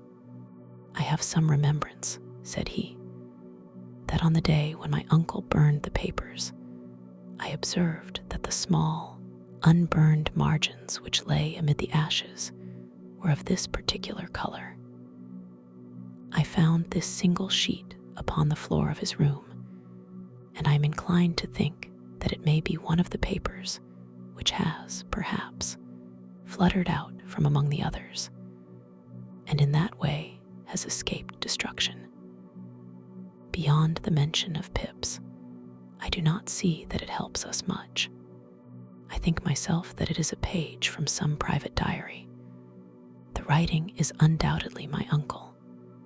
Holmes moved the lamp, and we both bent over the sheet of paper, which showed by its ragged edge that it had indeed been torn from a book. It was headed March 1869, and beneath were the following enigmatical notices. 4th, Hudson came. Same old platform. 7th, set the pips on Macaulay, Paramore, and John Swain of St. Augustine. 9th, Macaulay cleared. 10th, John Swain cleared. 12th, visited Paramore. All well, thank you, said Holmes, folding up the paper and returning it to our visitor. And now you must on no account lose another instant. We cannot spare time even to discuss what you have told me. You must get home instantly and act. What shall I do? There is but one thing to do. It must be done at once. You must put this piece of paper, which you have shown us, into the brass box which you have described. You must also put in a note to say that all the other papers were burned by your uncle, and that this is the only one which remains. You must assert that in such words as will carry conviction with them. Having done this, you must at once put the box out upon the sundial, as directed. Do you understand? Entirely. Do not think of revenge or anything of the sort at present. I think that we may gain that by means of the law, but we have our web to weave, while theirs is already woven. The first consideration is to remove the pressing danger which threatens you. The second is to clear up the mystery and to punish the guilty parties. I thank you, said the young man, rising and pulling on his overcoat. You have given me fresh life and hope. I shall certainly do as you advise. Do not lose an instant, and above all, take care of yourself in the meanwhile, for I do not think that there can be a doubt that you are threatened by a very real and imminent danger. How do you go back? By train from Waterloo. It is not yet 9. The streets will be crowded, so I trust that you may be in safety. And yet, you cannot guard yourself too closely. I am armed. That is well. Tomorrow I shall set to work upon your case. I shall see you at Horsham then. No, your secret lies in London. It is there that I shall seek it. Then I shall call upon you in a day, or in 2 days, with news as to the box and the papers. I shall take your advice in every particular. He shook hands with us and took his leave. Outside, the wind still screamed, and the rain splashed and pattered against the windows. This strange, wild story seemed to have come to us from amid the mad elements, blown in upon us like a sheet of seaweed in a gale. And now, to have been reabsorbed by them once more.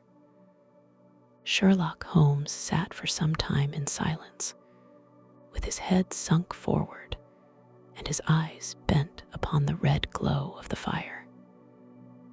Then he lit his pipe, and leaning back in his chair, he watched the blue smoke rings as they chased each other up to the ceiling. I think, Watson, he remarked at last, that of all our cases we have had none more fantastic than this. Save, perhaps, the sign of 4. Well, yes, save, perhaps, that. And yet this John Openshaw seems to me to be walking amid even greater perils than did the Sholtos. But have you, I asked, formed any definite conception as to what these perils are? There can be no question as to their nature, he answered. Then, what are they? Who is this KKK?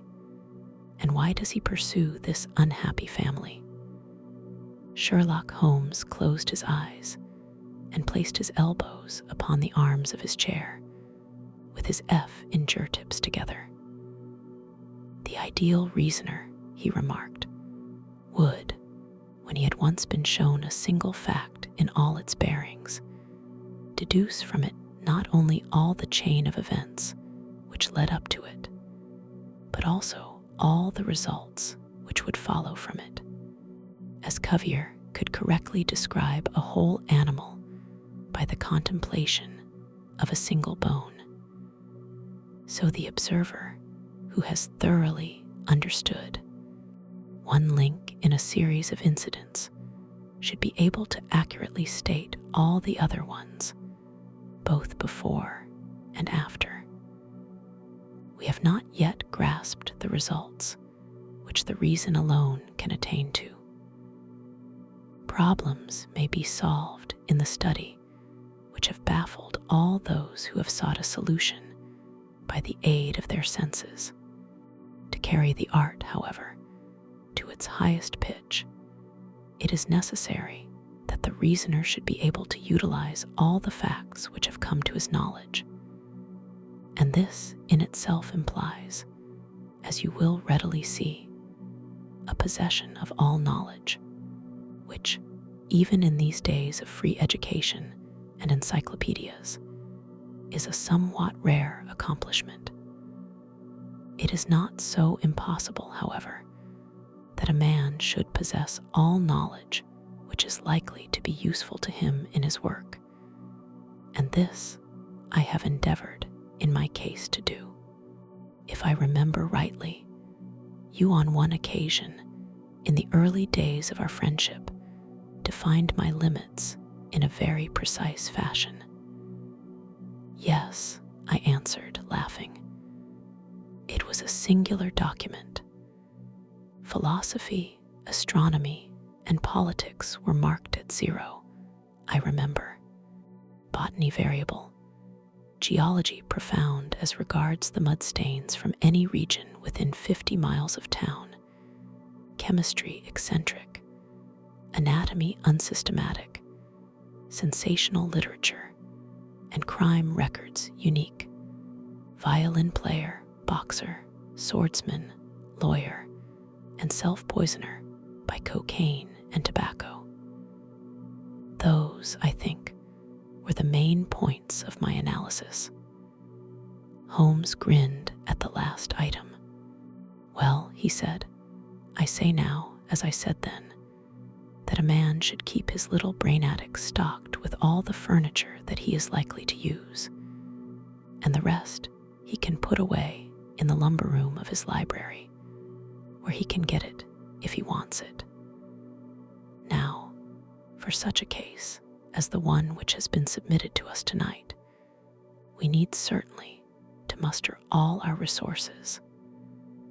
Kindly hand me down the letter K of the American Encyclopedia, which stands upon the shelf beside you. Thank you. Now let us consider the situation and see what may be deduced from it. In the first place, we may start with a strong presumption that Colonel Openshaw had some very strong reason for leaving America.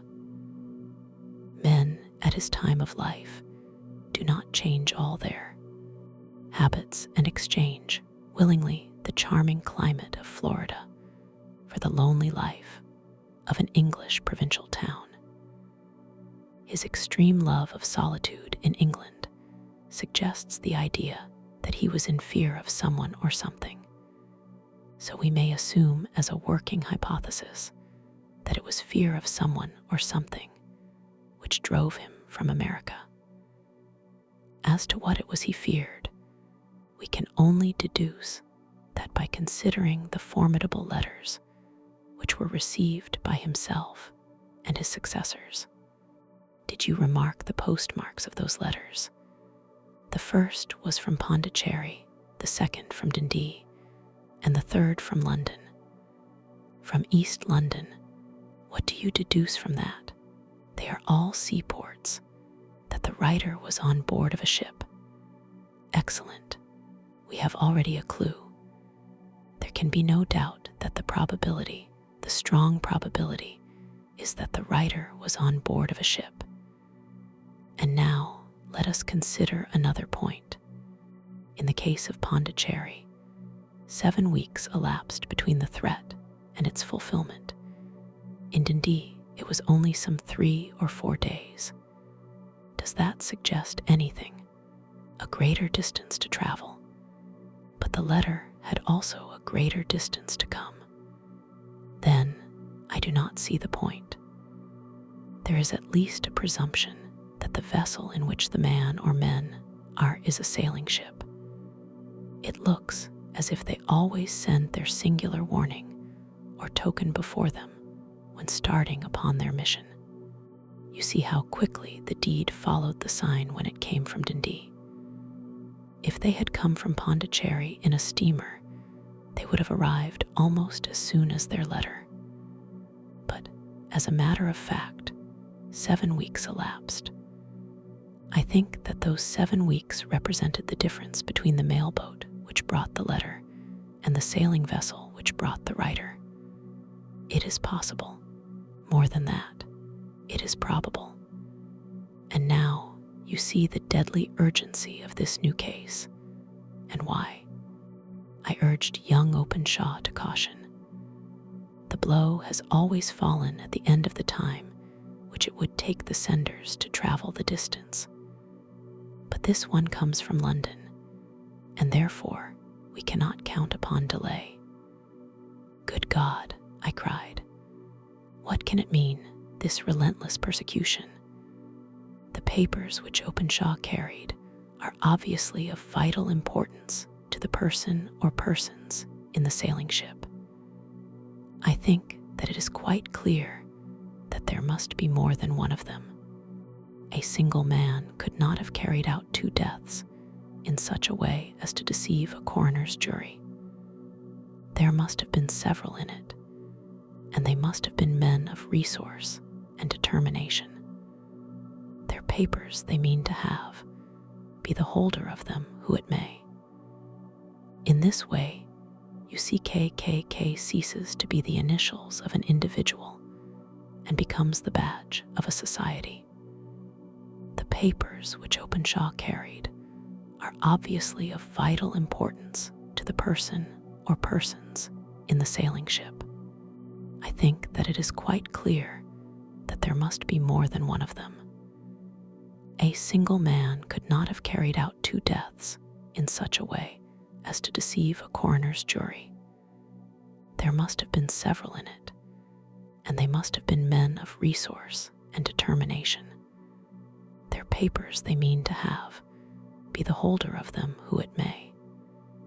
In this way, UCKKK ceases to be the initials of an individual and becomes the badge of a society. But of what society? Have you never, said Sherlock Holmes, bending forward and sinking his voice, have you never heard of the Ku Klux Klan? I never have. Holmes turned over the leaves of the book upon his knee. Here it is, said he presently. Ku Klux Klan, a name derived from the fanciful resemblance to the sound produced by cocking a rifle. This terrible secret society was formed by some ex-Confederate soldiers in the Southern states after the Civil War, and it rapidly formed local branches in different parts of the country, notably in Tennessee, Louisiana, the Carolinas, Georgia, and Florida. Its power was used for political purposes, principally for the terrorizing of the Negro voters and the murdering and driving from the country of those who were opposed to its views. Its outrages were usually preceded by a warning sent to the marked man in some fantastic but generally recognized shape. A sprig of oak leaves in some parts, melon seeds, or orange pips in others. On receiving this, the victim might either openly abjure his former ways or might fly from the country. If he braved the matter out, death would unfailingly come upon him, and usually in some strange and unforeseen manner. So perfect was the organization of the society, and so systematic its methods, that there is hardly a case upon record where any man succeeded in braving it with impunity, or in which any of its outrages were traced home to the perpetrators. For some years, the organization flourished in spite of the efforts of the United States government and of the better classes of the community in the South.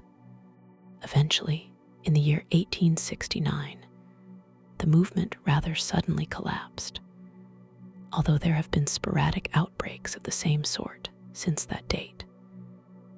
You will observe, said Holmes, laying down the volume, that the sudden breaking up of the society was coincident with the disappearance of Openshaw from America with their papers. It may well have been cause and effect. It is no wonder that he and his family have some of the more implacable spirits upon their track. You can understand that this register and diary may implicate some of the first men in the South, and that there may be many who will not sleep easy at night until it is recovered. Then the page we have seen is such as we might expect. It ran, if I remember right, sent the pips to A, B, and C. That is, sent the society's warning to them. Then there are successive entries that A and B cleared or left the country, and finally that C was visited, with, I fear, a sinister result for C. Well, I think, Doctor, that we may let some light into this dark place, and I believe that the only chance young Openshaw has in the meantime is to do what I have told him.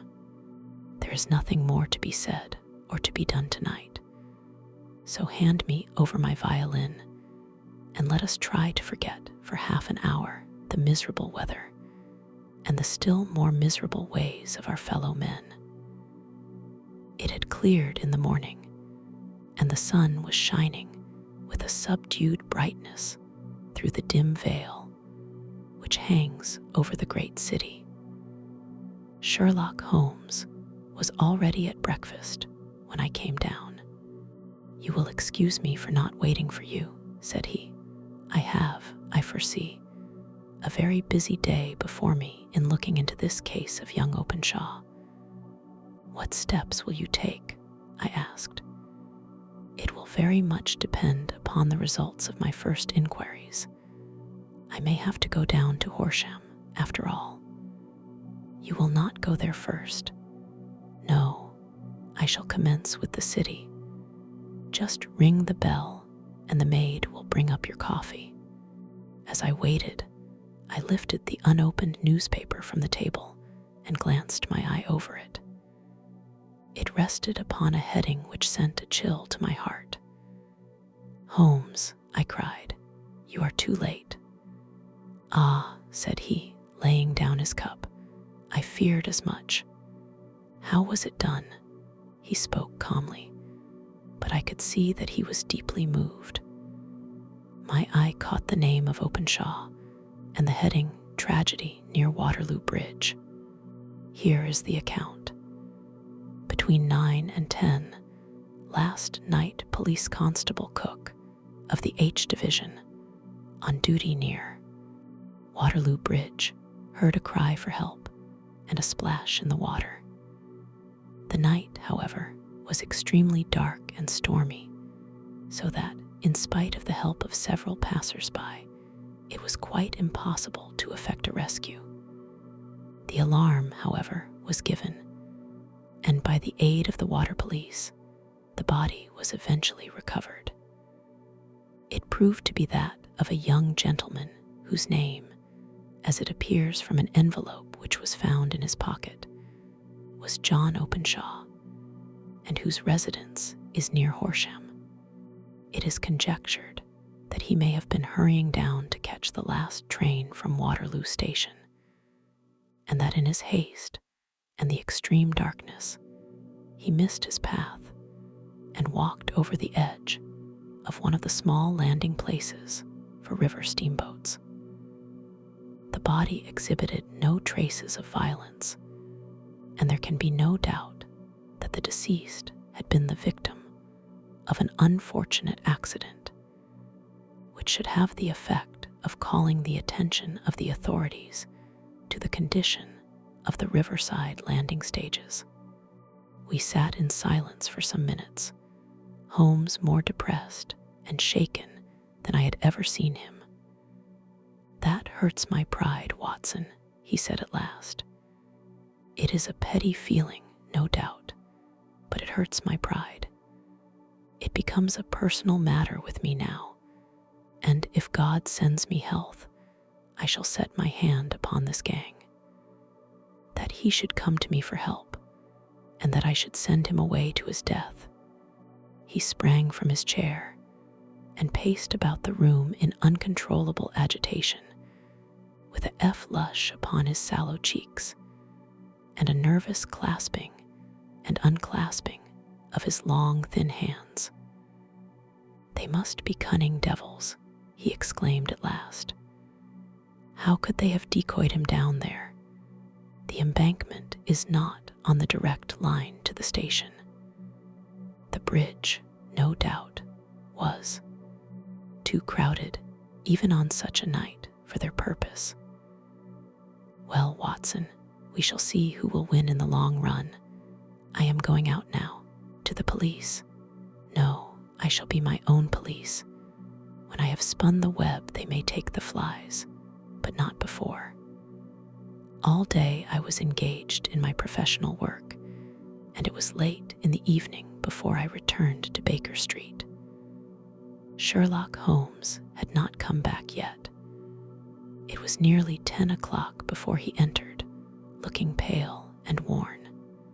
He walked up to the sideboard, and tearing a piece from the loaf, he devoured it voraciously, washing it down with a long draught of water. "You are hungry," I remarked. "Starving." It had escaped my memory. "I have had nothing since breakfast. Nothing, not a bite. I had no time to think of it." "And how have you succeeded?" "Well, you have a clue. I have them in the hollow of my hand. Young Openshaw shall not long remain unavenged. Why, Watson, let us put their own devilish trademark upon them. It is well thought of." "What do you mean?" He took an orange from the cupboard, and tearing it to pieces, he squeezed out the pips upon the table. Of these, he took 5 and thrust them into an envelope.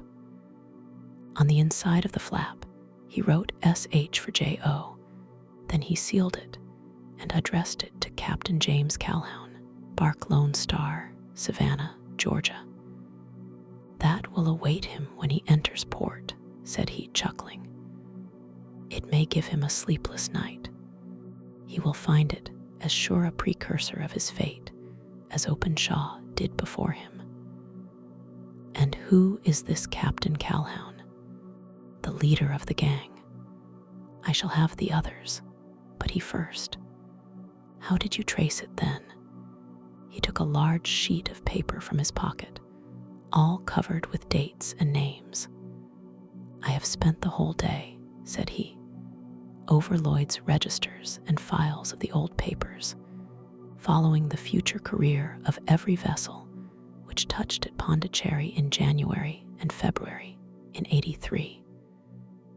There were 36 ships of fair tonnage which were reported there during those months. Of these, one, the Lone Star, instantly attracted my attention, since, although it was reported as having cleared from London, the name is that which is given to one of the states of the Union. Texas, I think. I was not, and am not sure which, but I knew that the ship must have an American origin. What then? I searched the Dundee records, and when I found that the bark Lone Star was there in January '85, my suspicion became a certainty. I then inquired as to the vessels which lay at present in the port of London. Yes, the Lone Star had arrived here last week. I went down to the Albert dock and found that she had been taken down the river by the early tide this morning, homeward bound to Savannah. I wired to Gravesend and learned that she had passed some time ago, and as the wind is easterly, I have no doubt that she is now past the Goodwins and not very far from the Isle of Wight. What will you do then? Oh, I have my hand upon him. He and the 2 mates are, as I learn, the only native-born Americans in the ship. The others are Finns and Germans. I know, also, that they were all 3 away from the ship last night. I had it from the stevedore, who has been loading their cargo. By the time that their sailing ship reaches Savannah, the mailboat will have carried this letter, and the cable will have informed the police of Savannah that these 3 gentlemen are badly wanted here upon a charge of murder. There is ever a flaw, however, in the best laid of human plans. and the murderers of John Openshaw were never to receive the orange pips, which would show them that another, as cunning and as resolute as themselves, was upon their track. Very long and very severe were the equinoctial gales that year. We waited long for news of the lone star of Savannah, but none ever reached us.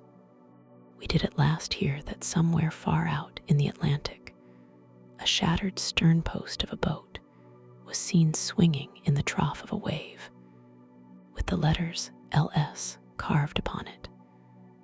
And that is all which we shall ever know of the fate of the lone star. As danger and deception linger, Holmes investigates a disappearance with a shocking twist. Let's move on to the man with the twisted lip. Issa Whitney, brother of the late Elias Whitney, D.D., principal of the Theological College of St. George's, was much addicted to opium. The habit grew upon him, as I understand, from some foolish freak when he was at college. For having read De Quincey's description of his dreams and sensations, he had drenched his tobacco with laudanum in an attempt to produce the same effects.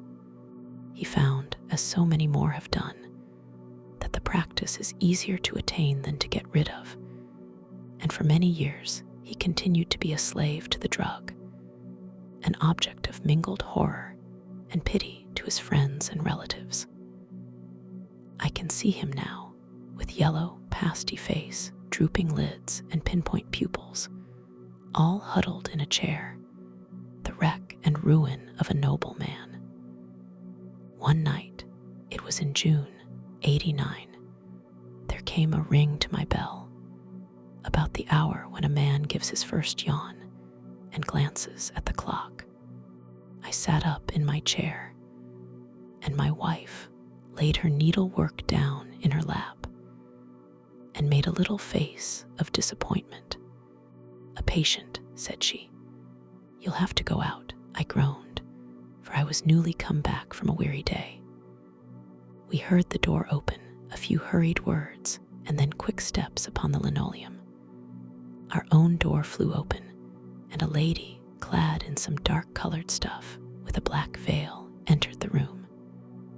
"You will excuse my calling so late," she began, and then, suddenly losing her self-control, she ran forward, threw her arms about my wife's neck, and sobbed upon her shoulder.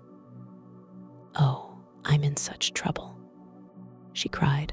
"I do so want a little help."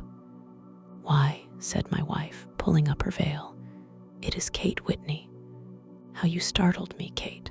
I had not an idea who you were when you came in. I didn't know what to do, so I came straight to you." That was always the way. Folk who were in grief came to my wife like birds to a lighthouse. "It was very sweet of you to come. Now, you must have some wine and water, and sit here comfortably, and tell us all about it. Or should you rather that I sent James off to bed?" "Oh, no, no. I want the doctor's advice and help, too. It's about Issa.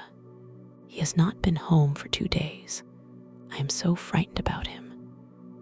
It was not the first time that she had spoken to us of her husband's trouble, to me as a doctor, to my wife as an old friend and school companion.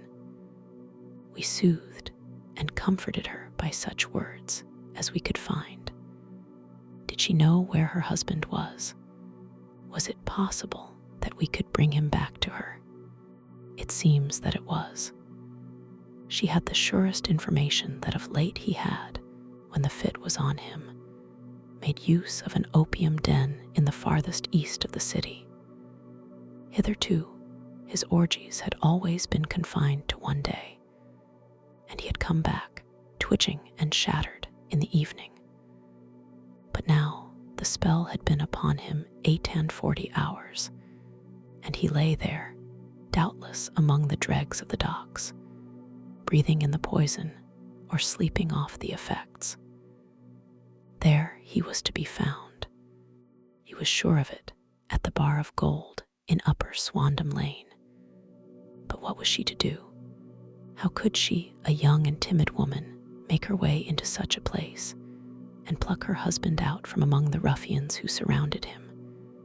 There was the case, and of course there was but one way out of it. Might I not escort her to this place? And then, as a second thought, why should she come at all?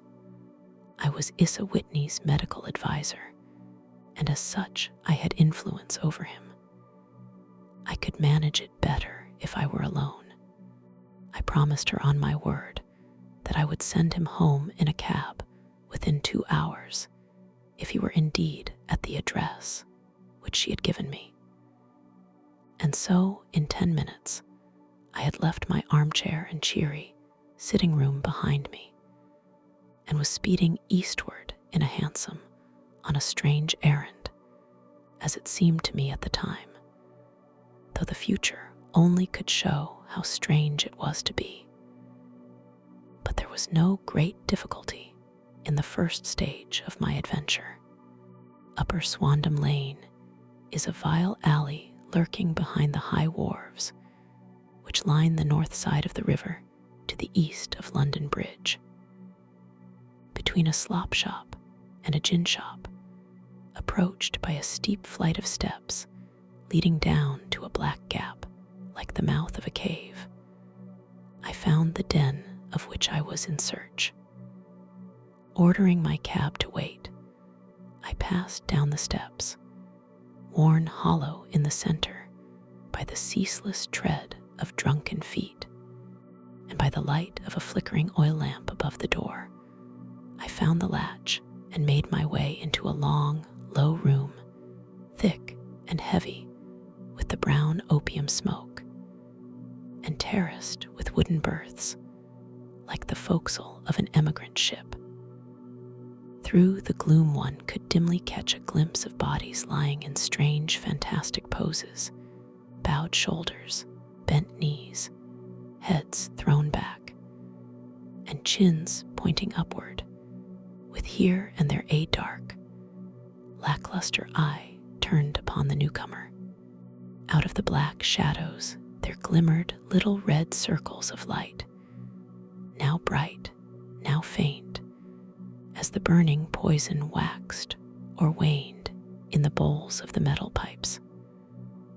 The most lay silent, but some muttered to themselves, and others talked, together in a strange, low, monotonous voice, their conversation coming in gushes, and then suddenly tailing off into silence, each mumbling out his own thoughts and paying little heed to the words of his neighbor.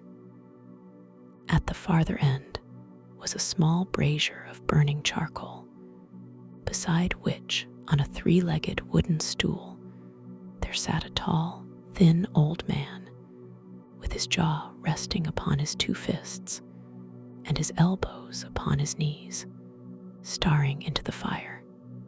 As I entered, a sallow Malay attendant had hurried up with a pipe for me and a supply of the drug, beckoning me to an empty berth. "Thank you. I have not come to stay," said I. "There's a friend of mine here, Mr. Issa Whitney, and I wish to speak with him." There was a movement and an exclamation from my right, and peering through the gloom, I saw Whitney, pale, haggard, and unkempt, staring out at me. "My God, it's Watson," said he. He was in a pitiable state of reaction, with every nerve in a twitter. "I say, Watson, what o'clock is it?" "Nearly 11. "Of what day?" "Of Friday, June 19th. "Good heavens, I thought it was Wednesday." "It is Wednesday. What do you want to frighten a chap for?" He sank his face onto his arms and began to sob in a high treble key. "I tell you that it is Friday, man. Your wife has been waiting this 2 days for you. You should be ashamed of yourself." "So I am. But you've got mixed, Watson. for I have only been here a few hours, 3 pipes, 4 pipes, I forget how many. But I'll go home with you. I wouldn't frighten Kate, poor little Kate. Give me your hand. Have you a cab? Yes, I have one waiting. Then I shall go in it. But I must owe something. Find what I owe, Watson. I am all off color. I can do nothing for myself. I walked down the narrow passage between the double row of sleepers, holding my breath to keep out the vile, stupefying fumes of the drug, and looking about for the manager.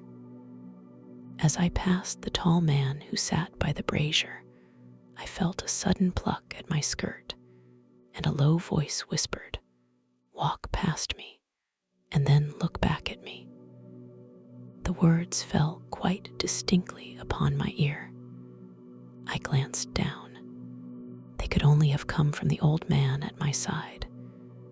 And yet, he sat now as absorbed as ever, very thin, very wrinkled, bent with age, an opium pipe dangling down from between his knees, as though it had dropped in sheer lassitude from his fingers.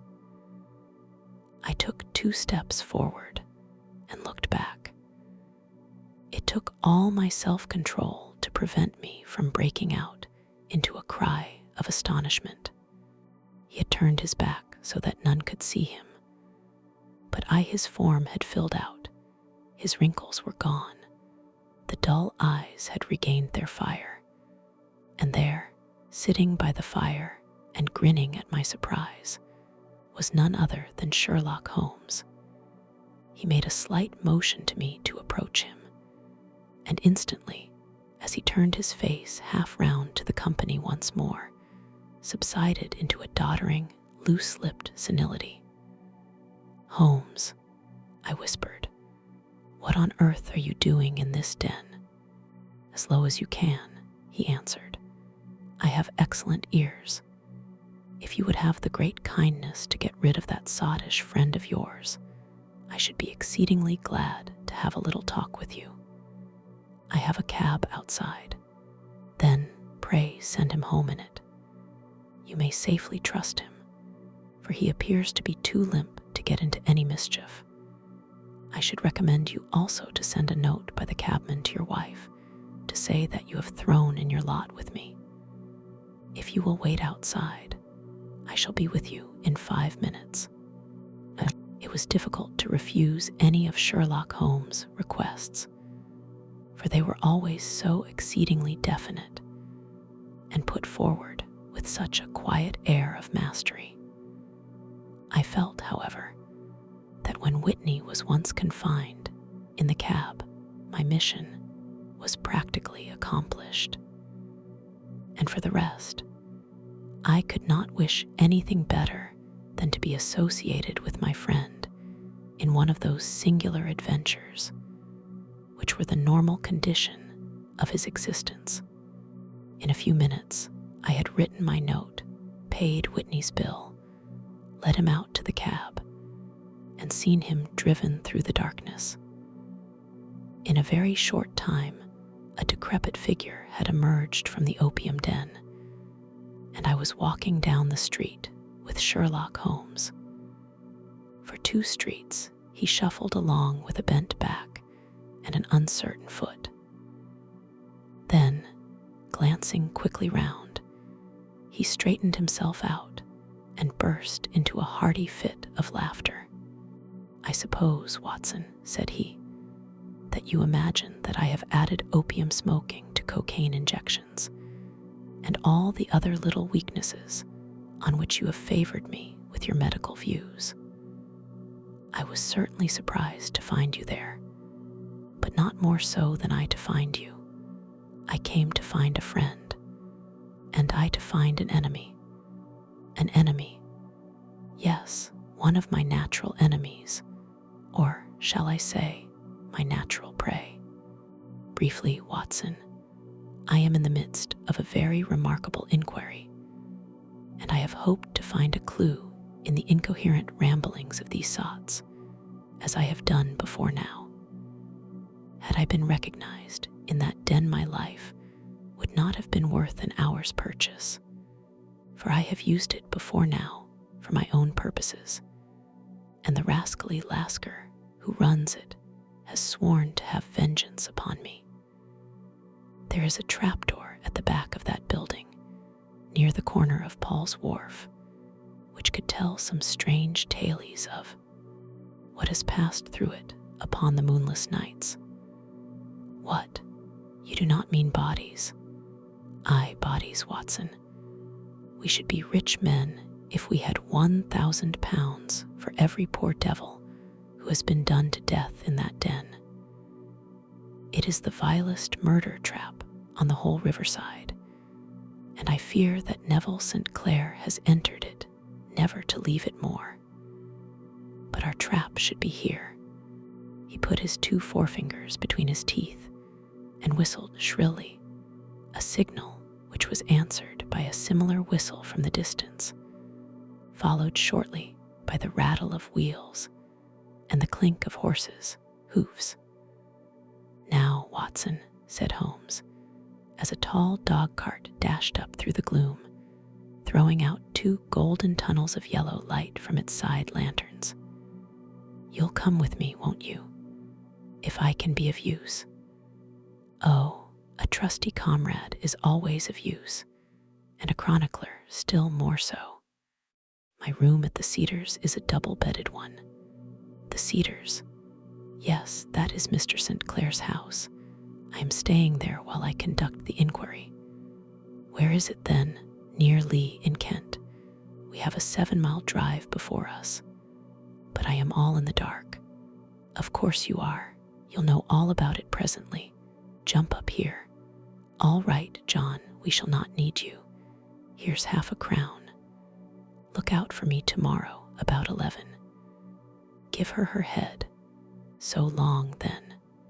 He flicked the horse with his whip, and we dashed away through the endless succession of somber and deserted streets, which widened gradually until we were flying across a broad balustraded bridge, with the murky river flowing sluggishly beneath us. Beyond lay another dull wilderness of bricks and mortar, its silence broken only by the heavy, regular footfall of the policeman or the songs and shouts of some belated party of revelers. A dull rack was drifting slowly across the sky, and a star or 2 twinkled dimly here and there through the rifts of the clouds. Holmes drove in silence, with his head sunk upon his breast, and the air of a man who is lost in thought, while I sat beside him, curious to learn what this new quest might be which seemed to tax his powers so sorely, and yet afraid to break in upon the current of his thoughts. We had driven several miles, and were beginning to get to the fringe of the belt of suburban villas, when he shook himself, shrugged his shoulders, and lit up his pipe with the air of a man who has satisfied himself that he is acting for the best. You have a grand gift of silence, Watson, said he. It makes you quite invaluable as a companion. Upon my word, it is a great thing for me to have someone to talk to, for my own thoughts are not over pleasant. I was wondering what I should say to this dear little woman tonight when she meets me at the door. You forget that I know nothing about it. I shall just have time to tell you the facts of the case before we get to Lee. It seems absurdly simple, and yet somehow I can get nothing to go upon. There's plenty of thread, no doubt, but I can't get the end of it into my hand. Now, I'll state the case clearly and concisely to you, Watson, and maybe you can see a spark where all is dark to me. Proceed, then. Some years ago, to be definite, in May 1884, came to Lee a gentleman, Neville St. Clair by name, who appeared to have plenty of money. He took a large villa, laid out the grounds very nicely, and lived generally in good style.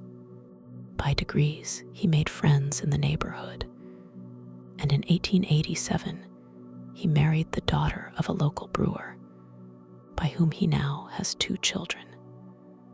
He had no occupation, but was interested in several companies, and went into town as a rule in the morning, returning by the 5:14 from Cannon Street every night.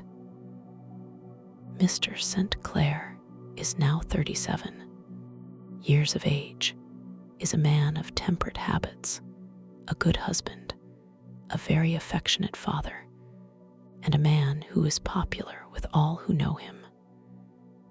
I may add that his whole debts at the present moment, as far as we have been able to ascertain, amount to £88 tens, while he has £220 standing to his credit in the Capital and Counties Bank. There is no reason, therefore, to think that money troubles have been weighing upon his mind. Last Monday, Mr. Neville St. Clair went into town rather earlier than usual, remarking before he started that he had 2 important commissions to perform, and that he would bring his little boy home a box of bricks. Now, by the merest chance, his wife received a telegram upon this same Monday, very shortly after his departure, to the effect that a small parcel of considerable value, which she had been expecting, was waiting for her at the offices of the Aberdeen Shipping Company. Now, if you are well up in your London, you will know that the office of the company is in Fresno Street, which branches out of Upper Swandam Lane, where you found me tonight. Mrs. St. Clair had her lunch, started for the city, did some shopping, proceeded to the company's office, got her packet, and found herself at exactly 4:35 walking through Swandam Lane on her way back to the station. Have you followed me so far? It is very clear. If you remember, Monday was an exceedingly hot day, and Mrs. St. Clair walked slowly, glancing about in the hope of seeing a cab, as she did not like the neighborhood in which she found herself. While she was walking in this way down Swandam Lane, she suddenly heard an ejaculation or cry, and was struck cold to see her husband looking down at her, and, as it seemed to her, beckoning to her from a second-floor window. The window was open, and she distinctly saw his face, which she describes as being terribly agitated. He waved his hands frantically to her, and then vanished from the window so suddenly that it seemed to her that he had been plucked back by some irresistible force from behind. One singular point which struck her quick feminine eye was that although he wore some dark coat, such as he had started to town in, he had on neither collar nor necktie. Convinced that something was amiss with him, she rushed down the steps, for the house was none other than the opium den in which you found me tonight. And running through the front room, she attempted to ascend the stairs which led to the first floor. At the foot of the stairs, however, she met this Lascar scoundrel of whom I have spoken, who thrust her back, and aided by a Dane, who acts as assistant there, pushed her out into the street. Filled with the most maddening doubts and fears, she rushed down the lane, and by rare good fortune, met in Fresno Street a number of constables with an inspector, all on their way to their beat. The inspector and 2 men accompanied her back, and in spite of the continued resistance of the proprietor, they made their way to the room in which Mr. St. Clair had last been seen. There was no sign of him there. In fact, in the whole of that floor, there was no one to be found save a crippled wretch of hideous aspect, who, it seems, made his home there. Both he and the Lascar stoutly swore that no one else had been in the front room during the afternoon. So determined was their denial that the inspector was staggered, and had almost come to believe that Mrs. St. Clair had been deluded when, with a cry, she sprang at a small deal box which lay upon the table and tore the lid from it. Out there fell a cascade of children's bricks. It was the toy which he had promised to bring home. This discovery, and the evident confusion which the cripple showed, made the inspector realize that the matter was serious. The rooms were carefully examined, and results all pointed to an abominable crime. The front room was plainly furnished as a sitting room, and led into a small bedroom which looked out upon the back of one of the wharves. Between the wharf and the bedroom window is a narrow strip, which is dry at low tide, but is covered at high tide with at least 4.5 feet of water. The bedroom window was a broad one, and opened from below. On examination, traces of blood were to be seen upon the windowsill, and several scattered drops were visible upon the wooden floor of the bedroom. Thrust away behind a curtain in the front room were all the clothes of Mr. Neville St. Clair, with the exception of his coat. His boots, his socks, his hat, and his watch all were there. There were no signs of violence upon any of these garments, and there were no other traces of Mr. Neville St. Clair.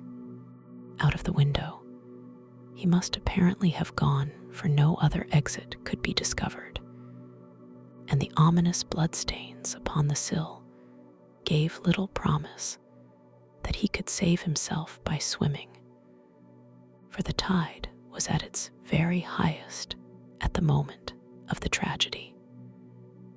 And now as to the villains who seemed to be immediately implicated in the matter. The Lascar was known to be a man of the vilest antecedents, but as, by Mrs. St. Clair's story, he was known to have been at the foot of the stair within a very few seconds of her husband's appearance at the window, he could hardly have been more than an accessory to the crime. His defense was one of absolute ignorance, and he protested that he had no knowledge as to the doings of Hugh Boone, his lodger, and that he could not account in any way for the presence of the missing gentleman's clothes. So much for the Lascar manager. Now for the sinister cripple who lives upon the second floor of the opium den, and who was certainly the last human being whose eyes rested upon Neville St. Clair.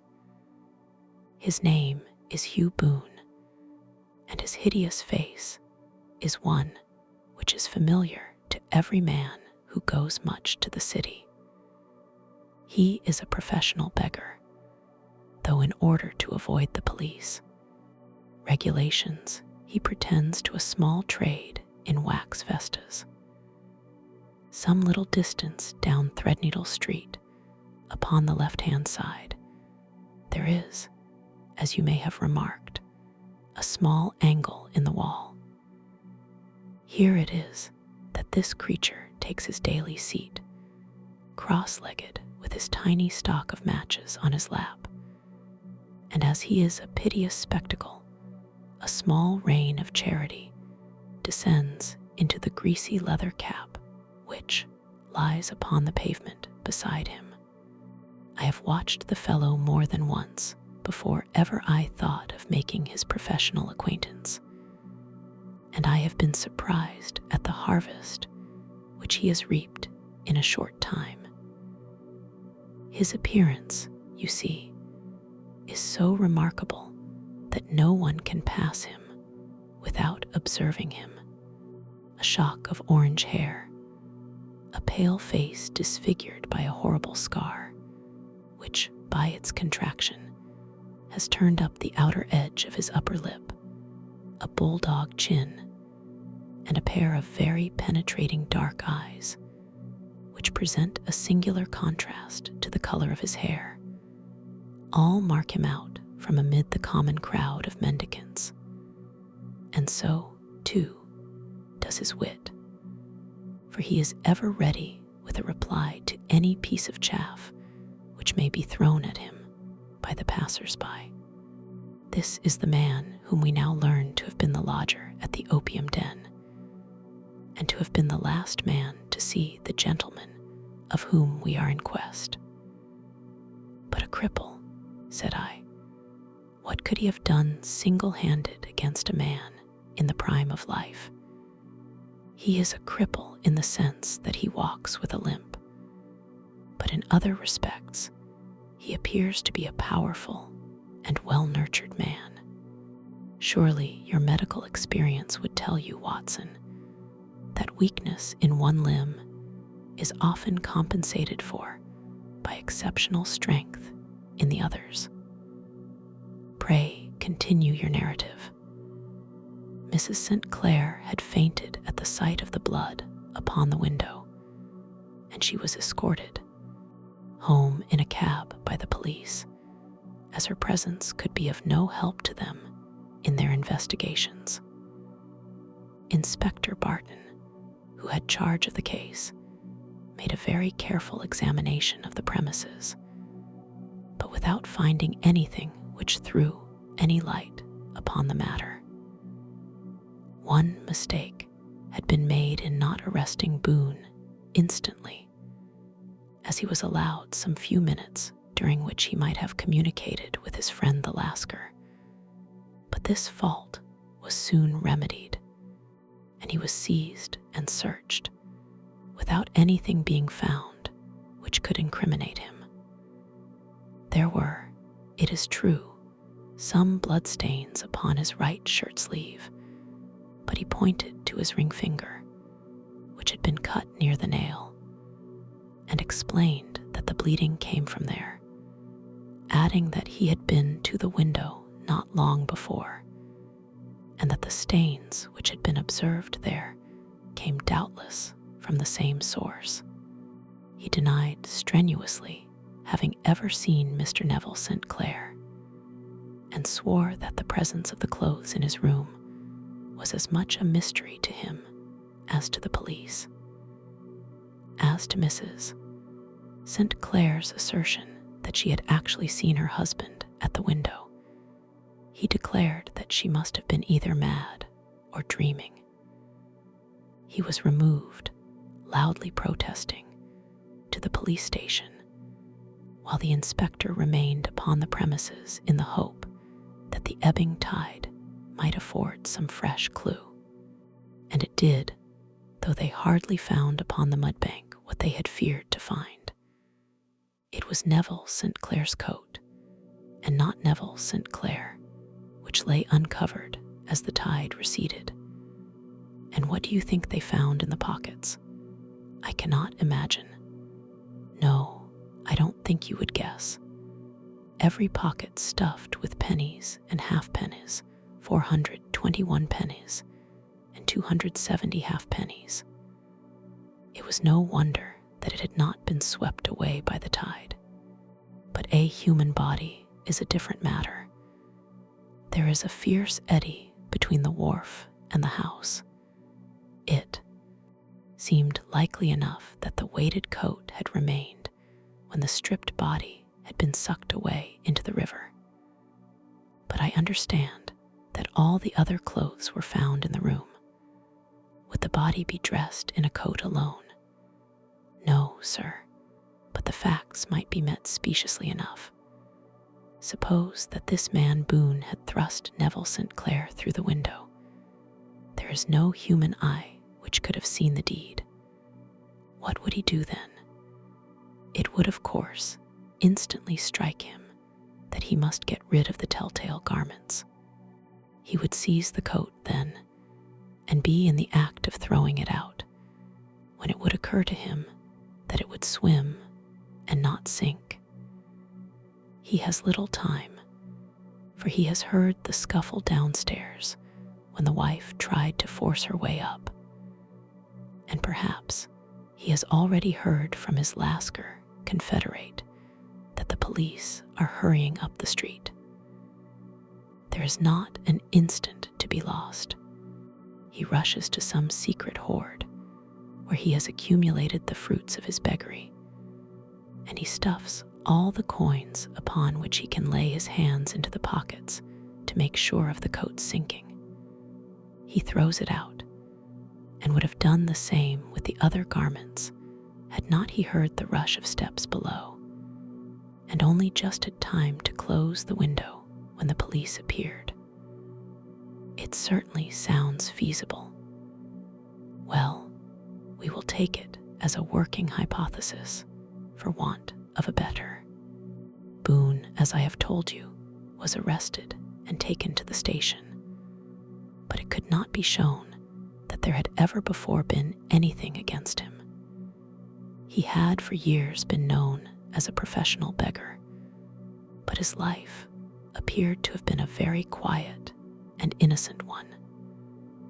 There the matter stands at present, and the questions which have to be solved: what Neville St. Clair was doing in the opium den, what happened to him when there, where is he now, and what Hugh Boone had to do with his disappearance, are all as far from a solution as ever. I confess that I cannot recall any case within my experience which looked at the first glance so simple, and yet which presented such difficulties.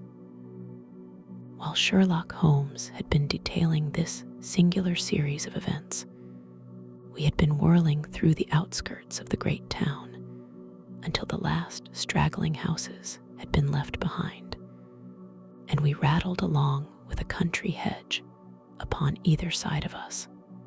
Just as he finished, however, we drove through two scattered villages, where a few lights still glimmered in the windows. "We are on the outskirts of Lee," said my companion. "We have touched on 3 English counties in our short drive, starting in Middlesex, passing over an angle of Surrey, and ending in Kent. See that light among the trees? That is the Cedars, and beside that lamp sits a woman whose anxious ears have already, I have little doubt, caught the clink of our horses' feet. But why are you not conducting the case from Baker Street?" I asked. "Because there are many inquiries which must be made out here. Mrs. St. Clair has most kindly put 2 rooms at my disposal, and you may rest assured that she will have nothing but a welcome for my friend and colleague. I hate to meet her, Watson, when I have no news of her husband. Here we are. Whoa, there, whoa." We had pulled up in front of a large villa which stood within its own grounds. A stable boy had run out to the horse's head, and springing down, I followed Holmes up the small, winding gravel drive which led to the house. As we approached, the door flew open, and a little blonde woman stood in the opening, clad in some sort of light mousseline de soie, with a touch of fluffy pink chiffon at her neck and wrists.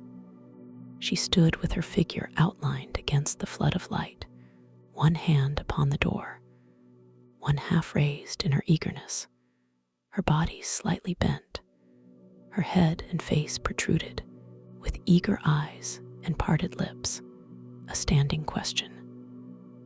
"Well," she cried, "well, And then, seeing that there were two of us, she gave a cry of hope which sank into a groan as she saw that my companion shook his head and shrugged his shoulders. No good news. None. No bad. No, thank God for that. But come in. You must be weary, for you have had a long day. This is my friend, Dr. Watson.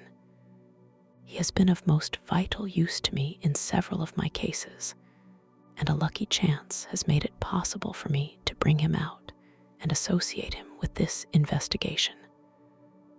I am delighted to see you, said she, pressing my hand warmly. You will, I am sure, forgive anything that may be wanting in our arrangements when you consider the blow which has come so suddenly upon us. My dear madam, said I am an old campaigner, and if I were not, I can very well see that no apology is needed. If I can be of any assistance, either to you or to my friend here, I shall be indeed happy. Now, Mr. Sherlock Holmes, said the lady as we entered a well-lit dining room, upon the table of which a cold supper had been laid out, I should very much like to ask you one or two plain questions, to which I beg that you will give a plain answer. Certainly, madam. Do not trouble about my feelings. I am not hysterical, nor given to fainting. I simply wish to hear your real opinion. Upon what point, in your heart of hearts, do you think that Neville is alive? Sherlock Holmes seemed to be embarrassed by the question. Frankly, now, she repeated, standing upon the rug and looking keenly down at him as he leaned back in a basket chair. Frankly, then, madam, I do not. You think that he is dead. I do. Murdered. I don't say that, perhaps. And on what day did he meet his death? On Monday. Then perhaps, Mr. Holmes, you will be good enough to explain how it is that I have received a letter from him today. Sherlock Holmes sprang out of his chair as if he had been galvanized. What? He roared. Yes, today. She stood smiling, holding up a little slip of paper in the air. May I see it? Certainly. He snatched it from her in his eagerness, and smoothing it out upon the table, he drew over the lamp and examined it intently. I had left my chair and was gazing at it over his shoulder. The envelope was a very coarse one and was stamped with the Gravesend postmark and with the date of that very day, or rather of the day before, for it was considerably after midnight. Coarse writing, murmured Holmes. Surely this is not your husband's writing, madam. No, but the enclosure is. I perceive also that whoever addressed the envelope had to go and inquire as to the address. How can you tell that? The name, you see, is in perfectly black ink, which has dried itself. The rest is of the grayish color, which shows that blotting paper has been used. If it had been written straight off and then blotted, none would be of a deep black shade. This man has written the name, and there has then been a pause before he wrote the address, which can only mean that he was not familiar with it. It is, of course, a trifle, but there is nothing so important as trifles. Let us now see the letter. Ha, there has been an enclosure here. Yes, there was a ring, his signet ring. And you are sure that this is your husband's hand, one of his hands. One, his hand when he wrote hurriedly. It is very unlike his usual writing, and yet I know it well. Dearest, do not be frightened. All will come well. There is a huge error which it may take some little time to rectify. Wait in patience. Neville. Written in pencil upon the flyleaf of a book, octavo size. No watermark. posted today in Gravesend by a man with a dirty thumb. Ha, and the flap has been gummed, if I am not very much in error, by a person who had been chewing tobacco. And you have no doubt that it is your husband's hand, madam. None. Neville wrote those words, and they were posted today at Gravesend. Well, Mrs. St. Clair, the clouds lighten, though I should not venture to say that the danger is over. But he must be alive, Mr. Holmes, unless this is a clever forgery to put us on the wrong scent. The ring, after all, proves nothing. It may have been taken from him. No, it is. It is his very own writing. Very well. It may, however, have been written on Monday and only posted today. That is possible. If so, much may have happened between. Oh, you must not discourage me, Mr. Holmes. I know that all is well with him. There is so keen a sympathy between us that I should know if evil came upon him. On the very day that I saw him last, he cut himself in the bedroom. And yet, I in the dining room rushed upstairs instantly, with the utmost certainty that something had happened. Do you think that I would respond to such a trifle, and yet be ignorant of his death? I have seen too much not to know that the impression of a woman may be more valuable than the conclusion of an analytical reasoner. And in this letter, you certainly have a very strong piece of evidence to corroborate your view. But if your husband is alive and able to write letters, why should he remain away from you? I cannot imagine. It is unthinkable. And on Monday he made no remarks before leaving you. No, and you were surprised to see him in Swandam Lane. Very much so. Was the window open? Yes. Then he might have called to you. He might. He only, as I understand, gave an inarticulate cry. Yes. A call for help, you thought. Yes. He waved his hands. But it might have been a cry of surprise. Astonishment at the unexpected sight of you might cause him to throw up his hands. It is possible. And you thought he was pulled back. He disappeared so suddenly. He might have leaped back. You did not see anyone else in the room. No, but this horrible man confessed to having been there, and the Lascar was at the foot of the stairs. Quite so.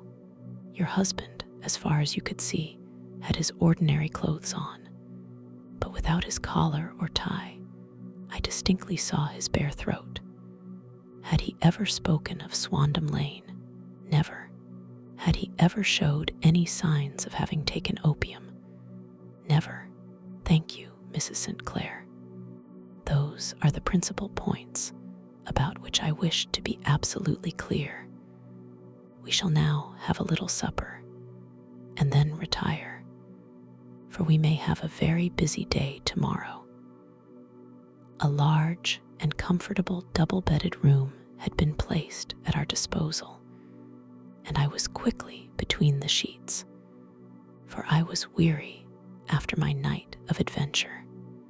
Sherlock Holmes was a man, however, who, when he had an unsolved problem upon his mind, would go for days, and even for a week, without rest, turning it over, rearranging his facts, looking at it from every point of view, until he had either fathomed it or convinced himself that his data were insufficient. It was soon evident to me that he was now preparing for an all-night sitting. He took off his coat and waistcoat, put on a large blue dressing gown, and then wandered about the room collecting pillows from his bed and cushions from the sofa and armchairs. With these, he constructed a sort of Eastern divan, upon which he perched himself cross-legged, with an ounce of shag tobacco and a box of matches laid out in front of him.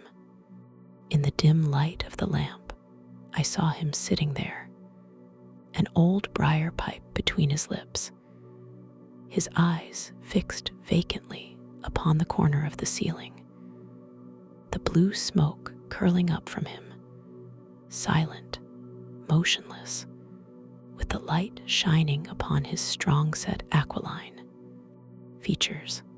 So he sat as I dropped off to sleep, and so he sat when a sudden ejaculation caused me to wake up, and I found the summer sun shining into the apartment. The pipe was still between his lips, the smoke still curled upward, and the room was full of a dense tobacco haze, but nothing remained of the heap of shag which I had seen upon the previous night. "Awake, Watson?" he asked. "Yes. Game for a morning drive?" "Certainly." "Then dress. No one is stirring yet, but I know where the stable boy sleeps, and we shall soon have the trap out." He chuckled to himself as he spoke, his eyes twinkled, and he seemed a different man to the somber thinker of the previous night. As I dressed, I glanced at my watch. It was no wonder that no one was stirring. It was 25 minutes past 4. I had hardly finished when Holmes returned with the news that the boy was putting in the horse. "I want to test a little theory of mine," said he, pulling on his boots. "I think, Watson, that you are now standing in the presence of one of the most absolute fools in Europe. I deserve to be kicked from here to Charing Cross, but I think I have the key of the affair now." "And where is it?" I asked, smiling. "In the bathroom," he answered. "Oh, yes, I am not joking," he continued, seeing my look of incredulity.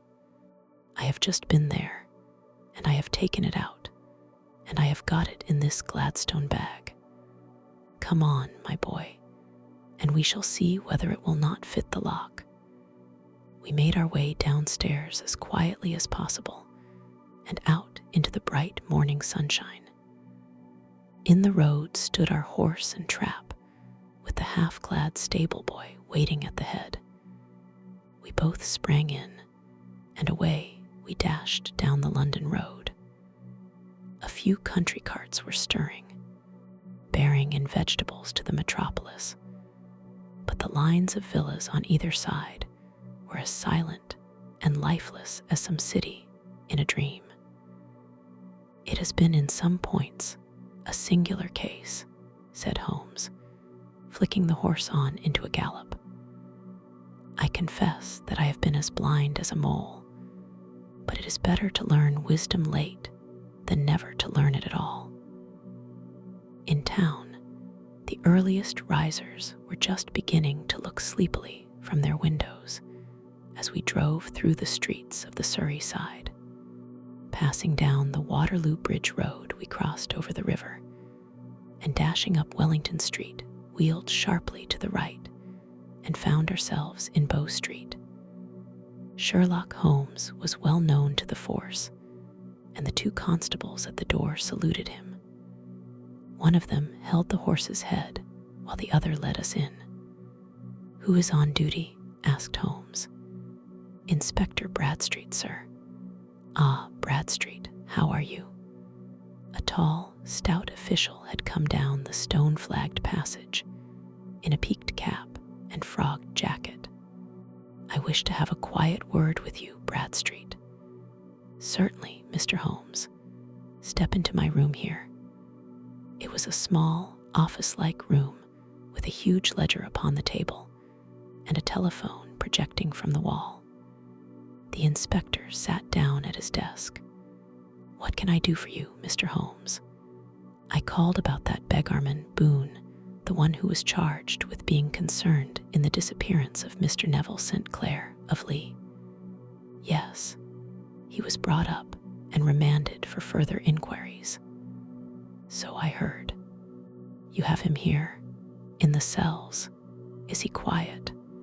"Oh, he gives no trouble, But he is a dirty scoundrel. Dirty. Yes, it is all we can do to make him wash his hands, and his face is as black as a tinker. Well, when once his case has been settled, he will have a regular prison bath, and I think, if you saw him, you would agree with me that he needed it. I should like to see him very much. Would you? That is easily done. Come this way. You can leave your bag.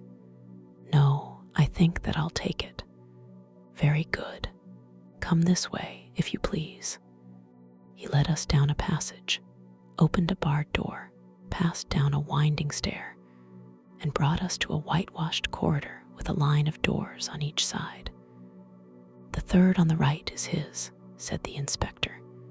Here it is. He quietly shot back a panel in the upper part of the door and glanced through. He is asleep, said he. You can see him very well. We both put our eyes to the grating. The prisoner lay with his face towards us in a very deep sleep, breathing slowly and heavily. He was a middle-sized man, coarsely clad as became his calling, with a colored shirt protruding through the rent in his tattered coat. He was, as the inspector had said, extremely dirty, but the grime which covered his face could not conceal its repulsive ugliness. A broad wheal from an old scar ran right across it from eye to chin, and by its contraction had turned up one side of the upper lip, so that 3 teeth were exposed in a perpetual snarl. A shock of very bright red hair grew low over his eyes and forehead. He's a beauty, isn't he? Said the inspector. He certainly needs a wash, remarked Holmes. I had an idea that he might, and I took the liberty of bringing the tools with me. He opened the Gladstone bag as he spoke and took out, to my astonishment, a very large bath sponge. You are a funny one, chuckled the inspector. Now, if you will have the great goodness to open that door very quietly, we will soon make him cut a much more respectable figure. Well, I don't know why not, said the inspector.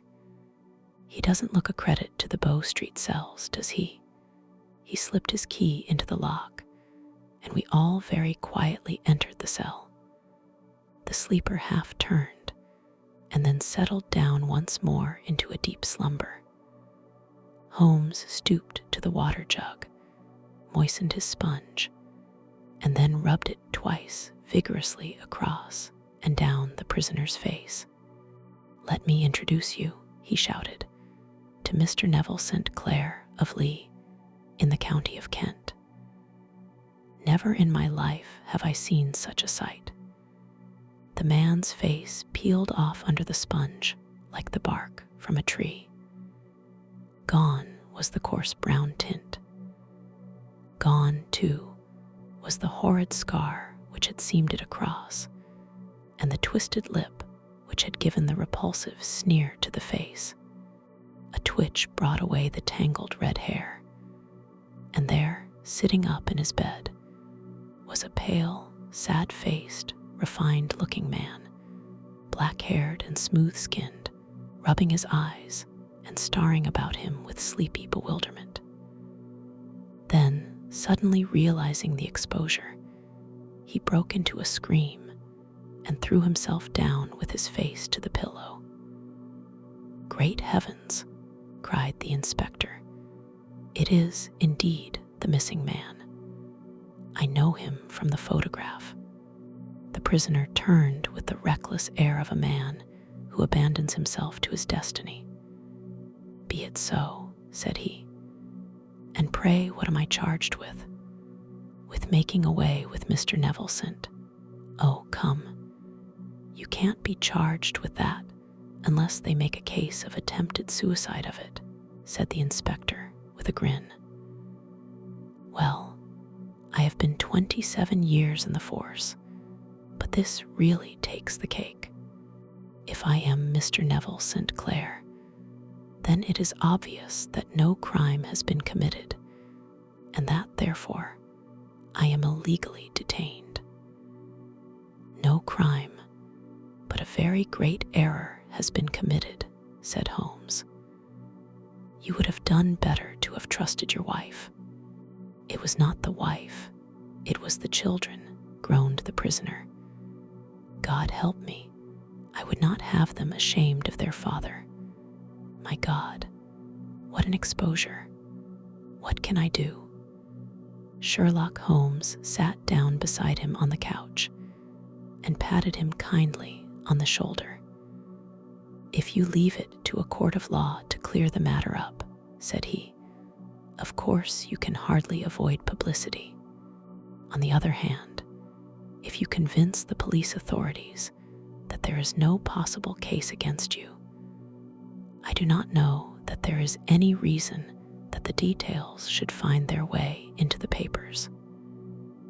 Inspector Bradstreet would, I am sure, make notes upon anything which you might tell us and submit it to the proper authorities. The case would then never go into court at all. God bless you, cried the prisoner passionately. I would have endured imprisonment, aye, even execution, rather than have left my miserable secret as a family blot to my children. You are the first who have ever heard my story. My father was a schoolmaster in Chesterfield, where I received an excellent education. I traveled in my youth, took to the stage, and finally became a reporter on an evening paper in London. One day my editor wished to have a series of articles upon begging in the metropolis, and I volunteered to supply them. There was the point from which all my adventures started. It was only by trying begging as an amateur that I could get the facts upon which to base my articles. When an actor, I had, of course, learned all the secrets of making up, and had been famous in the green room for my skill. I took advantage now of my attainments. I painted my face, and to make myself as pitiable as possible, I made a good scar and fixed one side of my lip in a twist by the aid of a small slip of flesh-colored plaster. Then, with a red head of hair and an appropriate dress, I took my station in the business part of the city, ostensibly as a match seller, but really as a beggar. For 7 hours I plied my trade, and when I returned home in the evening, I found to my surprise that I had received no less than 26s. 4D. I wrote my articles and thought little more of the matter until some time later I backed a bill for a friend and had a writ served upon me for £25. I was at my wits' end where to get the money, but a sudden idea came to me. I begged a fortnight's grace from the creditor, asked for a holiday from my employers, and spent the time in begging in the city under my disguise. In 10 days, I had the money and had paid the debt.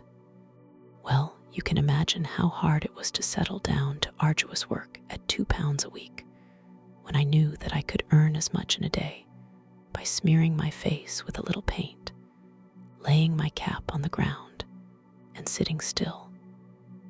It was a long fight between my pride and the money, but the dollars won at last, and I threw up reporting and sat day after day in the corner which I had first chosen, inspiring pity by my ghastly face and filling my pockets with coppers.